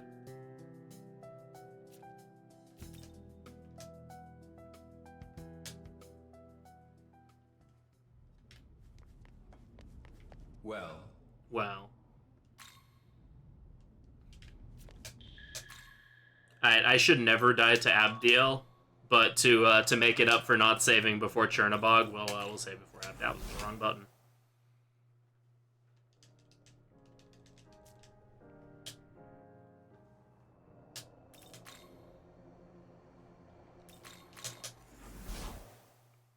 So essentially right now in the story, Ariok was like the leader of the armies of chaos. And so now that we've beaten Ariok, a lot of the demonic forces are in disarray. And so now all the leaders of Bethel are meeting up to sort of discuss what to do now, especially since Ariok talked a lot about how the creator is dead. Also, the fact that we are a Nahobino is pretty disturbing. We find out that essentially Nahobinos aren't supposed to exist. Because part of the, when the creator took over and took the throne of the creation of the world, they banned Nahobinos so there would no longer be fighting over the throne. But we're around. Oh yeah, also shoutouts to the fact that Astoma just completely breaks the visual effects in this area. All of the lens flare. But yeah, now Abdiel's like, you know what, you're right. This Nahobino shouldn't be here. Let me try to fix that real quick. And now she tries to kill us. Emphasis on she will try to kill us.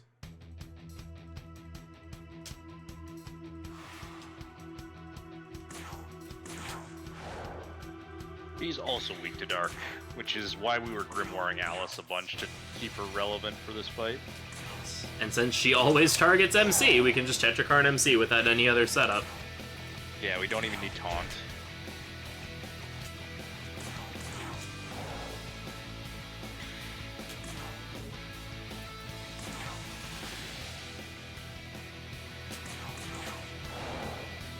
But it's okay, because Alice is going to very nicely ask Abdiel to die for her.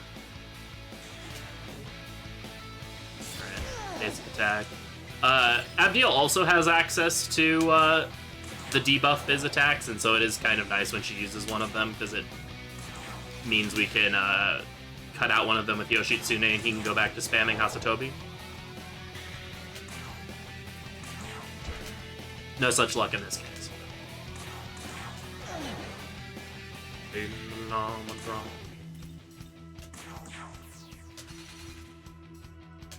For those of you not familiar with my stream, I like to use a lot of filler syllables when I sing along to non-vocal tracks. And for some reason, this song I've decided is playing Hate in the Llama Drama. You know how over-dramatic all those llamas are. Alright, so after doing 2 physical attacks, Abdiel will, on her next turn, use an ability called Light's Descent. So we throw up a Light Dampener to catch that. And we continue on our merry way by having Hasatobi go burp.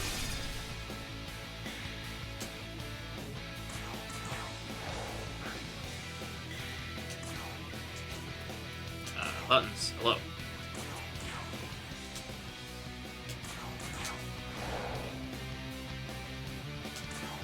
Hating the llama drama, hating the llama drama, hating the llama drama, hating the llama drama. Yep, Light's Descent, blocked. And now she'll go back to using Fizz again. Very tricky fight. fight. Is completely trivial once you realize there's a pattern like this. Fizz, Fizz, Light's Descent, repeat. I do need to be careful not to accidentally kill her. Because Abdiel gives a lot of okay, you're not helping, Yoshi.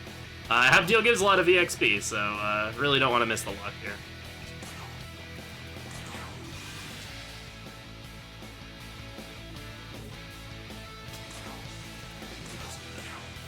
That. Soup.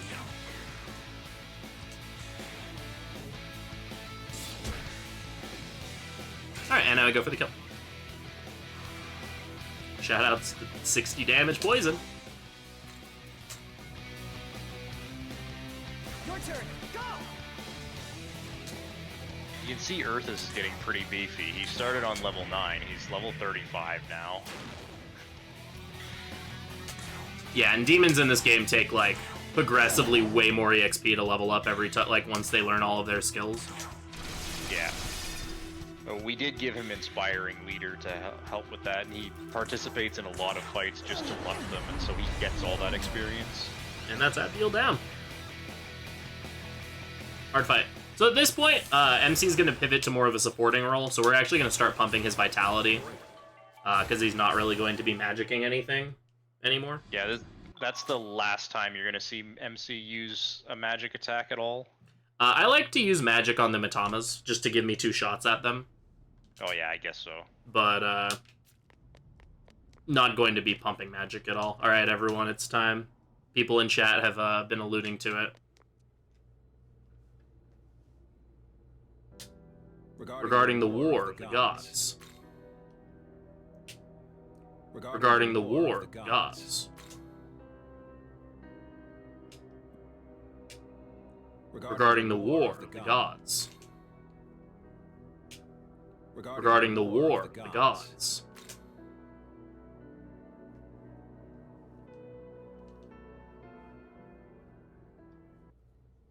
Oh yeah, so here we basically find out everything that's going on plot-wise. Also, we find out that the Prime Minister is actually Tsukiyomi. And that Yuzuru is his knowledge. So we have another Nahabino in our ranks. Also, yeah, he also Dazai's being warns annoying Dazai. again. Yeah, he also warns Dazai that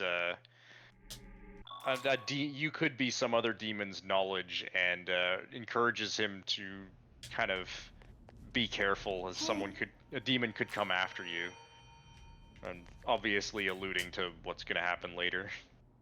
Yeah, and then as it turns out, Dazai is Abdiel's knowledge. Surprise, surprise.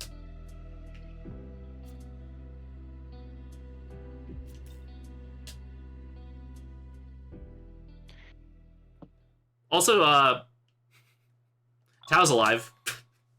Sorry, I just showed up out of nowhere. Because reasons. Yeah. Yeah, this is where the game would soft lock Take if a good you look. didn't free the students in Tokyo Shinagawa. is fading There like would the be sunset. this cutscene would be Its time blocked is by almost a different student that's on the roof saying, "Hey, could you need to go and save my friends," or Will you whatever. let I think me he says fight something at like your that. side? That's he all never I ask of leaves. you.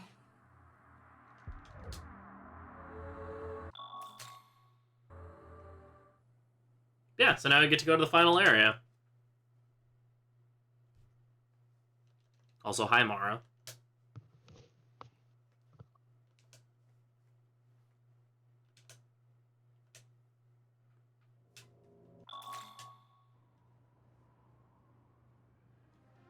Alright. So the way this final area works, essentially, the other Bethel gods each are holding a key to get into the Temple of Eternity, which is where the throne is. Our goal at this point is to get to the throne of creation and recreate the world however we see fit. So the other Bethel gods, Zeus, Odin, and Vaski, each have their own key, and we have to go get the keys from them. However, each of the gods is level 73. So, we aren't gonna be able to do that for a little bit. Yeah. So interestingly, Tao actually joins your party here, which is not really normal in a mainline SMT game to have, since like the 2D area, to have a human character join your party. She's pretty good. She has she effectively has Idun's golden apple skill, but better. And she's really high level. She's level 60.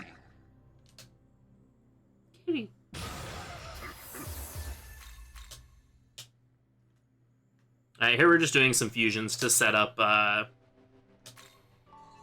do more setup for what will eventually be our final party. Yeah, our final party will have 2 special fusions in it, so we need all of the specific demons for those fusions, and some of them are pretty low level, so it makes sense to get them now, so they can start soaking up experience. Is this? Like Valkyrie. Everyone's the happiest demon.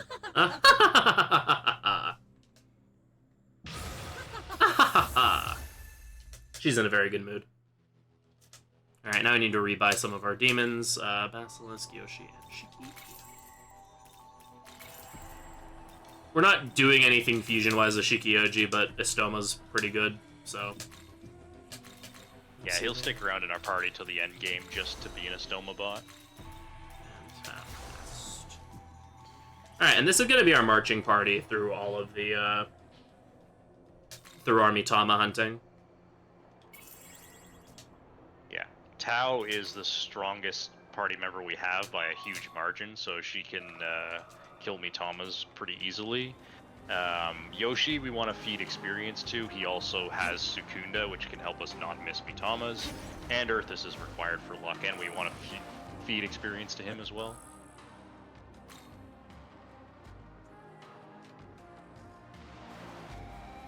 Oh no, we got saw by a Lu. So, Lugaru wanders around this area. He's really scary, has very powerful attacks. Le Wouf. He's also French, so he goes around being like, Le Wouf. Le Woo. He didn't say that, but he does actually say bonjour if you get too close to him. Bonjour. Yeah, it's great when he sneaks up onto you and bonjours you. Yeah. Alright, so we're gonna be building meter a lot here. We're gonna be using a lot of the miracles we've been picking up. So we're gonna be guarding for our first couple actions to build up some meter. Auto battling with Tau, and then hoping that the Hecaton Curies here kills one of our demons. That's the opposite of killing one of our demons, but they didn't crit Aura either, so we can just kind of do this again. Yeah, so there's a miracle we picked up called Vengeance. What that does is gives you a ton of bar if one of your demons dies.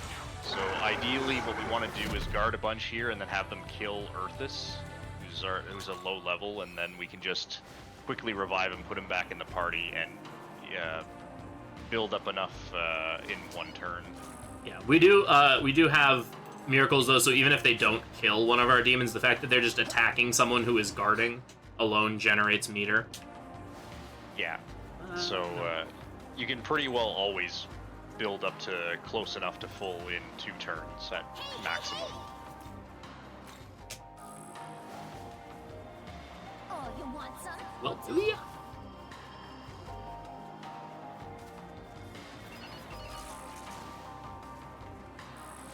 Alright, this next dodge is a little tricky. Nebiros over here spawns a bunch of Decarabias. And even though you want to dodge to the right there, because it's a more direct line to this font, there's a really annoyingly located rock there that will block your movement and make you get into an encounter. That has happened to me way more times than I'm willing to admit. Also, Zeus is over there, but if we were to go try to fight him now, he would just completely murder us. Yeah, he'd curb stomp you pretty hard.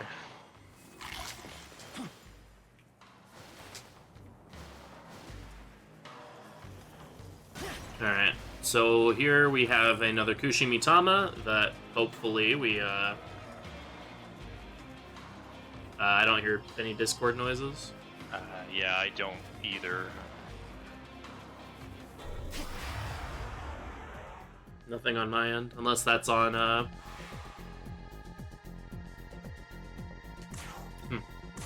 probably on Restreamer's end.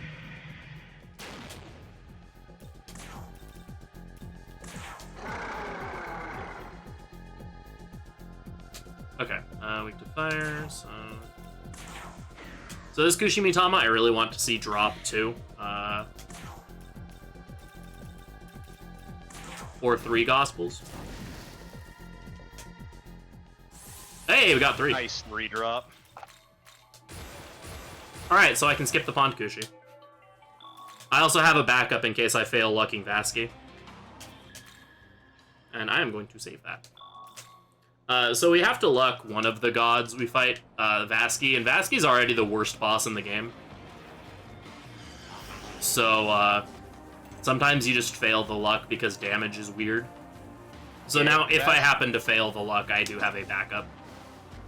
Because I got You can fight the 3 gods in any order, so Obviously, you want to fight the easiest ones first, which is Vasky. While he is a very frustrating fight, he has the lowest overall stats of them, so you can much more comfortably fight him on low level. Yeah.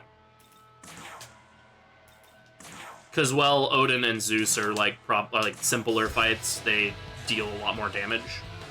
And Zeus in particular is also really tanky. Yeah, they also both have skills that pierce, so it's really hard to deal with them effectively. Right, so they charge, so I'm just gonna Triffery out and just do another round of guarding.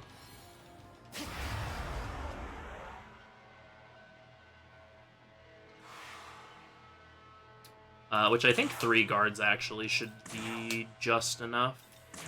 Yeah, it's just barely enough. There's a visual cue that we use to tell if we have enough meter. When the bar gets to the left edge of the U in Magatsui, then we know we have enough meter. So I was just making sure it got to that point. And we were going to pick up a couple red orbs here anyway, and each one of those gives another little bit to my meter, so we're very safe. I just wanted to, Yeah, there is a visual cue.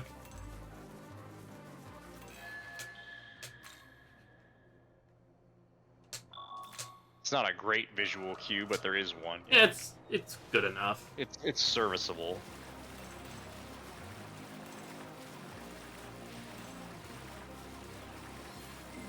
There's some Suikies that ambush you around these chests, but if you take the particular route like that, then you can get through them. Yeah, that one's pretty sketchy, but these ones spawn much further away, so it's a lot easier to get around them. But that first one I went through, you can feel like you're doing it right and still get caught sometimes. So fun fact, your partners actually have collision with objects. Yeah, you can get stuck on stuff, which Amanazaku is particularly bad for. Yeah, so you'll see her go for a partner spot and then just start ping-ponging everywhere. It's really funny, but also kind of slow. Doing this quest here just for a little extra EXP. Since it's... Yeah, the Balm of Life is not very useful, but the XP is nice. We can trade that Balm of Life in for more EXP, though. Yeah, if we get one more, which we will. Yeah, there's 2 that are pretty right on the way.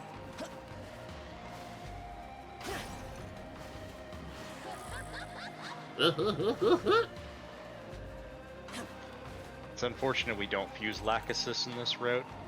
We don't get to hear Lachesis noises.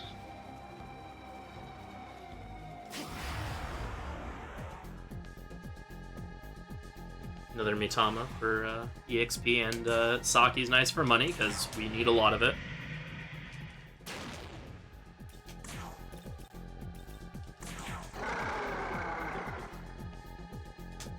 There's a clip of somewhere of my casual playthrough hearing Clotho for the first time, where I just hear it and then I just burst out laughing for a good 20 seconds. Clotho's noise is pretty great. Oh, thanks for the Basilisk Essence. Very cool. Yeah, the any % route of this game uses Lachesis in the final party. Once upon a time, we used Lachesis for a little bit in normal TNE. It was for 2 fights, though. Yeah, was that back when we still fused Norn? Yeah, that was part of the everything becomes Norn, Norn becomes everything route. Here you go.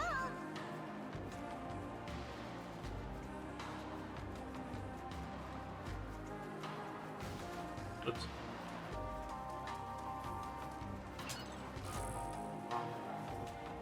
Alright, this Nabiros... Okay, we're good. The positions that the Dekarabias spawn in are somewhat random, and so sometimes you'll just get one spawn, directly on top of you doing that movement. Yeah, it's not super common, but it happens. Alright. Ooh, this is the good encounter. Nice. There's a couple different encounter variants you can get with this Titania. Some of them are really, really good, like this one, and then others are just kind of terrible. And I'll just not kill her this anyway.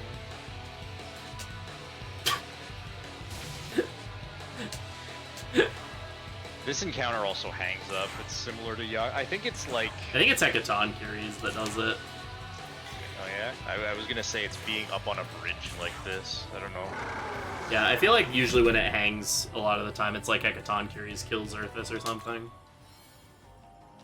I need to get like one more first stall in. And I can dip out, yeah. Really didn't have enough.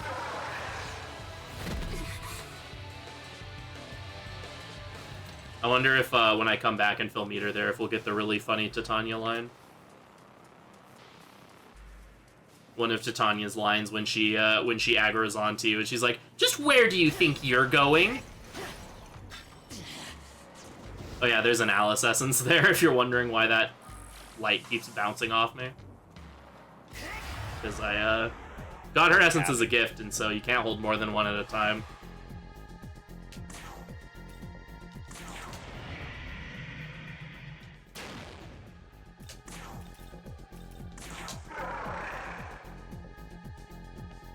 Light.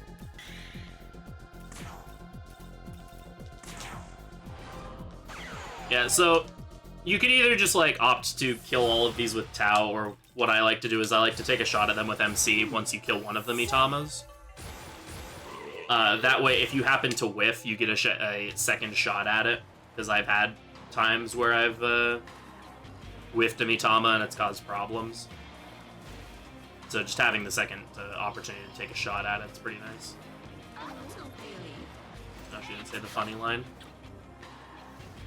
Alright, so they weren't facing... When enemies spawn, they spawn facing you, but you can just kind of run around them, because there's a short period of time when an enemy spawns where they don't aggro to you. So even though that Clotho spawned facing me, I was able to run behind it. Mothman! No, don't punch me.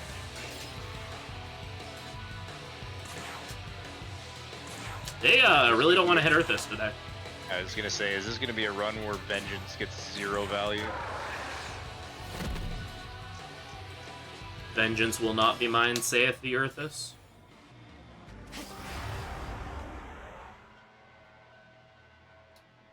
That should be enough, yep.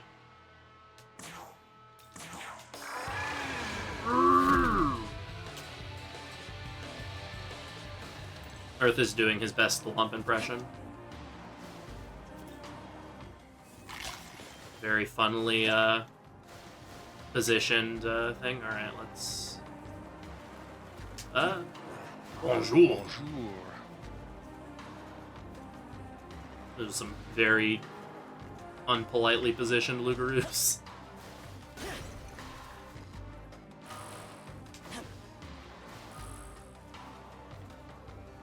Here's a fun SMT5 fact for all of you at home. Lugaroo has the strongest magic attack in the game. Souffle d'Eclair is an elect attack with the strongest power out of any magic attack in the game. Strongest single target. Strongest. Yeah. I think it's just in general strongest magic. Yeah, actually, it is just the strongest magic attack. You're right. Yeah. Second note, Lugaroo is a Fizz Demon. Who has, yeah, absolutely terrible magic stat, and it's a unique skill, so it's not like you just pass it to someone else.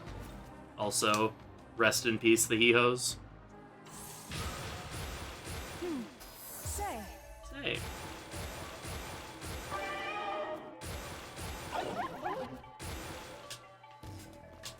Alright. Here we're going to grimoire these two.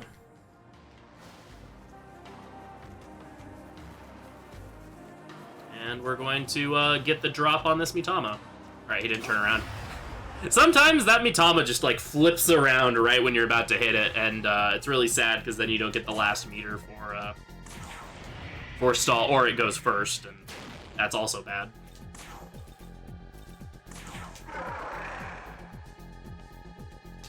Elect. Other nice thing about using MC is that he has the Odine. Ooh, and that's why I do that. Because if that had been Tau that had whiffed, I would have been in trouble.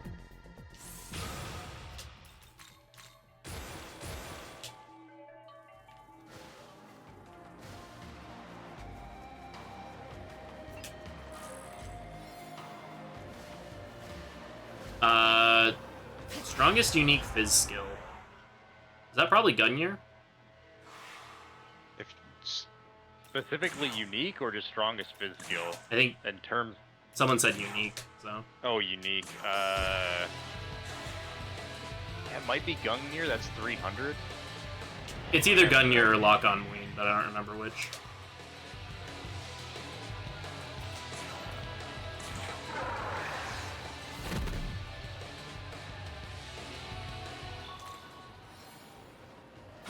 I don't need to build full meter here because we're about to do a little bit of a goodie run. Speaking of which, I need to find my map. So that'll be enough loot for what we're doing. Is 270 and 340 on crit. Gungnir is just flat 300. Oh, okay. But I think the strongest skill, like base damage term, is Myriad Slashes, which I think is 400. Oh, yeah. Or is it less than that? I can't remember.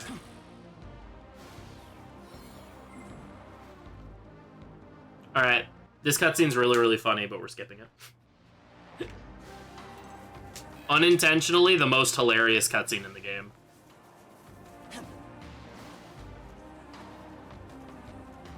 Alright, I forgot Akasha Cards is in this game. Alright, so you know that skip we did in Area 2? We're gonna do that again. Wow, that was really bad. Oh, don't close. Say,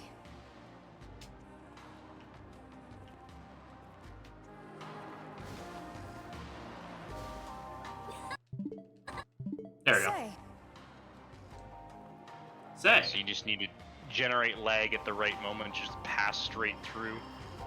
So this skip sort of functions the same in that now all of the cutscene or plotline triggers are all broken.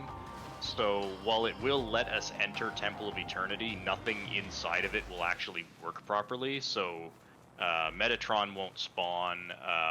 Nothing in it. We can go into Empyrean, but nothing inside of Empyrean will spawn. None of the forced fights, none of the gods. Lucifer won't show up.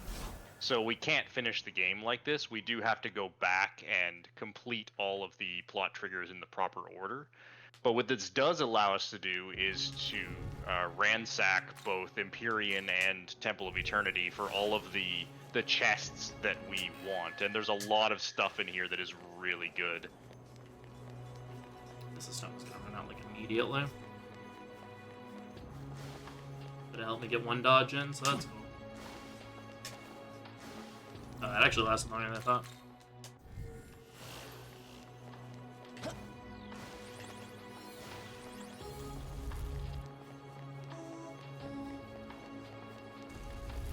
Yeah, I mean, if this game were to be released on other platforms, even if you couldn't do the early Empyrean skip, you'd probably still have a shorter run just because of load times. It'd be a much better experience, most likely, for running. So even if the skip run ended up being faster, personally, I would exclusively run glitchless. Yeah, I would learn glitchless just because, like, not spending, 20 however many minutes staring at loading screens is preferable. Oh yeah, this dungeon is absolutely broken by Astoma. This is actually kind of yeah, get the Kali Essence. Yeah, I just got turned around a little bit. We're good. I've forgotten the Kali Essence before, it's pain.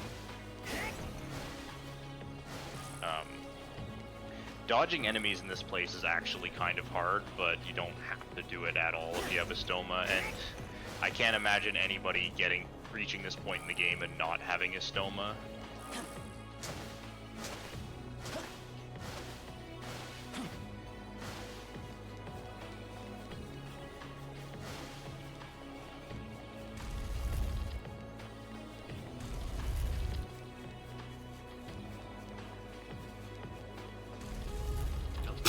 Nice door.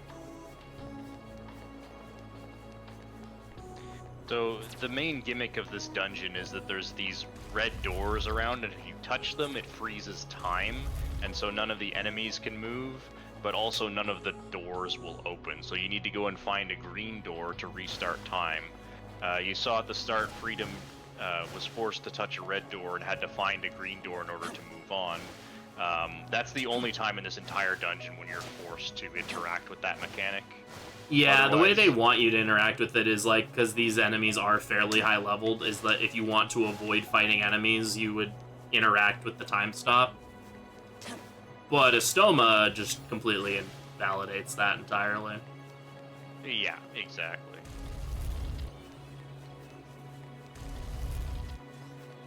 Also, again, even without Estoma, some of the enemies you can just kind of dodge. Like, there's Matas that later, like, do a lunging attack at you, and you can just kind of get them out of the way.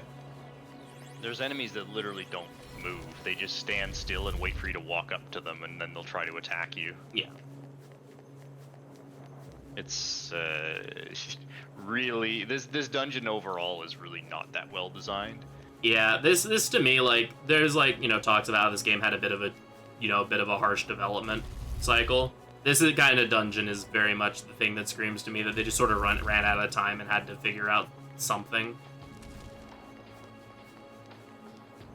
Because, like, the time stop mechanic is something that could be really, really cool if there was actually a reason to interact with it other than dodging encounters. Or the one time where they just put a time stop in your way. Yeah, I don't think there's a single chest that you need to go through a time stop door to reach, as far as I know. Yeah, not to my knowledge. There's just the one that's, like, directly in your path you have to do, otherwise the rest of them are completely avoidable.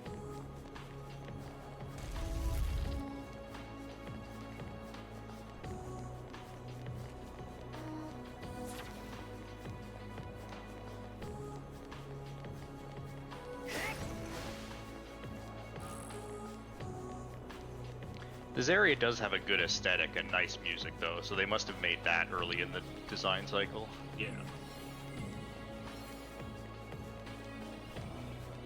Like, very, very nice, like, calm before the storm sort of vibes as far as... Oh, okay. Haha, I noticed that was about to run out.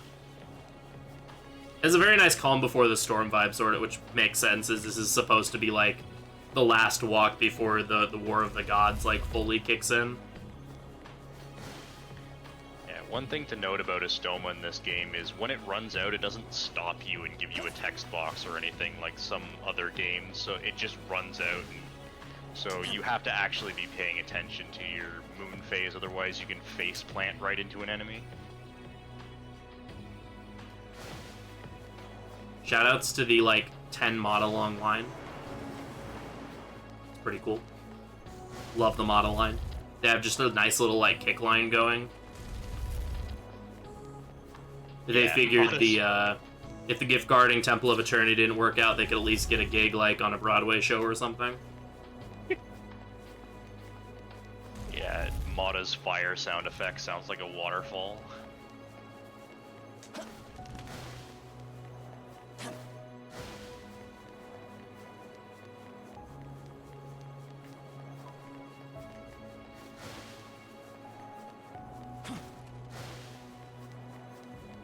Yeah, these Chiyus are absolutely terrifying if you don't have a stoma. Oops. If you don't have a stoma up, these Chiyus are terrifying because they'll just, like, as soon as they see you, they'll just bull rush you. Yeah, in the later areas, they literally, there's two of them side by side, so they block the whole hallway and, like, shield rush you. Yeah. And yeah, Chiyu is the highest level enemy in the game. Level 87. The highest level normal. No, normal enemy, yeah. So, lots of people have experience grinding on Chiyus because it's the best enemy to grind on. I did it in my casual playthrough. Yeah, since casually you don't know to, save up all of your gospels for the very end to hit the level 80 wall, or usually you'll be like 90 something by the time you fight Shiva casually, so. Yeah. A lot of people end up being like, oh, Chiyu's the highest level enemy, let's just fight him, which works.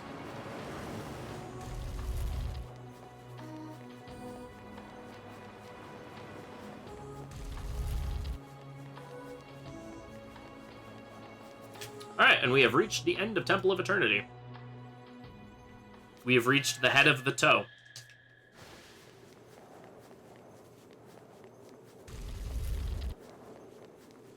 This is more us showcasing the runs for fun, while more explaining what we're doing. Yeah, these are not serious world record attempts.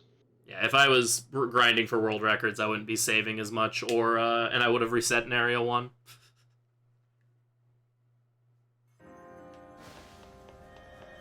Alright. This is the Mothman stream.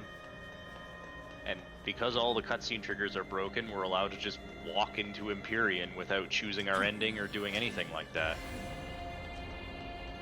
Also, A's in chat.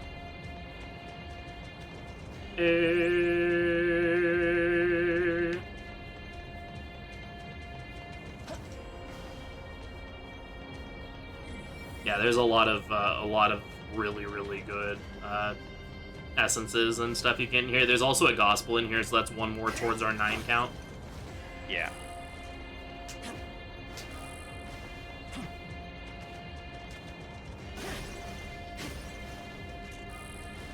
And the essence of a sand dolphin. It has some really good resistances. We'll basically have Sand Dolphin's essence on MC for like for almost the rest of the game. Who would know that Null Fizz and Repel Elec is really nice when there's multiple bosses that use Fizz and Elec. There's also a magic mirror here that takes like 5 seconds to grab, so not even 5 seconds to grab. It's nice backup for an upcoming fight. I like using that instead of Makara Karn against Vasky for MP reasons. And there's my Astoma running out. There's Beelzebub's essence. The other chest has an attack mirror that we really don't have any use for.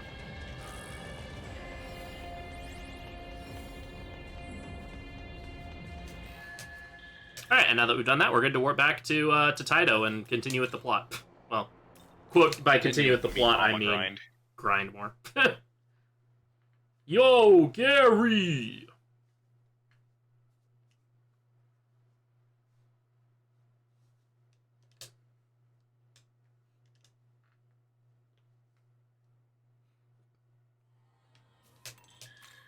I'm just gonna save really quick. I shouldn't run into any issues here, but also dying would be really slow. So Be a hell of a time loss, yeah. I already have my meter built up though, so we're good to. You got my meter, right? Yeah.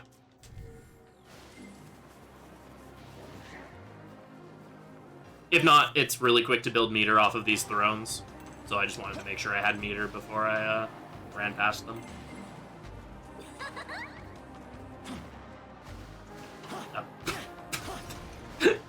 Ignore that.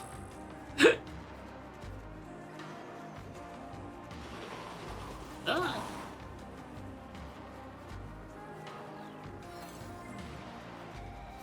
Once again, we picked up some sleep gems in Temple of Eternity, since they were like in the way.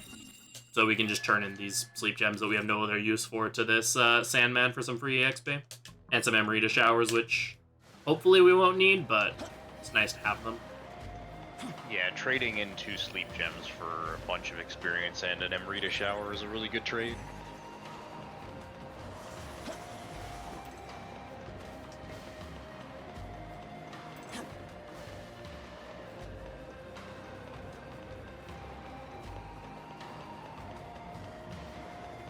The cube portion of Taito.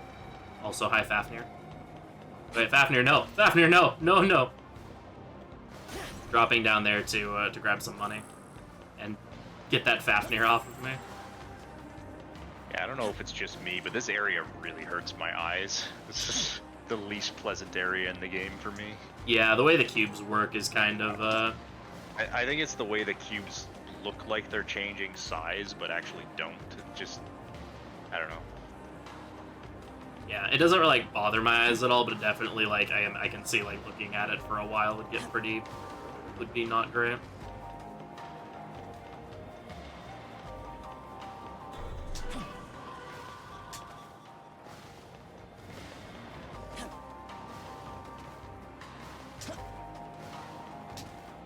Alright.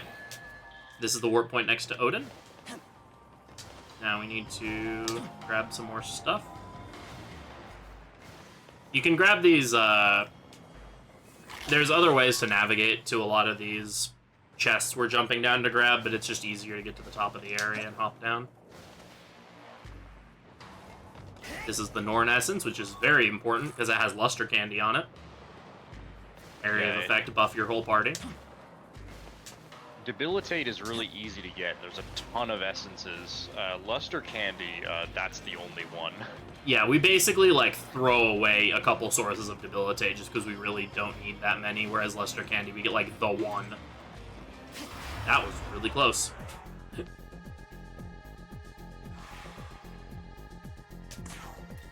The Sriracha element almost got me. Sriracha Mitama.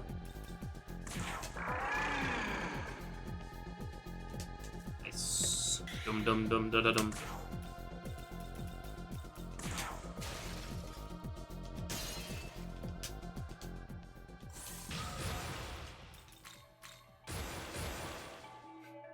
Once again, shoutouts to our boy Pocket Slime. Pocket Slime just getting more experience. This is another quest that's required for True Neutral, and also unlocks Odaiba, which has a Kusi Mitama in it for another Gospel, and that partner spot just has a Gospel in it. It's kind of hilarious that a partner spot just like that, randomly placed, has such a good item in it. Pockets.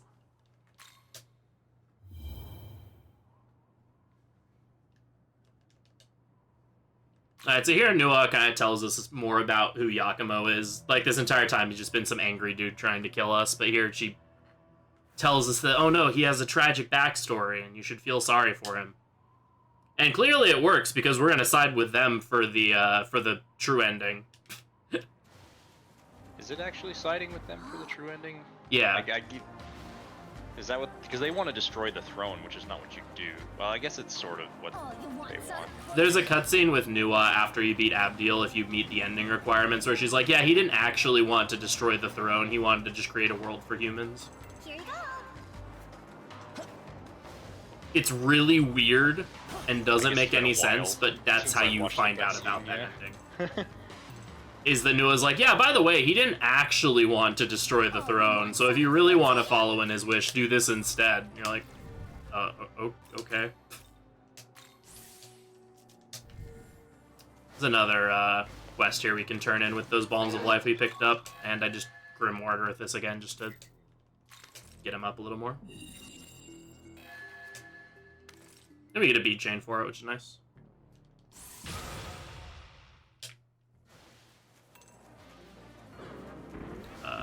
Okay. I was like, please one of them not see me. Alright, this is thankfully like the last forestall we have to do in the whole game.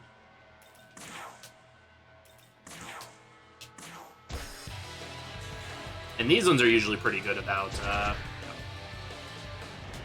Oh, never mind. I was gonna say, these ones are usually pretty good about actually killing Earthus, but apparently not.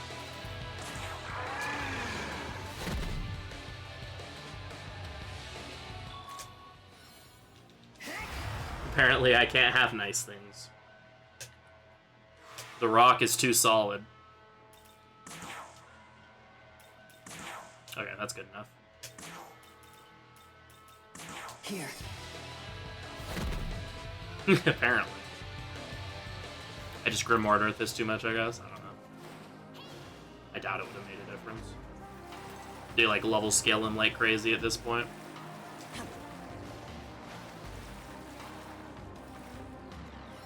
That one's Fuki. That one was Fuki, yeah. Suiki's the purpley one. The one that ambushes you in the water?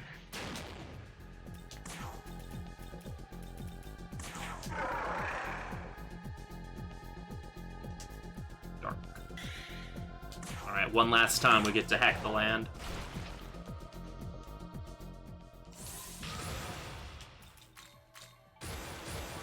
Alright, and we are level 59, which is our goal there. And that's the last time you get to see MC ever use a magic attack. Yep.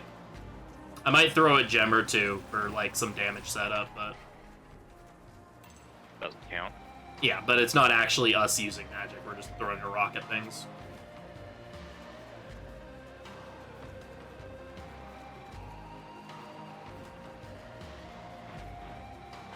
Okay. Not even close.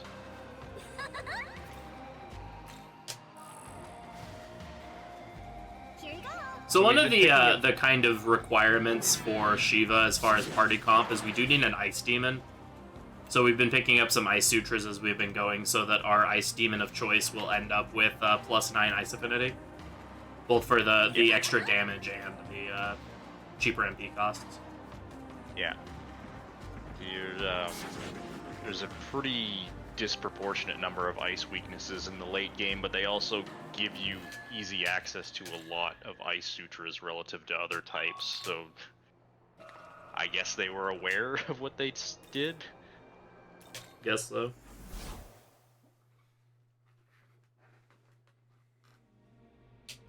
Alright. Make some money. Thanks. Purchase Essence of Doge. Looking. Flat dog. Everyone loves Diet Doge.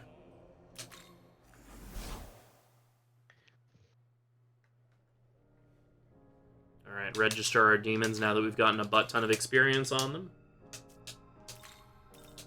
And now we're gonna fuse an elephant. The next up in the War God line. This elephant will seek to make all of our foes irrelevant.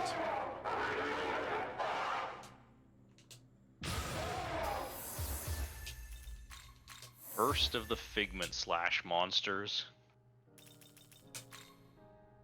This Isis, Inspiring Leader. Is this demon to... And then we make Cybele, who is the shrillest voice out of any demon in the game.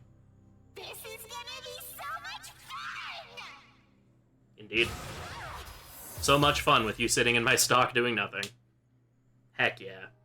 And now we're gonna make this Loki that's like level 60 because of this really buff slime we have. Yep. Inspiring Leader. Is this... Loki does actually get to participate in a fight.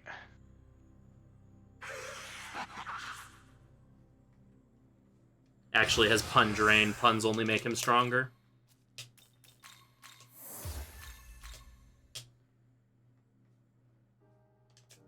Alright, now we get to rebuy our Earthus for compendium prices looking more like a PlayStation 2 model number.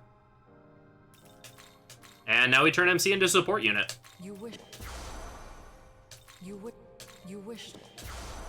Yeah, it's been a while since we got any affinities. Now we're just gonna get You wish- 4 of them at once. And then MC becomes a Sand Dolphin.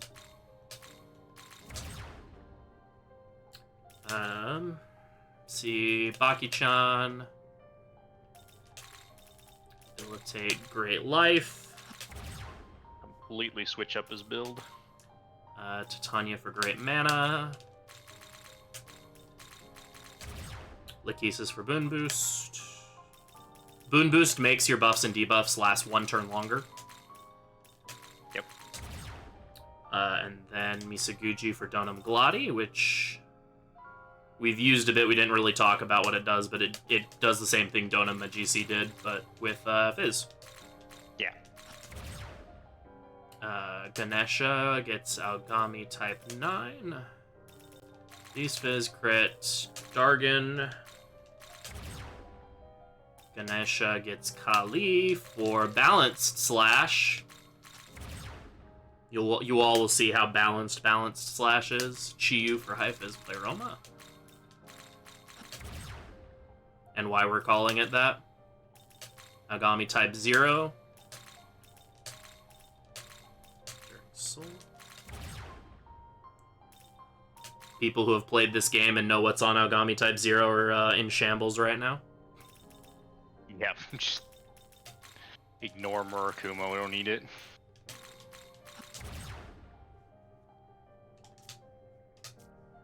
Okay, party. Tau MC, Loki Ganesha. So it's worth talking about some of the passive skills that we get access to now. So, Yes. Dragon Eye is a stronger version of Beast Eye, and so improves our accuracy more. Critical Zealot boosts your damage by, I think it's 40% if you crit, but reduces your damage by I forget how much if you don't crit. I want to say The 20. skill, yeah, something like that. So the skill Figment Slash has a 100% crit rate, but has low accuracy. So you can imagine stacking it together with passives that boost crit damage as well as passives that boost accuracy is going to be really good. And so that will be the strategy for the rest of the game, is to stack Physplay Aromas with Critical Zealot and Beast and Dragon Eye together. One other thing to note is that all damage increases, accuracy increases, etc. all stack. Yeah, there's some good damage. They all stack multiplicatively. So if you can stack a large number of different types of buffs, it gets kind of out of control. It gets very silly.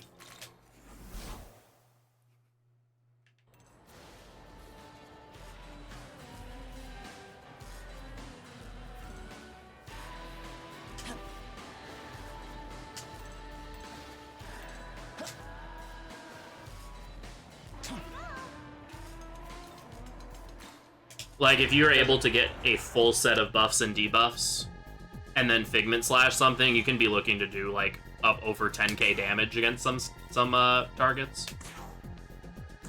Even before factoring in some of the other things will be used to boost that damage even more. Yeah.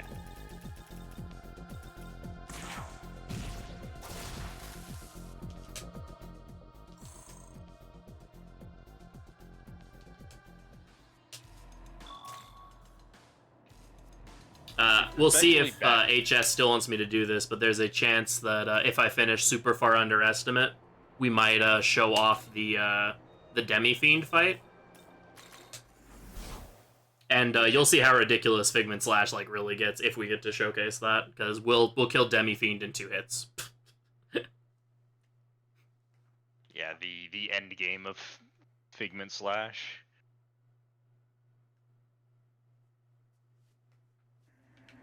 I mean, it also kind of helps that Figment Slash is a pretty high base damage of 300. There aren't very many skills that are higher than that. Like your severe damage magic skills are, I think, what are they? 265 only. So here we're just going back and getting these partner spot Kushimitama's that we didn't grab before. Since, like we mentioned before, for those who weren't here when we explained it, partner spots, you don't get to have any way of influencing who goes first or not. So if we were to go for these Mitama spots earlier, there was a pretty decent chance that they would have just gone first and ran away, or we would have to save scum them. And so now that we are like a really high level, we have like a 100, we have just a guaranteed chance to go first. So we're just going and grabbing all of the gospels that we can. Here you go.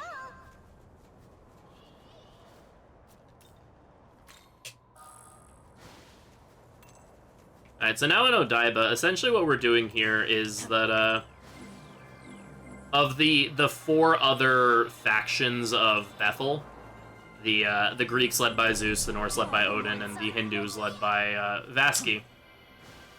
There is also the Egyptians, which are being led by Khonsu, and Khonsu just didn't get involved in the conflict.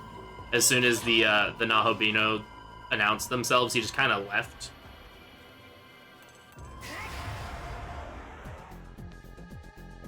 And we were sent by a Dominion to kind of investigate why, like what Khonsu is up to. So now we're just gonna be investigating what the Egyptian faction is doing, and stopping them if they're doing anything to interfere with the war. Oh, you want some? Well, do you? Yeah, so SMT5 added a 4th damage tier to help kind of unify the damage tier, and they called it Barian. So like Agi Barian, Bufu Barian, Zan Barian, Zio Barian, Hamamudo. Ooh. Holy. Whoops. And that's how they kind of unified the severe skills. Abilities like Thunder Rain, Ragnarok, or Trisagion rather, Thunder Rain, Trisagion, like that still exist in this game. However, those are heavy damage skills with Pierce, with a Pierce effect, which I like that they did something different with those skills while also making it easy to tell what the severe spells are. Yeah, so you're supposed to fight a dragon on this bridge. Seth, like the evil Egyptian god of evil, is on this bridge, but the line to fight him is actually like just a straight line up on the top of that double layer bridge. So we just ran under the trigger to fight Seth. If you take the right side of that bridge, the trigger just doesn't activate. It's just not there. I don't know if that's intentional or not. It's hard to know.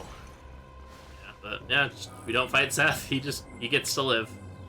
Which, considering what we do to the rest of the factions, leaving a god of evil alive after we kind of massacre everything else probably isn't a great idea. But eh.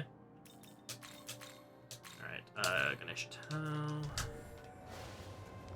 Alright. Time to fight Kansu. And I need to not kill him. Well, we need to beat him, but I need to not kill him. Yeah, There's a very important distinction. There's a dialogue option after this fight that asks you if you want to kill Kansu or let him live, and if you choose to kill him, you cannot get true neutral ending.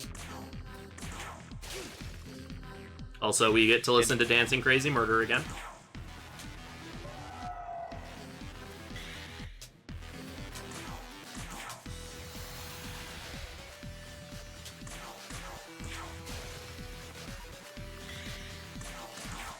Alright, so something important to note with Figment Slash is because it has such low accuracy, we tend to try to wait until we have at least a 2-buff differential between us and the enemies to go for them.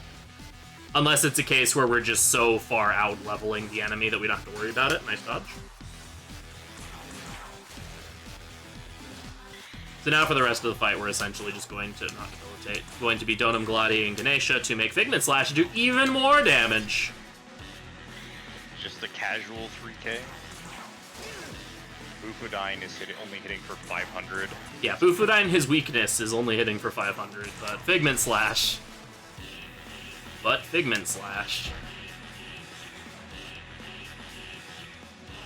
kind of good. Probably charge. Let's see. How do I want to handle this? Do I just want to go for it? Yeah, I'm just going to go for it. Yeah, I would.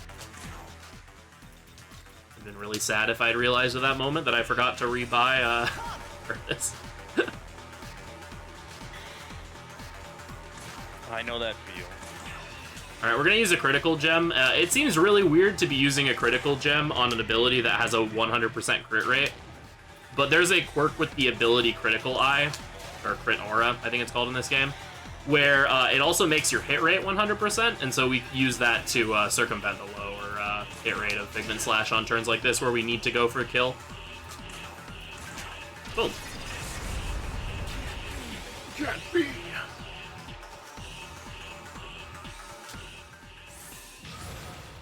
Level 60. Alright. Do not kill Kansu. Alright, we did not kill Kansu. The run is alive. Yeah, they made the default option the one that locks you out of the ending. Like we said, there's only a few choices in this game that actually matter, and that is one of them. Yeah, that is definitely the most important one. Okay. We made it out of Odaiba.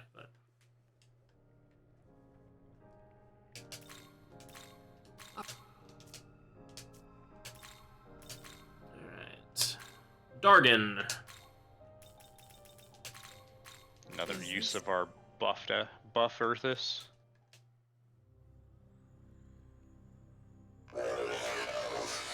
Mecha Dragon Fafnir.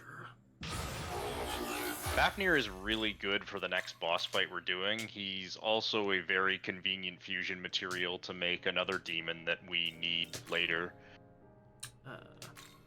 Alright, time to get Demon Proficiency 3 and Diving Proficiency 3. You wish. Shoutouts to the notes for this game. Oh, did I spell it wrong? Yeah, you're Diving Proficiency. It's just funny. Nice, I'm leaving it. Yeah, no, just like, go ahead and leave it. It's really funny. Alright, Mapatra Abyssal Mask. Yep. That one wasn't intentional. Spelling kinky wrong was intentional, but that one wasn't. And then Tau also gets Null Ice, because the next boss likes using ice skills. And then MC. We don't need to do this, and I, in fact, don't even like going for using Makara Karn with MC, but it's like, it gets the essence out of our inventory, so. Fafnir gets Ganesha's essence. Beastie Abyssal Mask, Fierce Roar Fizzplay Aroma.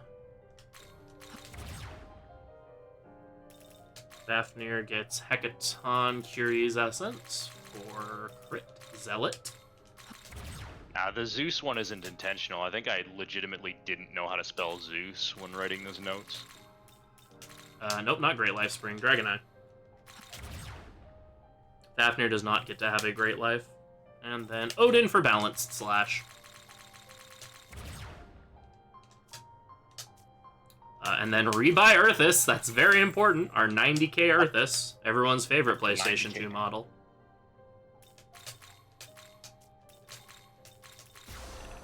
Termination MC.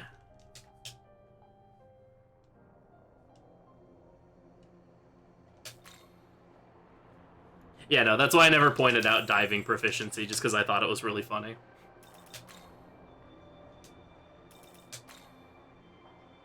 Yeah, as much as I love Google Sheets, it doesn't have a spell check, so this kind of stuff will happen. Why are we calling Earthus a PS2 model? Because that's how much it costs to summon him.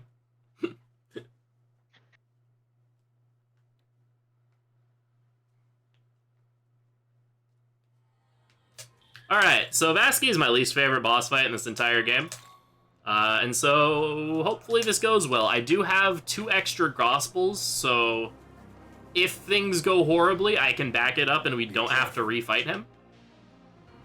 But it's fine, because this fight's just going to go perfectly, and this that comment isn't even going to become relevant. And here you are. How truly delightful. Now I can vanquish both you and this infernal idleness in one fell stroke. Alright. The reason Fafnir is really good for this fight is because he nulls poison, and this boss loves to use Toxic Spray, so you can taunt with Fafnir and consume a bunch of his turns. I was gonna buy a counter incentive resist, but it's fine. I like that for this fight, because sometimes if he just does basic attacks on Fafnir, you don't quite build enough meter.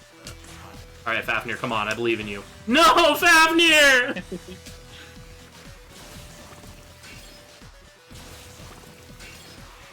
You can see why that's good.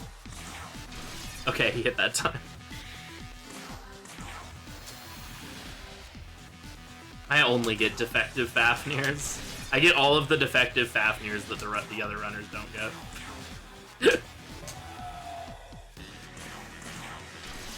Okay, there we go. Alright, throw a Chakra Drop on Fafnir, because he doesn't have quite enough MP to get through this whole fight.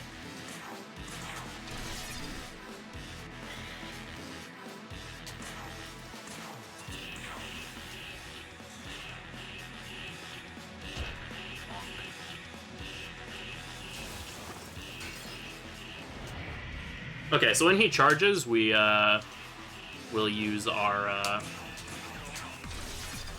the magic mirror we have. Yeah, you don't want to just use a ice dampener here because he has 4 press turns, and so he'll lose 2 of them hitting your shield, and then followed up by using Mabufudine 4 more times. Not fun. I'm gonna use a fire gem just to set up for the kill next turn a little better.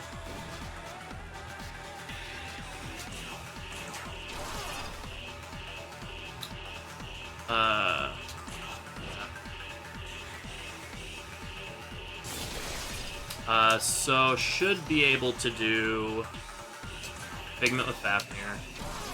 Perfect. Perfect! I am a damage calculation master. Ignore all of the times I've killed this boss on accident.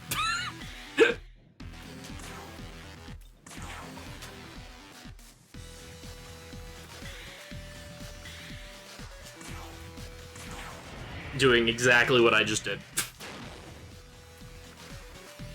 Alright, and then this cat is. Nice. Clean All fight. right. That's a relief that Vasky actually went well.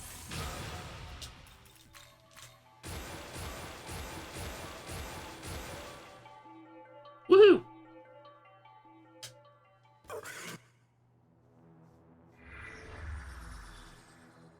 Fun fact, my PB in this game is 6 hours and 2 minutes.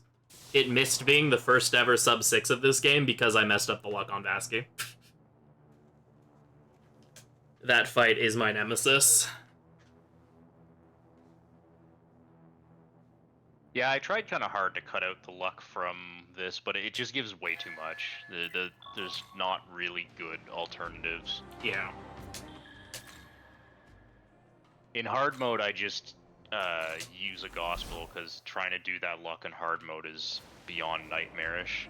Yeah. For those who don't know, in hard mode you have a 30% damage penalty. You take 30% more damage and you have a 30% damage penalty. So doing somewhat precise boss kill setups can be a little more tricky.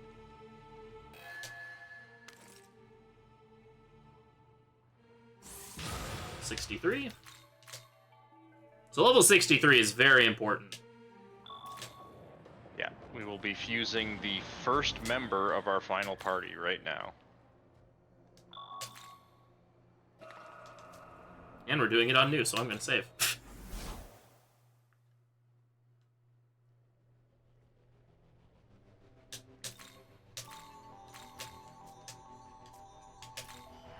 Alright, it's time for us to be getting Siggy with it.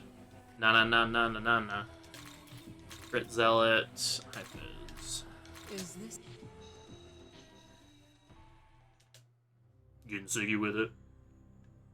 My sword is yours. So something really funny is we're eventually going to want Impaler's Animus on Siegfried, but not right now. Yeah, I was really mad when routing this for that reason. It's like, surely I can just keep this Impalers and I don't have to get it again, but no, you just can't. You don't have the skill slots. Crit, Hyphens. Darganai.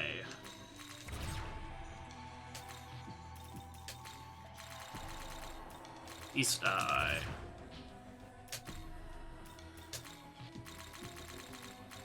Is Pleroma. Oh yeah, also note that our Siegfried, because of all of the EXP we've been pumping onto Earthis and Ganesha, our level 63 Siegfried is level 69. Nice. Nice. And then MC gets Nord, so we can have Luster Candy over Makara Karn, because we don't need that anymore.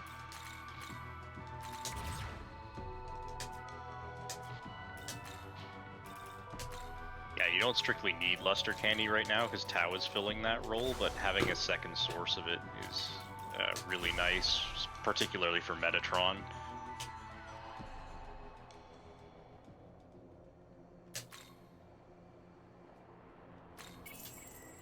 Alright, so now that we have Siegfried, we're just gonna bully the rest of the gods. Yeah, they get agility kind of incense get wrecked. Oh, guess Siegfried can have one more point of agility.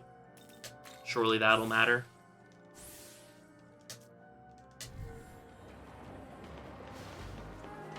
Be kept.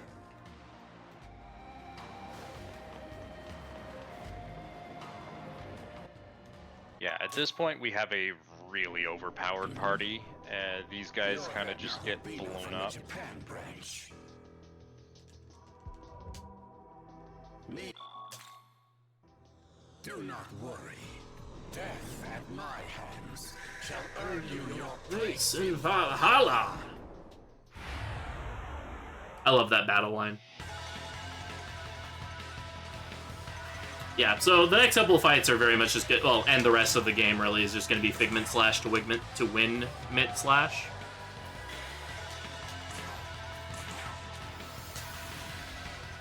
Yeah, I love this Odin design. It's really cool. Yeah, Odin is definitely my favorite demon in this game.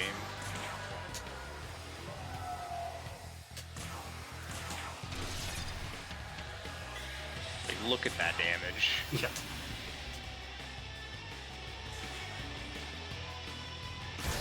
Siegfried has very high base strength, and also with the Battle Sutras, he's at +8 physical.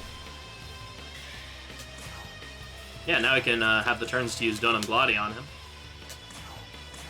And, you know, casual, 3.7k. Just gonna do a light of order here just to heal and make sure our buffs last the whole time. We should kill him next turn anyway. Yeah.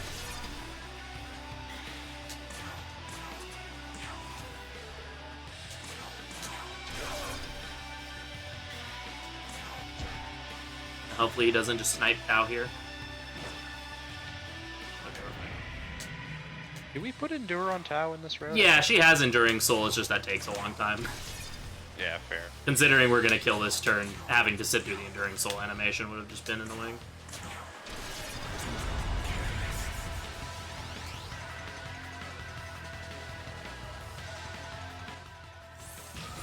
He doesn't get to use Power Charge Gungnir. Kill him too fast.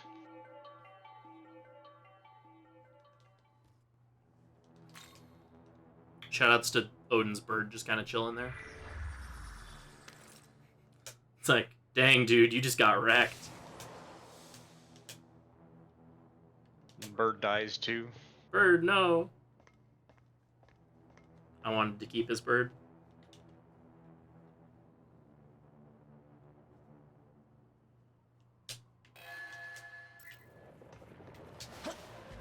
You know if it's better to run down the stairs or actually just warp back? I can't. Don't think I've tested that. I imagine the difference, if any, is like so incredibly minor. But... Yeah, I wouldn't. I actually don't even remember what I do. I probably warp back. Yeah, there's no loading screen to warp back, but also it's like right there, so warp feels better. Alright, so here we're gonna go over here. You would be locked out of this quest if you had killed Kansu. This is Amun-Ra over here. Yeah, this is another quest required for True Neutral. Yeah, at this point, if I didn't get any extra Gospels, I would also go and take on the partner spot Kushimitama that's in this area, but since I'm running on a bunch of extra Gospels, I'm just skipping it. Because you're not guaranteed to go first.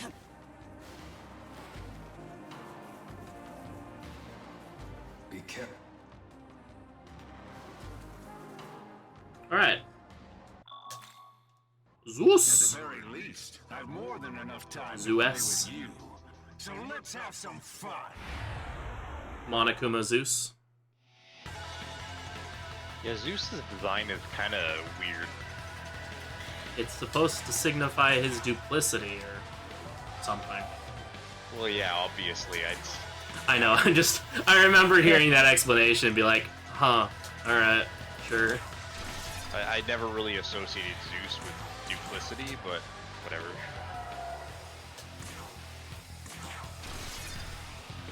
It's okay, because two halves of Zeus get Figment slash just as well as one. Or duality, not duplicity.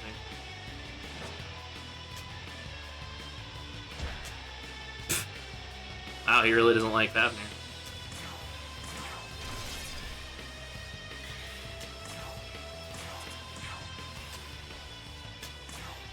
I don't think I've ever seen him just basic attack someone before. That was kind of funny.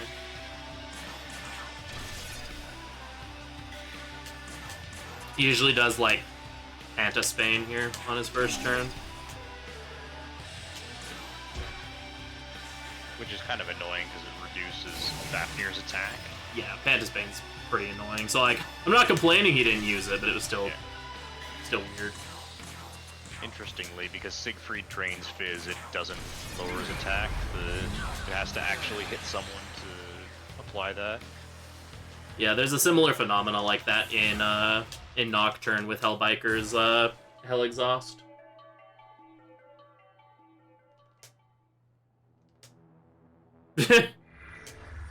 Yeah, beating Zeus applies the reading debuff. Sometimes. Just memorize the notes, forehead. Yeah.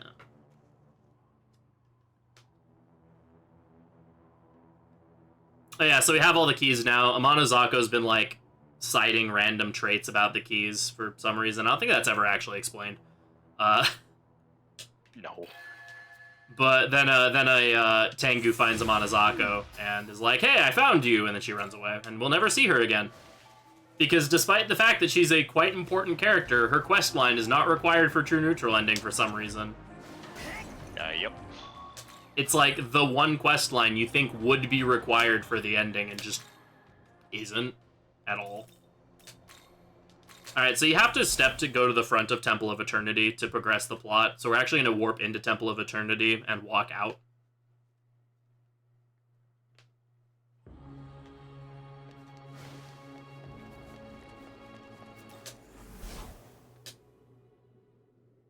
I mean, Hestia is pretty pleasant.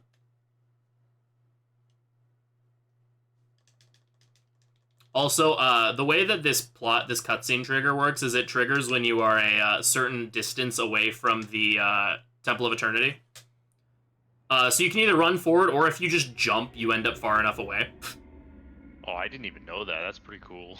So yeah, you just jump midair and the cutscene starts. And then we can warp back into and just use the return pillar to go back, and then we can warp to the top.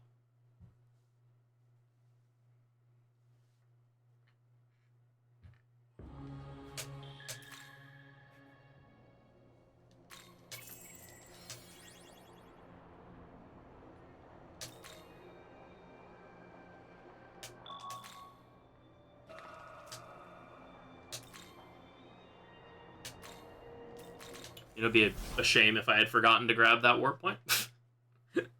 I was like thinking to myself, like, I remembered to grab the leyline fount, right? I guess if nothing else, I could have just warped back to Empyrean and ran out, but it would have still been funny. Alright, so now I find Metatron. The leader of the Decepticons. Metatron is level 78, so he's more than 10 levels higher than us, so we get a 4 times bonus experience multiplier. His base experience is 161k, and we're gonna luck the fight. So it's gonna give us a lot of levels.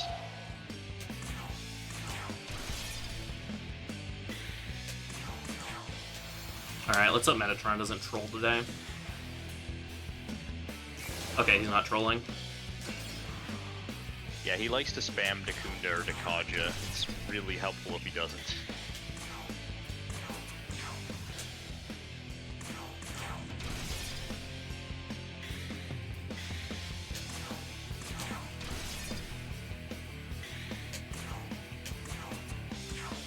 Alright, so this next turn he's guaranteed to do Dakunda into charging.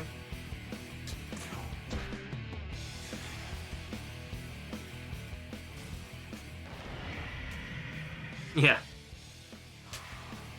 Back on the topic of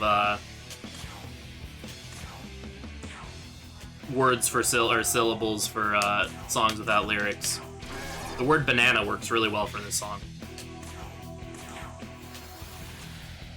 Okay, so I should be able to Figment with Bath the one time here. Perfect. And then I set up my light dampener. And Siggy can throw the crit gem now. He always does Mahama Variant on his charge turns. Swap Tau out for Earthus. Your turn. Go.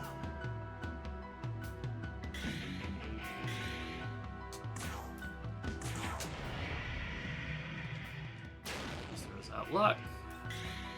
I don't have anything else to do with Fafnir, so might as well just do some more chip. Actually, I might not have killed without that. I don't see. Nah, we were fine. Oh, I killed for sure. There's no way. Yeah, and yeah, we get 5 level ups from that. So yeah, we are level 70. Hmm. Oh, that was a gold split. Nice. Alright.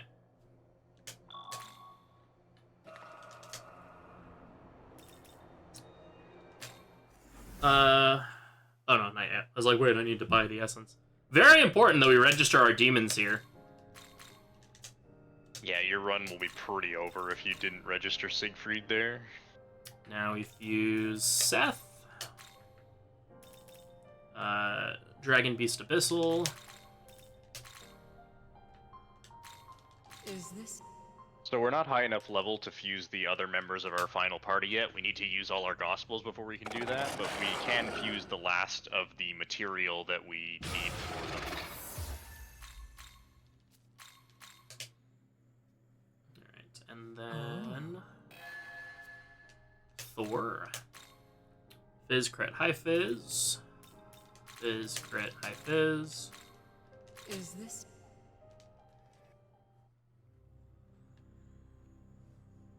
Your sake.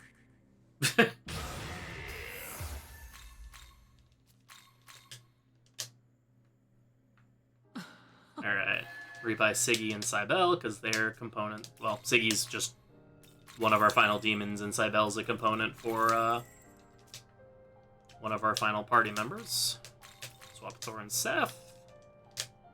Yeah, if you remember the special fusions for this game, you can probably guess what our final party is going to look like.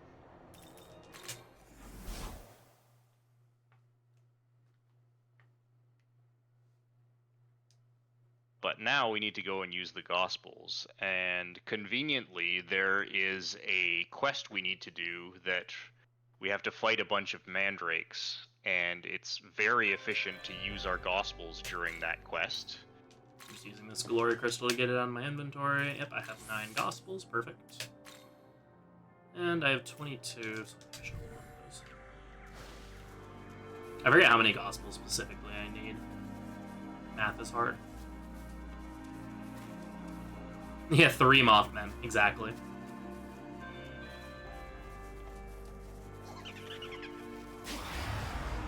Mothman with the sword, Mothman with the spear, and Mothman that uses ice. Boop.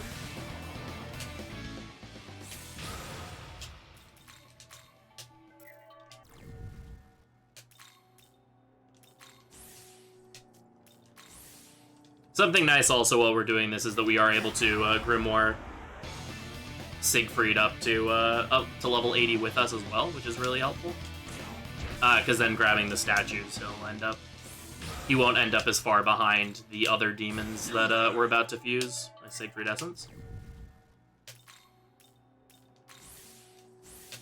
Yeah, you can also throw all of your extra ones on like Thor and Seth in order to feed more experience into the other two.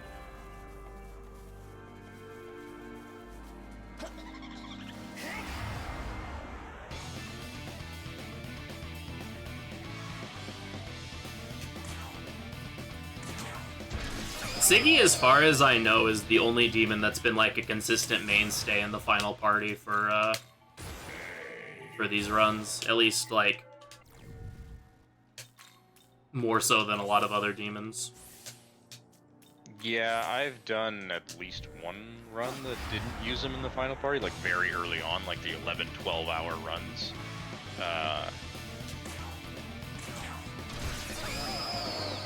But yeah, he's very good. Like Drain Fizz, high strength, good physical affinity. There's really not much more you'd want. Yeah, and like even when before we knew about Figment Slash, Catastrophe, which is an ability he starts with, does a lot of damage. Yeah, I used to use Crit-Aura Health Rust instead of that, which kind of similar idea. Basically, as soon as it was realized that physical is the way to go in the late game, which was pretty early on in the routing, Siegfried has always been used.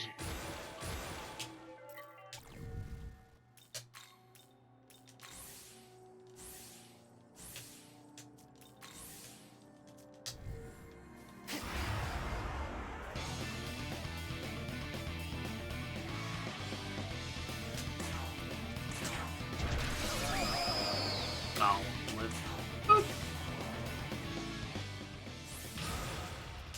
I did not know they could survive that on normal mode.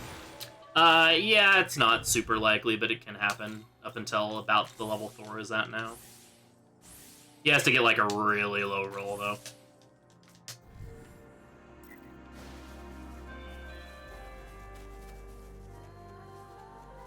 Yeah, like unfortunately, like because there's really good Shiva strats you can do that with magic that are faster for killing Shiva. Unfortunately, though, in order to use those strats, you have to be able to fuse Gabriel, who both requires that you do an extra quest in order to be able to fuse and is also level 85. And so just using Gabriel is just very out of the question, unfortunately.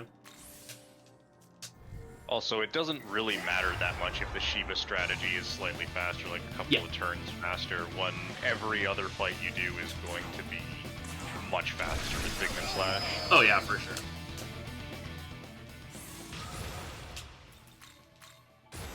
Like, honestly, setting up a couple of turn cheese strat for Shiva just isn't worth it when you can do a non-cheesy strat and still finish in like 5 turns. That's very true, yeah.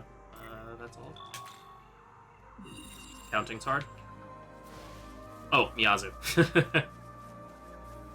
Oh yeah, don't forget about Miyazu, that's kind of pain. Very pain. Yeah, so Miyazu is a character that exists in this video game. We haven't seen her in, like, 4 hours. But she exists, and she's just been chilling here in Fairy Forest. Yeah, Wonderful. You have to talk to her, because if you don't, then Isis will not give you the Konsura quest. And since Isis is all the way at the end of Odaiba, it really sucks to run all the way there and realize you forgot to do this and have to come back. Okay, there we go. You have to exhaust Miyazu's dialogue there, so you have to see the talk bubble like kind of gray out. That Aramitama respawn, but at this point, I'm not gonna go for it. If I'm low on Gospels, that Grimoires, that Aramitama tends to respawn by this point, and I usually go kill it, but I'm good on Grimoires, so I don't need it. So Isis tells us this story that's definitely not foreshadowing something we'll find out about in the next, like, 10 minutes, and then we give her son's head, that we've been just kind of carrying around with us for a while. Ever since we beat Horus back in Chota. It's like in the Witcher games when you have, like, the trophy from the hunts or whatever, we've just had this, like, Horus, like, this falcon head attached to our saddle this whole time. Alright, we need to take one more dip into the store, visit our best bud Gustav, because we need to buy another Nue essence. Nue's essence has Beast Eye on it, and we need one more source of Beast Eye. Yeah, you just can't quite carry all of the skills we want to Odin, so we need to get one from an essence. And thankfully, special fusions can't accident, so... Got our boy Odin here with... Big boy Odin. Fizz, crit, high fizz. Is this?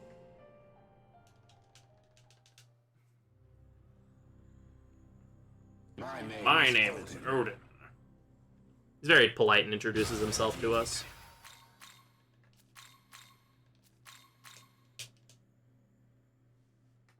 And then our final party member is Ariok. Dragon Abyssal Beast. Who is the other demon that's probably been one of the most consistent mainstays in end parties.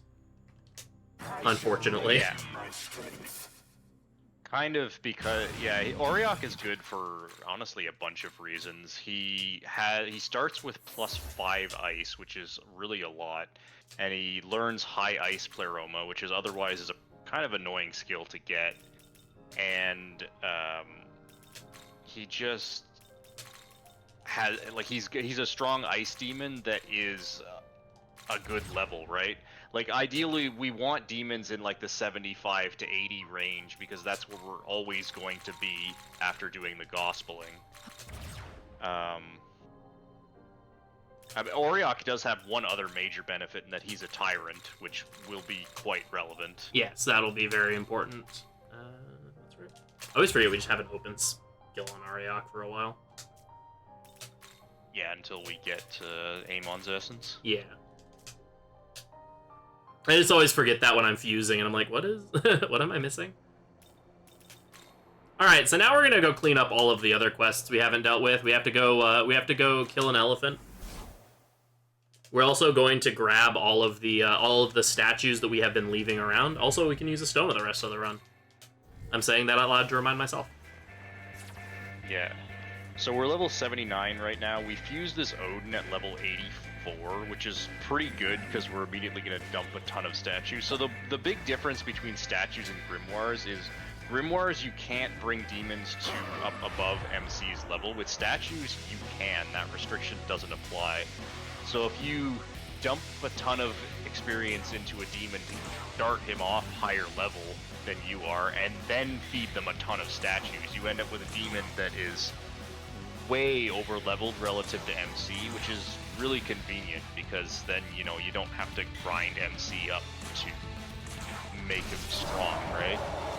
So you can't punch the elephant, but you can impale him. Yeah, Impaler's Animus gives any skill used after it a piercing effect.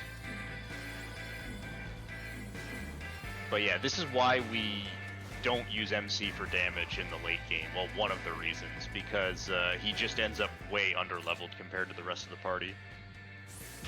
He also, it's really hard to get skill affinities on him, which become very relevant when you get up to like, +8, +9.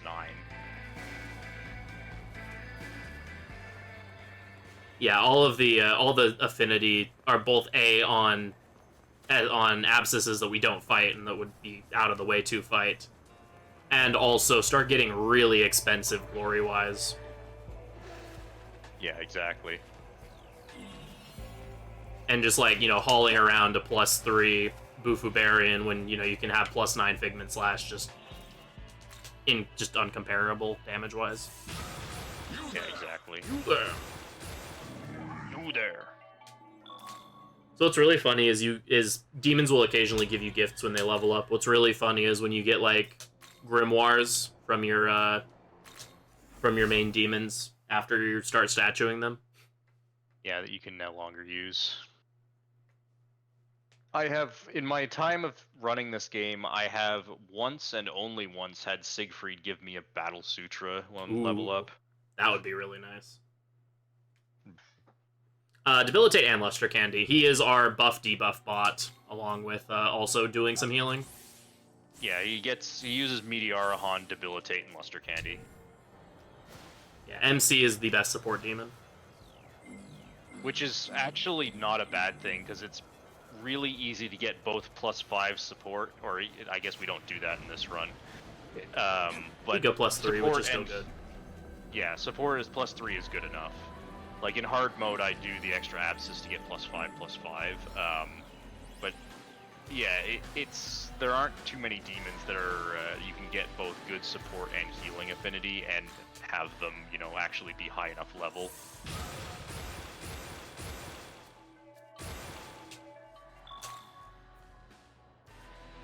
Yeah, MC also naturally just has really, really good MP growth, in addition to being able to just throw, Mana Spring and Great Mana Spring on him. Yeah, which helps quite a bit. Funny. Revival Chant is a pretty good skill, I think. It saves you a half press turn when reviving someone. It's speedrun wise, you can use it. It's the only skill in the entire game in which you cannot skip its animation, which is really weird. Huh. That is weird.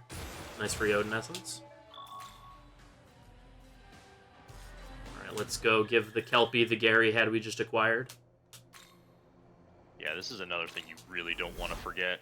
I have Getting forgotten to the this top. one a few times, or once or twice. It felt really bad. Yeah, getting to the top of that mountain, be like, why is there no quest marker? Yeah. Like, oh, I'm carrying around this smelly elephant head with me still. Oops.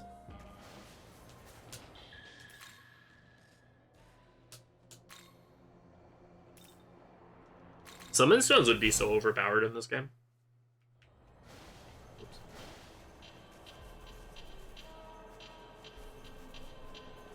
I mean, revival chant is a summon stone, isn't it? Yeah, it's a unique skill, so you can't just like have demons throwing them. Oh, that's right. That's what you mean. Yeah.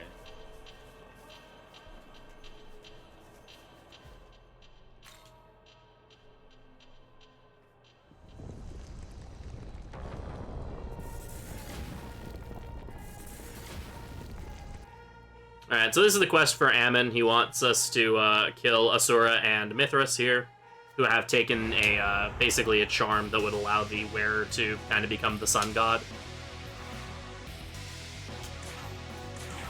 And this is one of those fights I mentioned where, because we're like our demons are so far over leveled, I can actually just straight up go for Figment Slashes immediately instead of having to wait for buff differentials. Like, we do have the one Luster Candy, which is nice, but I have to wait for a +2 advantage.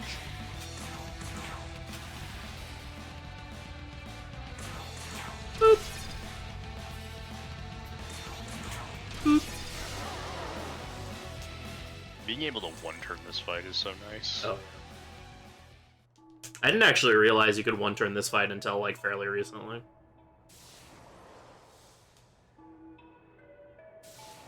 Just because I forgot how much, I just, like, didn't realize that I was scaling them enough to not have to put up 2 figments. So I would kill one of them, and then the other one would be at, like, half HP.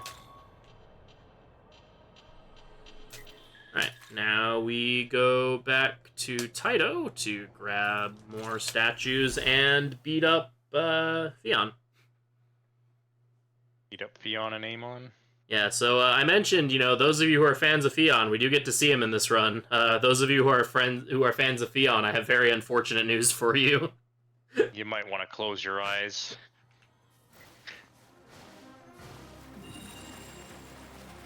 It's not exactly a fair fight.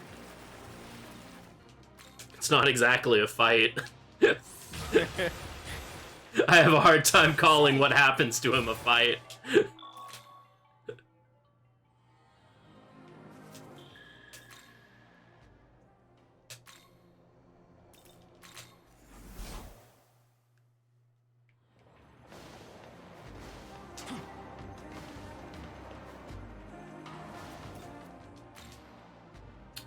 Yeah, this game's like really good about giving you leyline founts. Siggy's actually getting good strength growth, which is nice. This game's actually usually pretty good about giving you like leyline founts in convenient spots, except for specifically they don't give you a leyline fount at the top of this stupid mountain we have to climb here. Which makes it doubly bad if you happen to forget to like turn in that that Kelpie quest, because so Fion's quest is the one that's required for true neutral ending. But in order to get the Fion quest to spawn, you have to do all of the Fairy Village quests. And the Kelpie quest counts towards that. Oops. Well, except for the Adune one, which for some reason doesn't count as a Fairy Village quest. Oh, yeah. So if you get to the top of this mountain and you have not finished those quests, Fion will be standing there. But no, unfortunately we leave Eden to her fate. It's tragic as it is.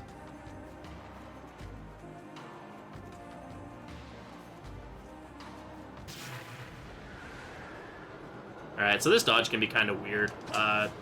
Fafnir's hitbox is very well designed. Yeah, they attack really fast and have really good reach. So to try to get the dodge there, I run to the left to kind of try to lead them all in that direction and then break right. It works most of the time, but sometimes you still get caught out.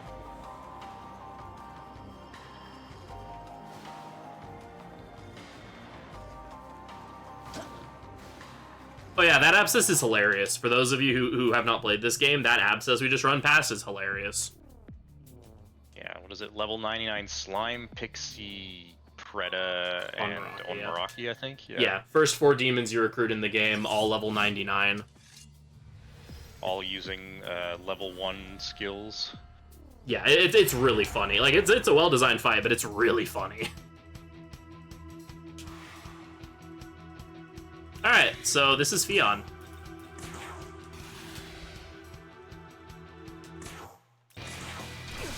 Yeah, I think they all get 2 press turns as well.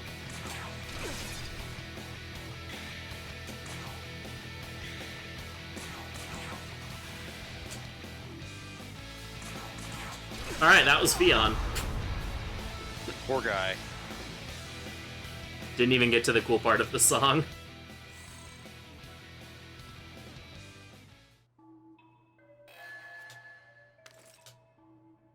And after beating him, he joins your party, and he will do absolutely nothing. Hey, he'll get levels in the stock.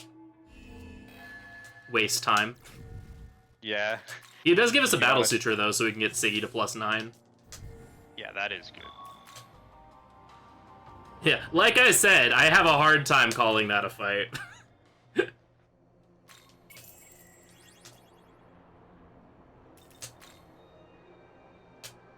Oh, yeah, that is true. Though, you don't need to Estoma anymore. My Estoma will last the rest of the game. And even if it were to go out, like, right now, these Hecaton Curies are the last enemies you have to dodge. Nuh-uh. The Ite Varus is... Oh, right. going to that statue. Right.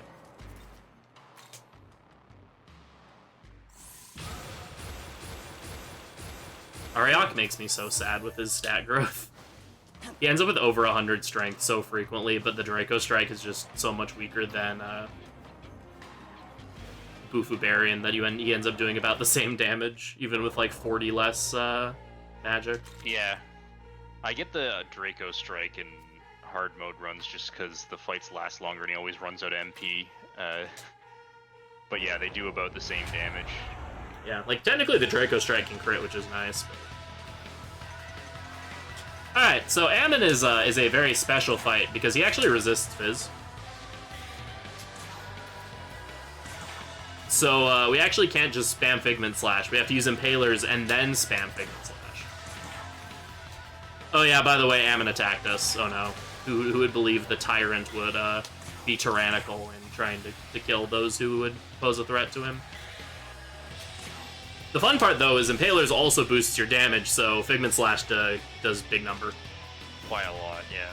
It's the same as Charge. Unfortunately, he also does Makarakarn, which is kind of annoying. I'd rather him use that than Tentarafu, personally. Oh yeah, for sure, but... I've seen him Tentarafu and hit my entire team. Doesn't mean we just kind of have to pass through our turn, and then, boop. Whoa. Oh yeah, he does know how to JoJo pose. It's a really fun thing on stream when I have webcam to, like, mimic Ammon's poses. Especially the one he's about to do as he dissolves.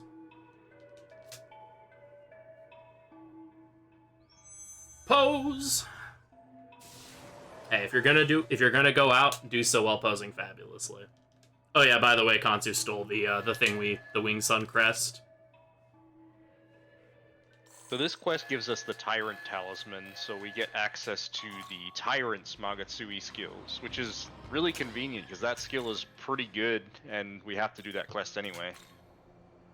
We have 2 more statues we're going to grab, then we're going to pick up a quest from Isis, do 1 more fight, and then we're going to be fighting Shiva.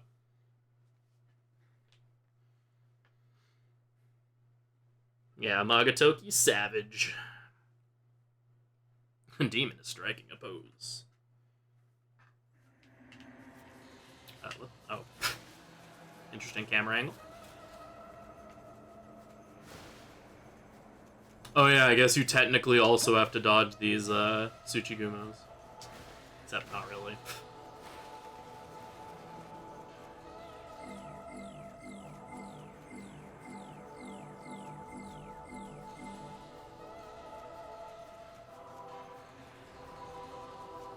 Are you calling Savage the most useless Magatsui skill? It's good.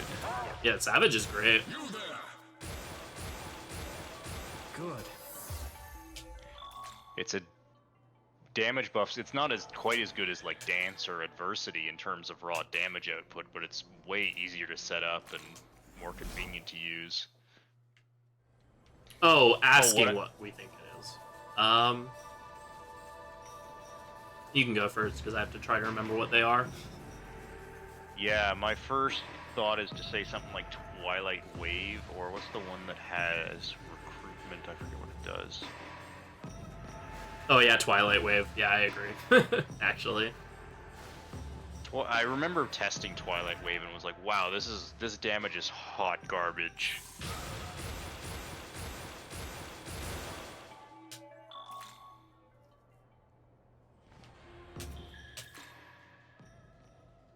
Alright. Yeah, I remember there being one associated with recruitment that was also really bad. Oh yes, there's the one that gives you like a second chance if the demon like would attack you in recruiting or something. That one's really bad too.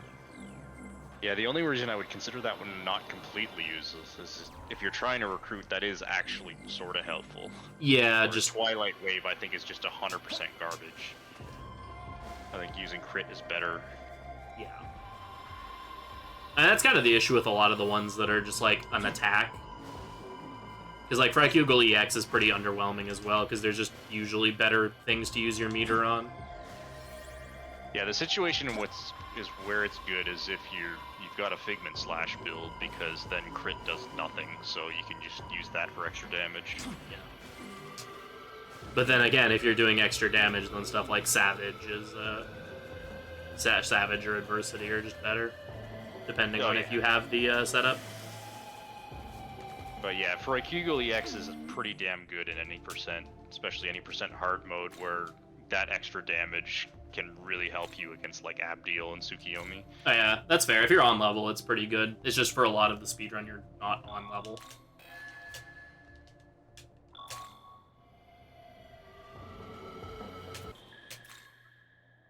Yeah, oh, is that the one that's just Dekaja? Oh wait, there's one that's just a Forgotten Kaja. about that one. Oh yeah, no, actually, yeah, at least Twilight Wave does something. Yeah,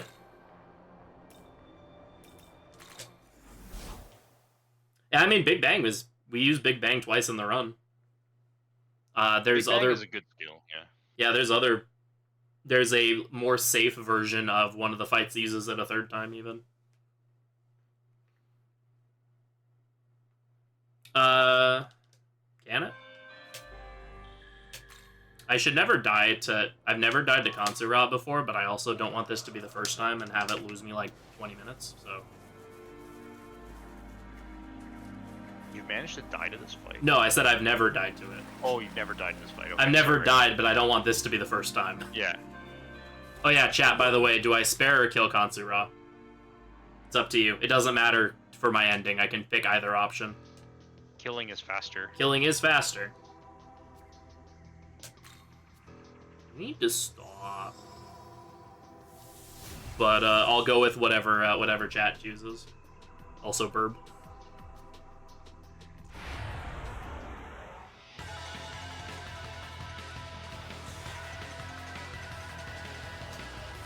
Seeing a lot of kills. Bird up. Kill to make me honest.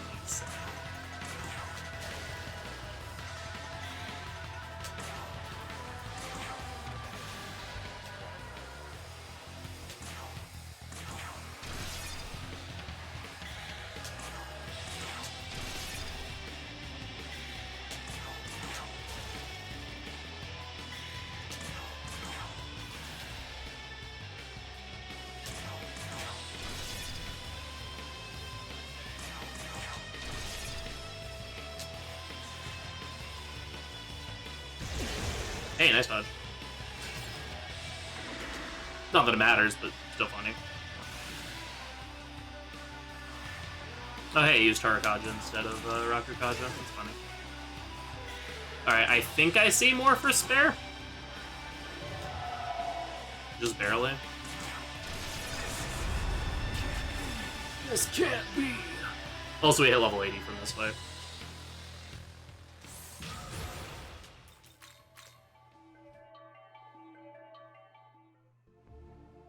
Alright, we'll spare him.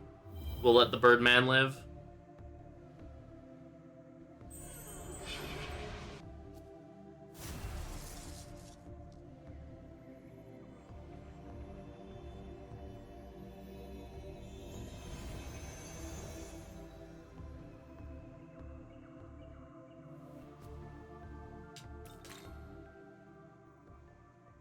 Alright, he has been spared.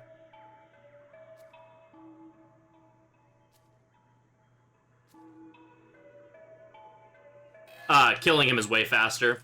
You get like a whole extra conversation if you spare him. If you kill him, you just kill him, and then Miyazu's like, I didn't want this, and that's it.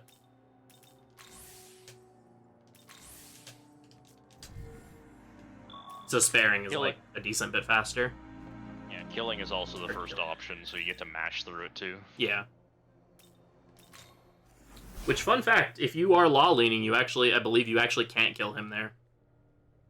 Yeah, Miyazu actually stops you. Although I've never in run had that happen to me, so yeah. I always just spin randomly for the choices. Yeah, I think you end up chaos leaning, which you have to, and we get the Asura thing. MC Wish Showas of Vishnu. We don't need Donam Gladi anymore because we're going to be using Impaler's Animus, so now we get Meteor Rahan. Ariok gets Ammon's Essence for great life. And Siggy gets Fuki's Essence to get the Impaler's Animus that he naturally learns. Yeah. You really don't want to try to fight Metatron without Null Light on Siegfried, so you kind of have to just give it up. Yeah.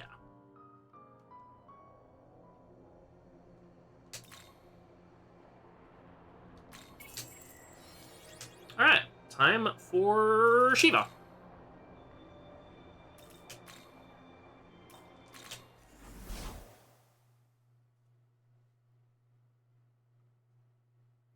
Birdman, singing Birdman. Shoutouts to Garuda being like the only punishing foe in the game that doesn't have a quest associated with him. Oh, and Seth, technically.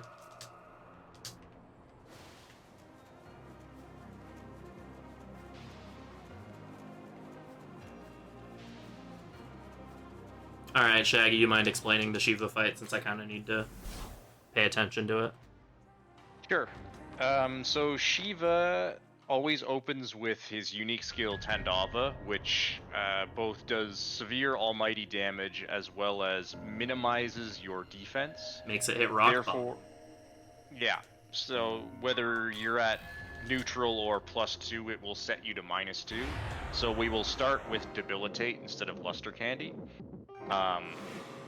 Shiva has 3 main different types of damage, which are Fizz, Elec, and Fire. So Odin repels Elec. We put the Asura Essence on MC to repel Fire, and Siegfried drains Fizz. So we cover all of the 3 main things he can do. Other than that, the idea behind this fight is basically we're going to set up our buffs. We're going to make sure to stay healed up.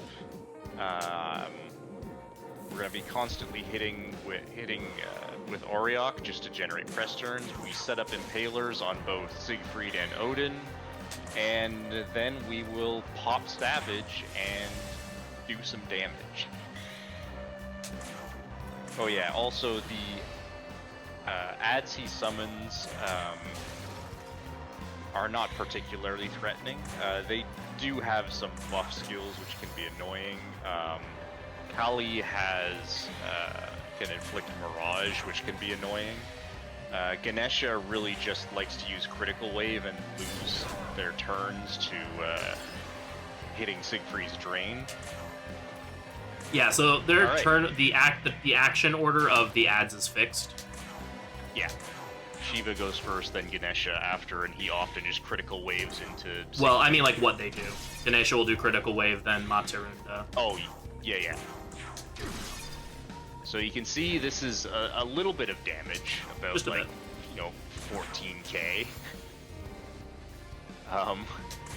So Savage is kind of strong when you combine it with, you know... So at this point, how many damage buffs do we have? We'll have both Physical Aromas, we have Critical Zealot, we have Impaler's Animus, we have the actual critical damage bonus, and we have Savage. So 6 different damage boosts, all of which stack multiplicatively with each other.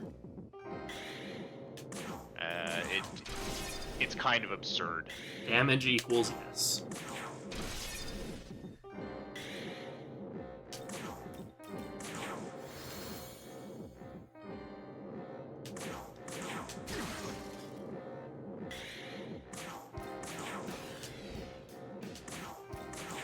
Unfortunately, we do have to eat a second Tandava here, but that's really not an issue at all.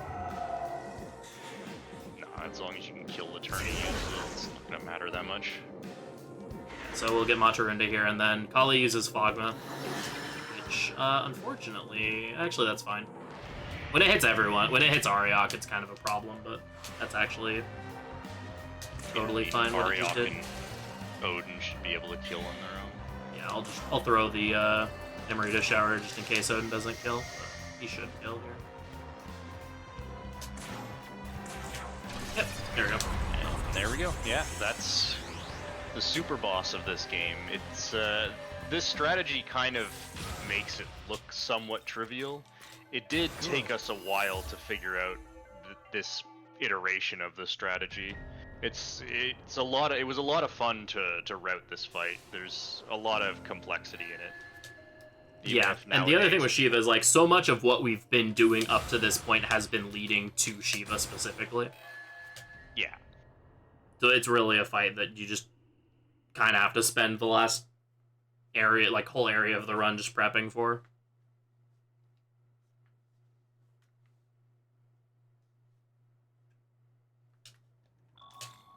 Demeter jump scare. Alright, just for reference, there's about 10 minutes left in the run, so just figured I'd give that heads up. So MC is going to get Shiva's affinities because his affinities are really good. Ariok is going to get Beelzebub, and this I need to focus because I need to remember what we all drop here. We drop Beast, grab Ice Age, Debilitate, and then we grab Null Force from you. Harvest time! So relative to Shiva, Lucifer is a pretty easy fight, but he's not completely free, so you do want to do a bit of setup for him. Mainly, Ariok isn't really going to do good damage anymore, so we can give him Debilitate to get our buffs out faster. And we also want a source of Null Force, since the Shiva Essence is really good, because it drains fire and elect, but it does not Null Force, and Siegfried and Odin are both weak to Force. Lucifer has all different types of magic, so we do want some coverage, so we have the Mott Essence anyway, so just throwing Null Force on Ariok makes sense. And now we get to skip cutscenes for a minute. Or rather, stare at loading screens for a minute with occasional cutscene skips. This is what I meant when I said that just getting the game to a different console, even if we couldn't do any of the glitches, would make the run shorter, probably. Because, like, there are a lot of loads, even just at this point. Also A. A. So yeah, here's where we make our final decision as to what kind of world we want to make. And we decide to side with Nuwa and Yakumo and just destroy the throne. Basically, Abdiel and Dazai want to just recreate the world as it was. Ban the Nahobinos, just recreate the world as it was before. Yuzuru and Tsukiyomi want to create a world where of myriad gods, so basically the world before the creator took over, where everyone's just free to, you know, follow whatever deity they wish, and everyone's allowed to be a Nahobino. And we just decide, you know what? This whole, like, throne thing is causing a lot of problems. We're just gonna smash the throne into 1,000 pieces.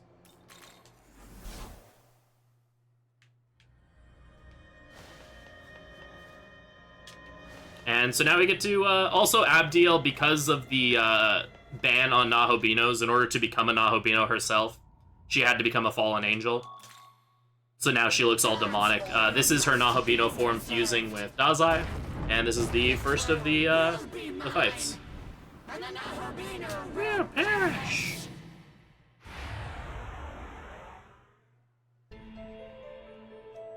And we are pretty severely overleveled for these fights. Yeah, to the point I can just, like, raw Figment Slash and hit anyway, even without the debuffs. We're still gonna put up the debuffs to kill them faster, but...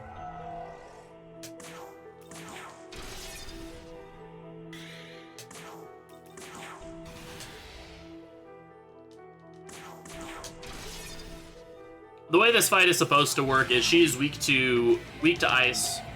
However, after her first turn, she'll summon adds in the form of her arm and a wing that will cast support skills on her, use Makara Karn, etc. However, we put the ability Ice Age onto Ariok, which Nice.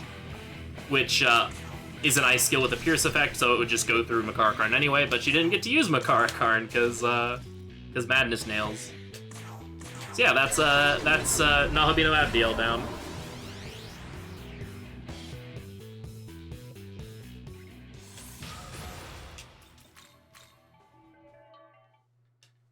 So at this point, if you fulfilled all of the requirements for True Neutral, we get an extra cutscene right here, where Nua's like, hey, by the way... Oh, also Nua and Yakumo got defeated by Abdiel. Nua's like, oh, by the way, just in case you were curious, we weren't actually going to smash the throne. We just said that. What we were actually going to do was just create a world without any demons in it. And we're like, oh, huh, that's interesting. Wish you would have told us that before we almost got the bad ending.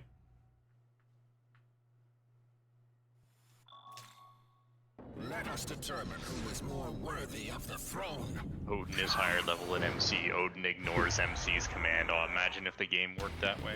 Also, shoutouts to thankfully. Tsukiyomi's design being my personal favorite. I just love this design. It's so cool. But yeah, this is Tsukiyomi. That's a problem. We'll see. Wearing the moon as a mustache and having a scythe that looks like the moon. So Tsukiyomi's fight has a gimmick that we hopefully won't see. You'll just have to trust me that it has a gimmick. Actually, with him getting that extra turn, it should. It won't matter. You can definitely miss this at least once.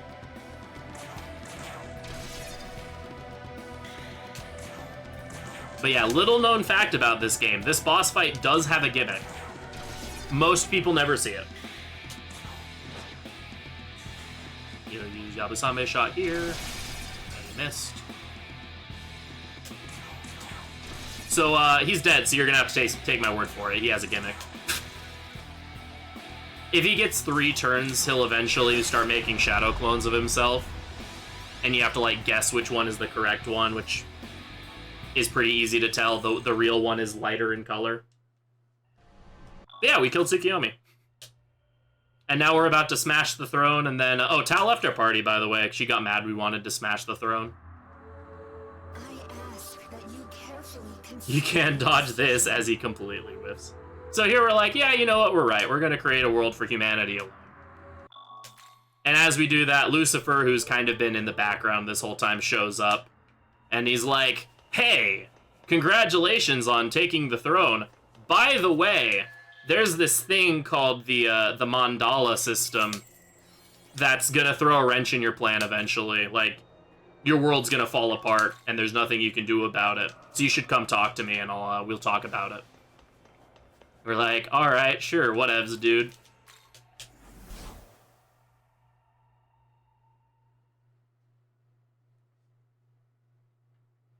So we go to fight Lucifer, and he turns into a Gundam. Mecha Lucifer. Yeah, we get Mecha Lucifer, Mech Knight Lucifer. Gundam Lucifer. Kamen Rider Lucifer. And now he's like, hey, I learned how to defeat the mandala system. Now beat the heck out of me and I'll tell you. And we're like, alright, sure, whatever, dude.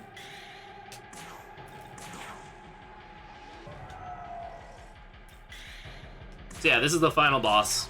First couple turns, standard stuff, just buff and debuff to full. He has 3 phases. His first and third phase resist Fizz, so we have to use Impaler's Animus. And then his fight Fizz and have no weakness, so they're kind of annoying. Zeobarian, nice whiff, my guy.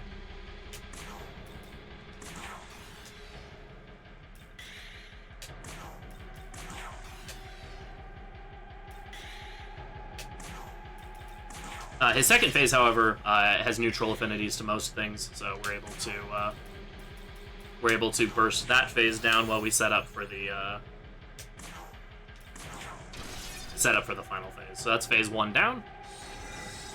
He transforms. We get a cool visual effect. He gives us some random, like, literally last second lore.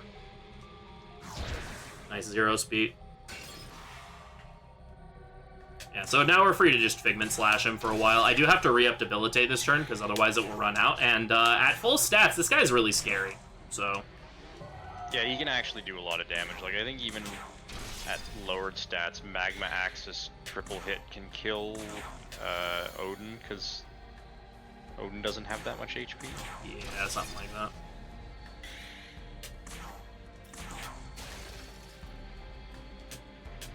Is this gonna push? Yes, okay. So ideally you don't want to spend too much time in phase 2 because he uses an ability called Hot Dark Matter that buffs his attack to full.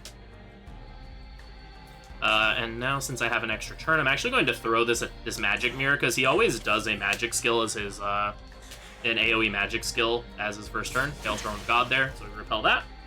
And now it's time to win. So get ready on time. Time is on final hit.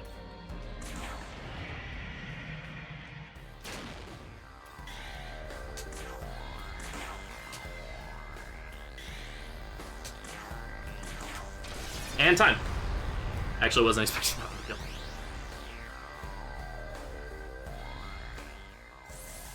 kill. GG. Woohoo! Good run.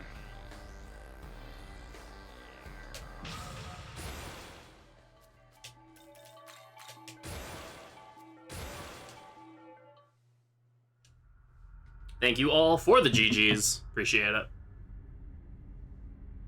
Magnificent, my children. Alright, so HS, since you're here, do you want me to showcase Demi-fiend, or are we good? With this, the world will surely be freed.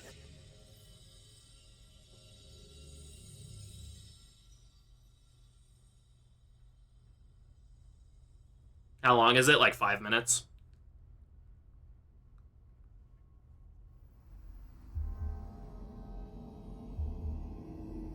At most.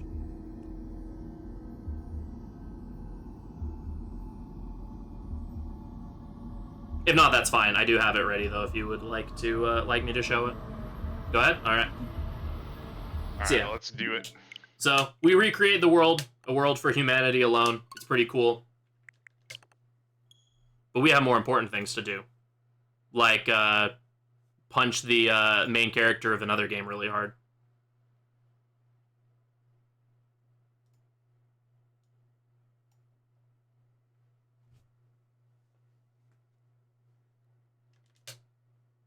So I mentioned earlier a couple of other Magatsui skills being Dance and Adversity could do much more raw damage than Savage, but were much harder to set up. Adversity is by far the strongest of them all. The way it works is it gives you a damage multiplier based on how low your HP is. And that damage multiplier is absolutely huge. Yeah, so the party setup I'm using is a party that the Demi-fiend % run uses. This is on normal mode instead of hard mode. But basically, to explain, a lot of the party doesn't really matter. Just Onyoki here, Lugaru, Adramalik, Gira Makala with 50% HP, and this Siegfried here. Everything else is other stuff I was just messing around with. But it's important we have a MC here with critical HP and a Girimacala with less than 50%. And you'll see the skills that these other demons have on them as we get into the fight. Yeah, so MC's build is basically the same Figment Slash build that Odin and Siegfried were using in the run. The most important things for this strategy is you need everybody to Null Fizz, you need a Beast, you need a Vial. Girimacala specifically is useful. So the opening to this fight, he'll always open with Javelin range. If everybody nulls Fizz is fine. And the first thing we need to do is set up Impaler's Glory, which is the Vial's Magatsui skill, and it is a much stronger version of Impaler's Animus. The other thing we need to do is get our buffs up. I've only done this fight a handful of times, so I'm having to, like, read the notes. It's fine, I'll explain it. So if you have the Miracle Race Transcendence, then MC can use other races' Magatsui skills, which is absolutely essential for this strategy to work. Because you need to put Impaler's Animus on MC, or Impaler's Glory on MC. So Demi-fiend has a weird quirk with his AI in that if you summon a demon into the fight that has not participated in it before, he will always target it with Deadly Fury. At least for the first 2 turns he will do this. So we can abuse this to get him to always punch someone who repels or drains Fizz. So the other thing we need to do now is get back up to full bar. So it might look weird that we're suiciding Gary like that, but that's to abuse Vengeance, which is a miracle that gives you a ton of meter if a demon dies. And then we'll summon in Siegfried, so he'll punch into a drain. And we've got it back up to full bar, and we're ready to go. So pop Adversity, and Figment him in the face. Boop! 41k, no big deal. For easily more than half his HP. And now, one of the cool things about this game is unsummoning demons is only a half action. So what you can do here is dismiss your whole party, and then you have 4 available press turns, all of which belong to MC. So this is only normal mode, so we don't even need this, but on hard mode you can just barely kill him by now using these 4 turns for 2 more Figments with just regular Impaler's Animus. And yeah, that's Demi-fiend.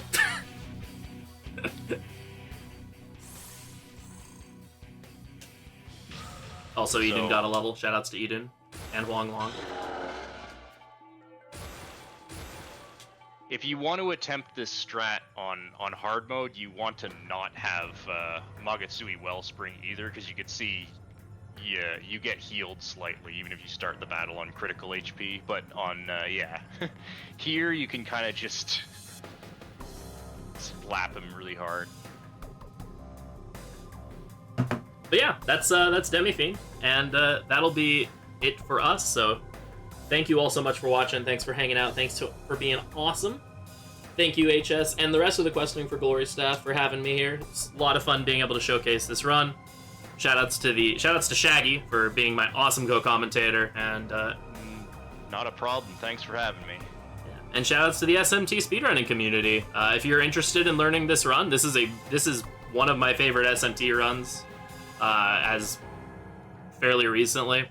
If you're interested in learning this run, or there's other shorter categories for this game, then definitely would recommend checking out the SMT RTA server. It's combined with Persona, so if any of these games runs look interesting, or you just want to find out more fun things about these games, definitely check us out. If you're interested in SMT speedrunning as well, you can check out my Twitch stream. I speedrun these games fairly regularly. Usually 2 or 3 times a week I'll be doing a run of some SMT game. And we have a good time over there and just hanging out, chilling. And again, thank you so much for having me, Questing for Glory, and the RPG Limit Break stream for hosting us. And be sure to stick around for the next run and the rest of the marathon. It will be awesome.